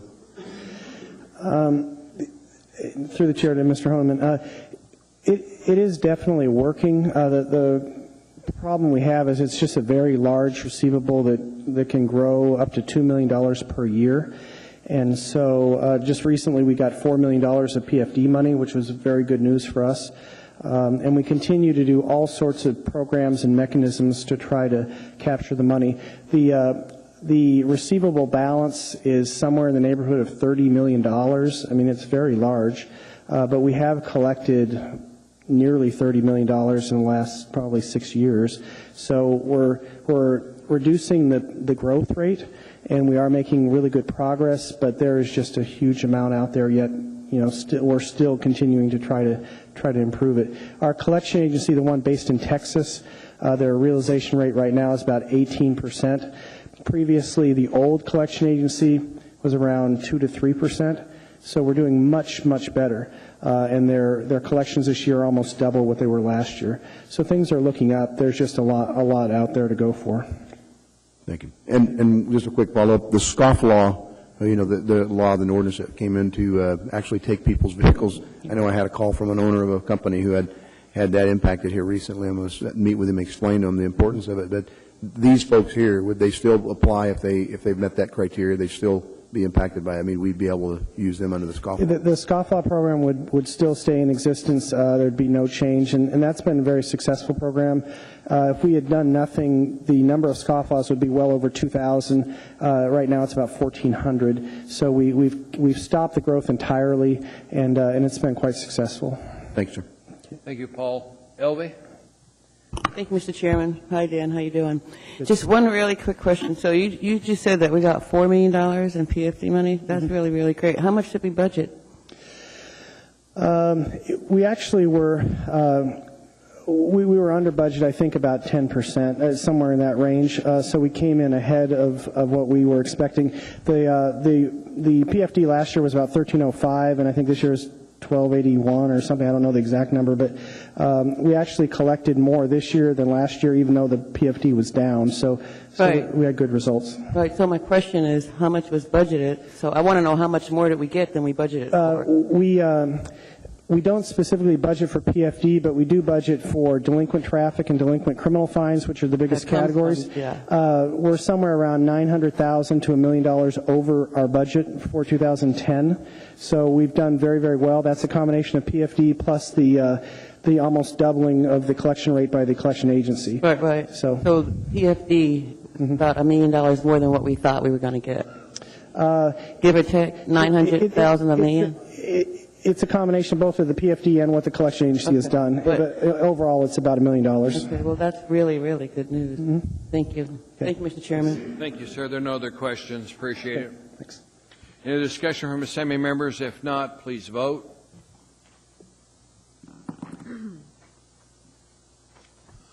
That item was approved unanimously. Next item in front of us is item 14M. Resolution Air 2010-310, a resolution ratifying a letter of agreement, IAFF-006, between the Municipality of Anchorage and International Association of Firefighters, Local 1264, regarding temporary shift accommodation clarification. This is from Employee Relations Department. Anybody wishing to testify on this item, please come forward. State your name clearly for the record. Hearing and seeing no one, public testimony is closed. What's the wish of the body? Move to approve. Discussion from assembly members.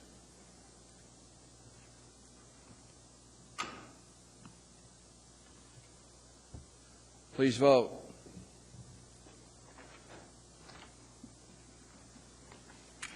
The item is approved unanimously.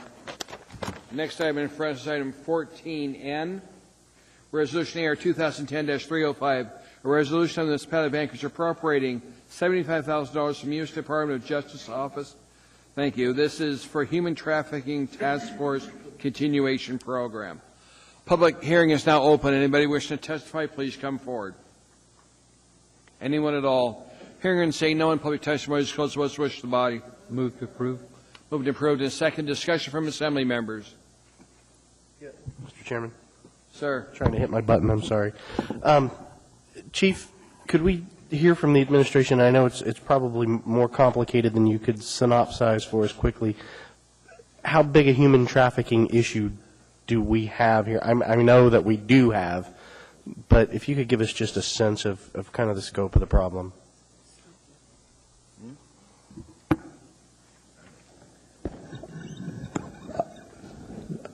Mr. Gutierrez, to the chair. I'll give you a pretty high-level look, and I could certainly arrange to have Sergeant Lacey give you a more detailed look if you like. But this operation is run out of our Vice unit.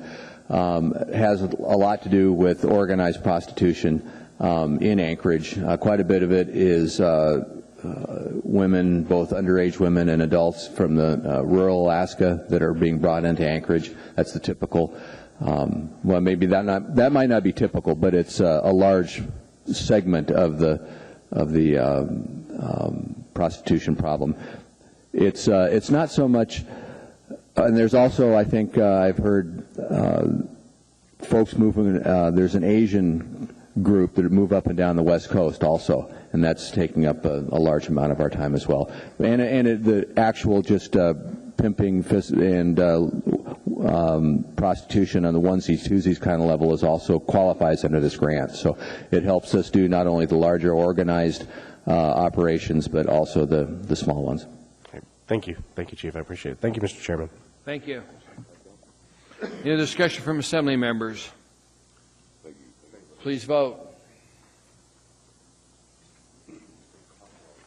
The item is approved unanimously by the body. Next item in front of us, item 14O, Resolution AR 2010-307, a resolution of the municipality of Anchorage appropriating $162,623 from State of Alaska Department of Health and Human Services. This is for Aging and Disability Resource Center. Public hearing on this item is now open. Anybody wishing to testify, please come forward. Anyone at all? Hearing and saying no one, public hearing is closed. What's the wish of the body? Move to approve. Second. Any discussion from assembly members? Please vote.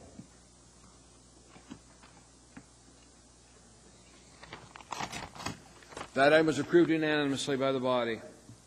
Next item in front of us is item 14P, Resolution AR 2010-308, a resolution of the municipality of Anchorage appropriating $102,858.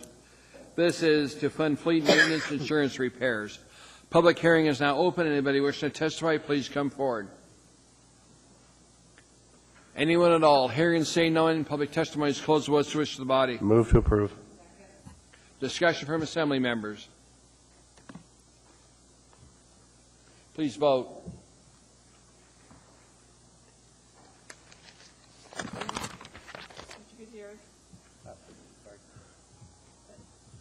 That was passed unanimously by the body.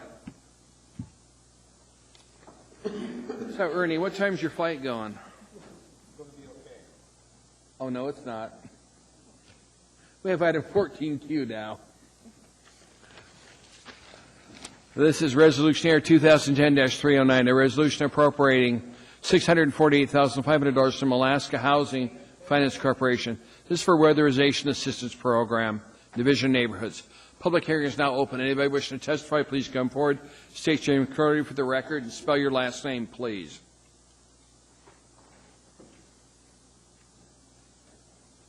Good evening. My name is Marjorie Cord. I'm the intake for the weatherization program here in Anchorage, and I'm just totally amazed that I'm actually standing here and asking you to give us this money. The first time I've ever worked for a program that costs the municipality nothing, that has been deleted, and it's just totally amazing to me. Every day I deal with people who are coming through our door that have no heat situations, and I'm extremely concerned about what's going to happen to them during the transition to another agency. It took us a long time to get up and running. I was with the weatherization program back when we got 20 applications a week, and we went through 35 a day when it started up, and I was the only one in the office. I answered the phones. I did the applications. I scheduled the things for people to go out, and then we got a grand amount of people in there working with us, and we work with some great people. We work with people from the community that aren't able to discuss what their problems are. We network with other people, with different agencies. I get people that come in that I have to almost coax through the door with a roof falling in and the furnaces are out, and they're not in any position to sit and wait on somebody who's not going to come knock on their door, and we do the outreach to them. It's just totally amazing that I'm here. We heard on the news that there was only 17 of us. At the last count, there's 24, actually 25 if you want to count our temp. I was really, really excited when I saw this Anchorage Community Conversations from the public, but then I'm equally amazed that I'm standing here again, like I said. This says that they don't want services cut. And the population that you were talking to were the population that would probably say, cut the services, because they're not in the position where they need our assistance. What was it, 85%? No, 79% is white. 72% have no children at home. They own their own home, and they've been up here for 20 years. That's not the clientele we deal with. We deal with people that have nothing. They don't know how to get anything. They don't know how to come here and talk to you, and they don't know how to beg to you. All they can do is call our office. We deal with them every day, crying on the phone, and we need this money to finish our program and walk out of here with our heads high, because we worked hard for you guys, and it's just amazing that you're cutting us out. We have a few questions for you, ma'am. Mr. Honeman? Yes, thank you for coming forth and letting us know some information. I also was looking through the book here from some letters from people coming back. That's a very, very small, very small section. I understand.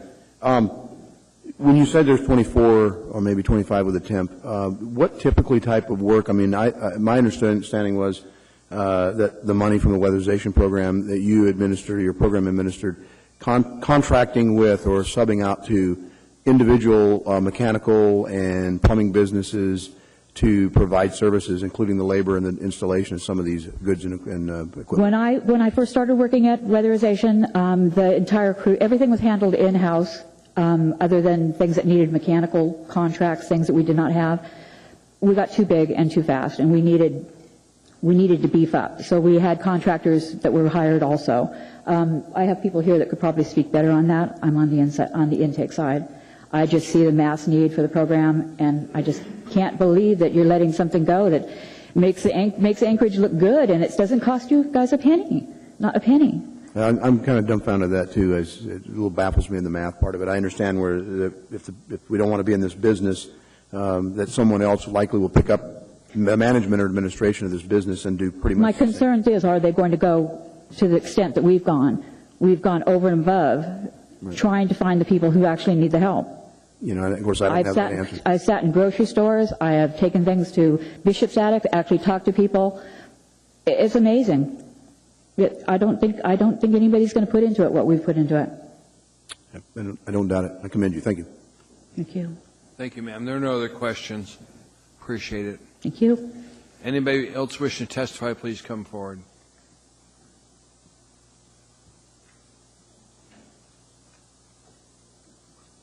Hi, I'm James Bain. I'm the senior planner in the Department of Neighborhoods. Could you spell your last name, sir? It's Boehm. Thank you, sir. And a couple things I just wanted to point out. There are currently 92 jobs in progress by the contractors with a balance of $388,000 that major contractors we have. there are 29 jobs on the list that haven't been sent to contractors yet that are planned to be sent out for a total of $114,000.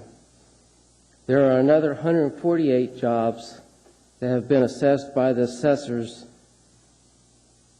that will probably be completed by in-house crews. We have lots of workers in-house that actually go out and do the air sealing and other type activities. One of our workers has been with the weatherization program for about 22 years with the city. So we got lots of office staff. We got assessors that go out to the people's homes to assess the homes. They do blower-door tests. We have the crew that go out and do the work. We have people that do the contracting and send out task orders and go out and check the contractors for quality control and to work with HFC. The money we're talking about here is just enough to get us through to the end of March. It's a quick shutdown of the program to get it transferred over. The weatherization program has been 100% grant funded and pays quite a few IGCs, intergovernment charges, to the municipality. So not only, what she was saying, the program doesn't cost the city anything, it actually pays money to the municipality. The municipality is actually making money off the program. And by cutting the program, we're also going to not be able to provide the assistance to the clients that need to be assisted during that transition period. This is a rough time, especially during the winter time when there's going to be a lot of no heats. We're going to have to shut down earlier. You can't work to the end of March and shut down the program to the end of March. So it's even a shorter time period than that. That's all I got to say. Questions from Assembly members? Thank you for your testimony, sir. Okay, thanks. Anybody else wishing to testify, please come forward.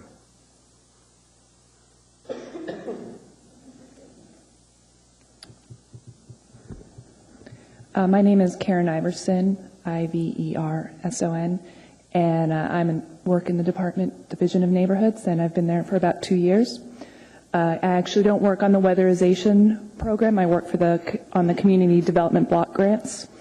But I would just like to encourage the Assembly to ask some questions about what happened here in the past week and learn the facts about the department and the weatherization program and what it brings into the municipality and what this transition is actually going to do. It seems like the rug was sort of pulled out from underneath the department and there is no real plan in place.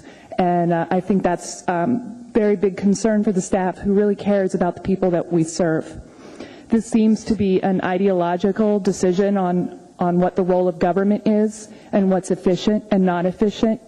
But I think that this program has worked very hard to ramp up and take on the additional funding from the stimulus funding and has done a good job and has sort of taken on that cost of bringing a program up to speed. Just the other day, I was looking at some of the staff who normally are piled in big stacks of files, and I said, wow, you know, what happened? You don't have those big stacks of files around you anymore. And she said, oh, well, we're finally there. We're finally hitting our stride with this program, and now it's going to be transferred to another entity. And I don't think that results in efficiency. And I also think that, like my colleagues have said, that this program brought in money to the municipality. And I think the Murkowski election kind of demonstrates the reality that we all know we depend on the federal government in bringing money into our community. And I think that for the municipality to deny those funds that the federal government can bring in to help us achieve our goals as a municipality is not wise. And finally, I just want to really publicly applaud my boss, Corinne, who's done a really skillful job at administering this money. It's a very difficult maze of federal regulations, and she's done an excellent job at administering that, at being a leader for the staff, and providing this service to low-income households in Anchorage. Ms. Gray Jackson? Thank you, Mr. Chairman. I just have a question. Thank you for coming out this evening. So when the program is transferred to another entity, how many municipal jobs are going to be lost? 24. 24? I don't know the answers to these questions. I think it would be best to ask the department Mr. Trainee director. answered, but I just I want asked to the confirm administration already, it's yeah. 24? Okay, thank you, Mr. Trainee. 24 or 25, Elby. I already asked the administration on this. And this issue is not whether we get rid of the department. That's not what this ordinance deals with, is money, accepting money. I know. Anybody else wishing to testify, please come forward.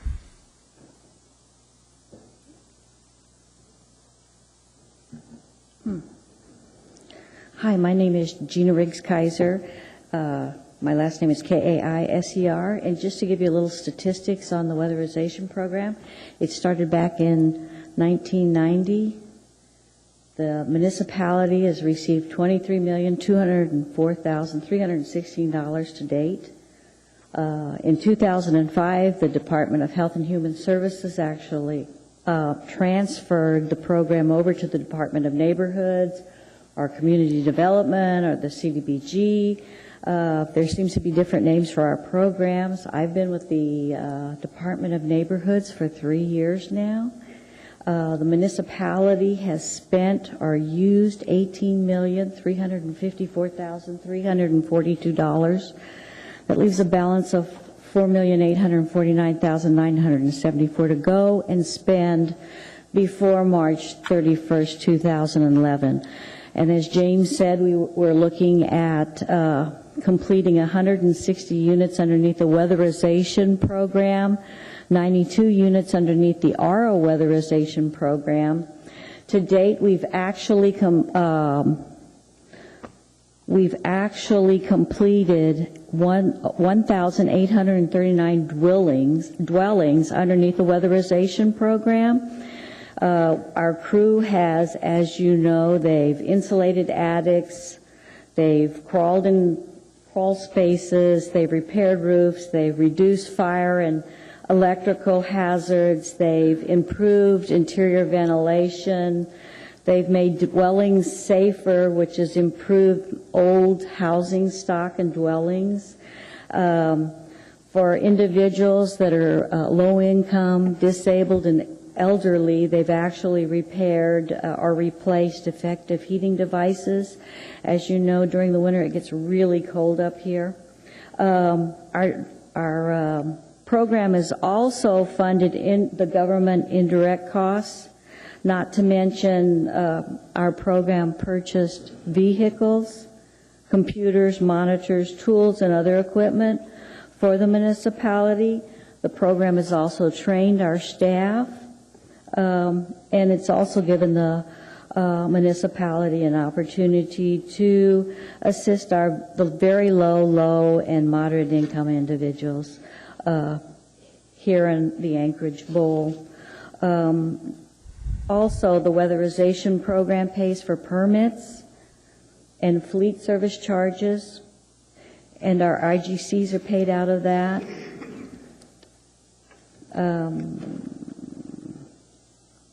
IGCs for this year were $331,399. Permits, we've paid to date $55,232. As you've already figured out, my job is statistics and money, so we'll miss the program, and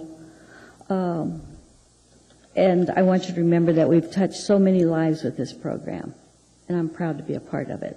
Thank you, ma'am. Thank Mr. you. Gutierrez has a question for you. Thank you. How are you, Gina? It's good to see you.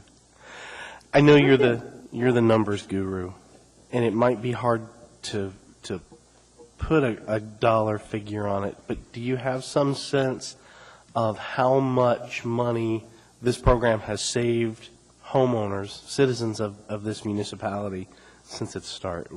Even a ballpark figure. Well, our information states that we've received and awarded $23,204,316 $4,216. Of that, about 15% goes to administration.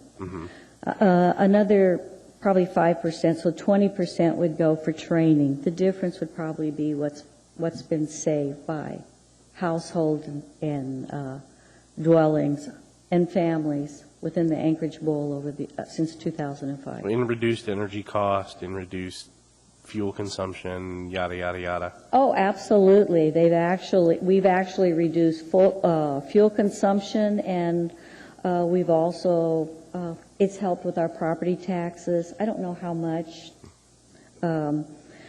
We actually retained, as you know, those 24 jobs. All this is grant funded. Our department is funded by grants and program income money made from our grants. So that's it. All right. Thank you, Mr. Chairman. That's all. Thank you, ma'am. There are no other questions. Appreciate your testimony. Thank you. Anybody else wish to testify, please come forward.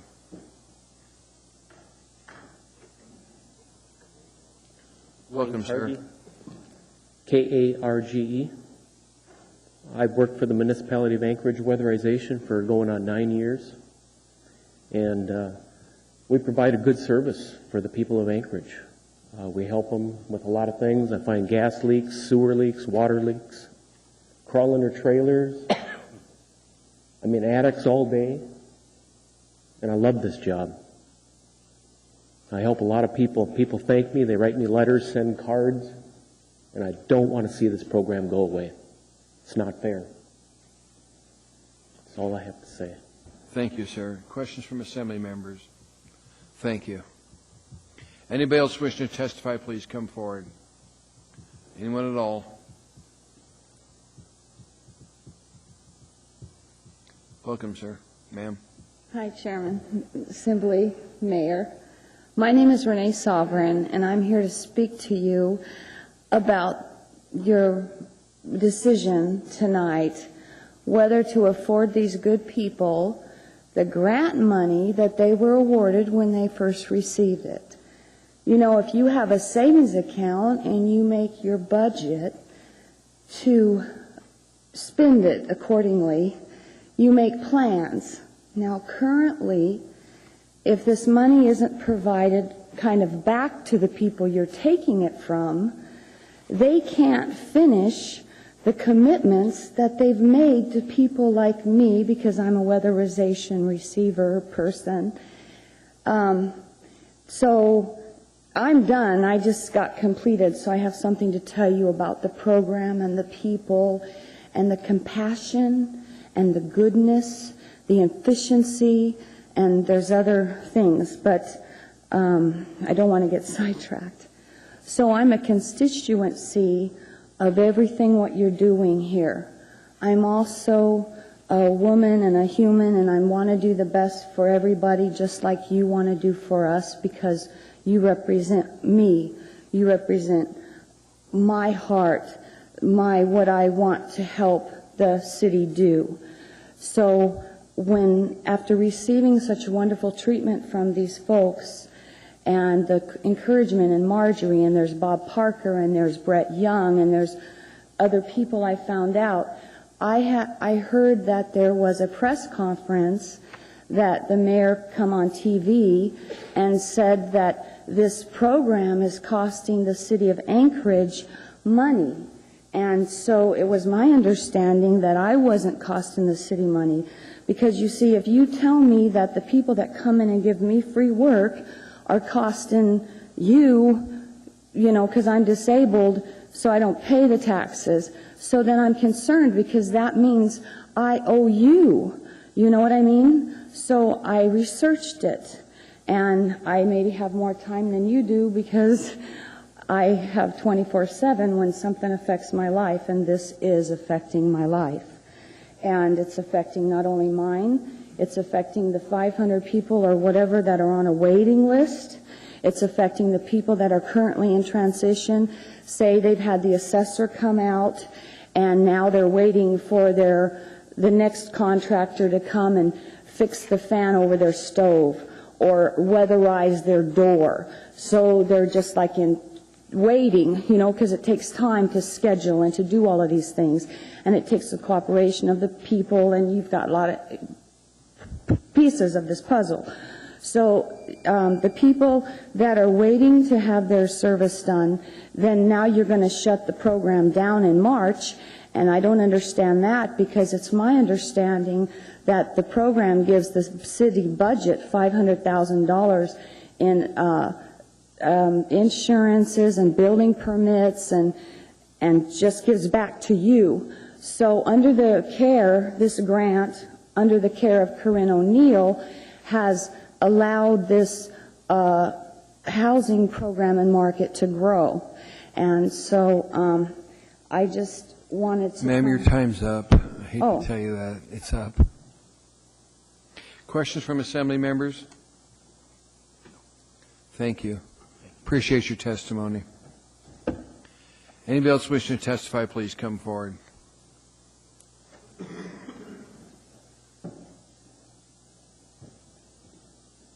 Good evening. I actually didn't know that I would be testifying coming here tonight. My name is Daniel George. I am not a city employee. I'm actually one of the 500 individuals who will not be receiving the weatherization. I've been on the waiting list for about 6 months. I'm actually a little bit nervous, so please bear with me. Could you please pull the microphone up to your... Certainly. Again, my name is Daniel George. I had the opportunity to speak with Mr. Drummond and Mr. Hall last night at the Mountain View Community Council about this. I am concerned that the program is being ended abruptly when it doesn't seem to cost the city anything really to operate it. Normally, if you would discontinue a program, you'd think you would want to coordinate who was going to pick up the slack prior to ending the program. It is my understanding that this wasn't done, and it's simply expected that one of these other programs like Rural Cap or Community Economic Development will have to simply force their way in and deal with this. I believe there will be a gap in service, as I believe many of the employees would agree with, and it's uncertain whether or not all the 500 individuals currently on the list who are not expected to receive this service will receive this service. I do not qualify under the state program because I am a owner-occupant in a fourplex, not a duplex or a single-family home. So I cannot qualify for that program. I have given rent credits to my tenants, so I am out money at this point for them simply to fill out the applications. There are 9 other individuals in my building who will likely face a rent increase due to this program not coming through. What else? That's pretty much what I wanted to say. I wanted to encourage the Assembly to do all that it can to encourage the mayor to rethink this decision and to keep this program going here in Anchorage. Thank you. Thank you, sir. Appreciate your testimony. Thank you. Anybody else wish to testify, please come forward. I sure hope it's okay if I speak again. Marge Ford. No. You asked a question I could answer? Okay. Thank you, ma'am.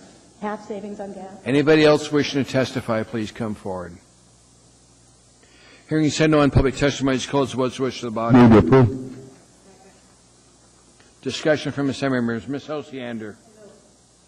I know this isn't exactly on point, but I was out of state all last week, and I'm not caught up on this issue. If there was an email, I didn't catch it. Are there any documents on this that the administration could provide to fill me in on what happened? I can get you a memorandum that explains the rationale. Thank you. Thanks. Mr. Honeman. Yeah, I know that this is for monies to complete the project through March of 2011, and after listening to a homeowner in Mountain View, I mean, notwithstanding that this is an administrative process that likely could be picked up and likely will get picked up by another, either a nonprofit or even a private company. This is one of those that it kind of boggles the mind. It's a revenue neutral position, it seems like, and it does more than just create positions for the municipality. It actually provides a deliverable service that the citizens participate in, and then some cost savings, true cost savings to homeowners. So this is one of those where it's tough to chew on, but I'm going to vote to approve on this one. Anything else? Any discussion from Assembly members? The problem is just deals with the money coming through the state. This isn't a question of whether we keep it or not. I think we'd all like to keep it if we could, but that's not the option in front of us. Please vote.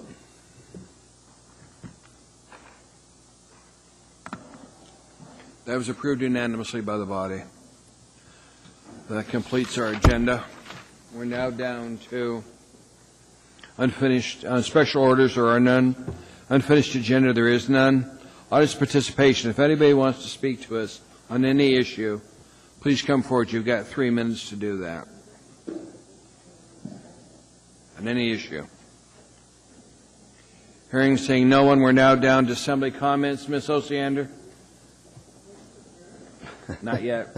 Oh, come on. I have to let the rest. Mike? Good night. Paul? Nothing, sir. Ernie? No comment. Bill? We had a Budget and Finance Committee meeting scheduled for this Thursday, and that's going to be canceled. Okay. Jennifer? I didn't miss you this time. Elvie? No, thank you, Mr. Chairman. Chris? Good night. Harriet?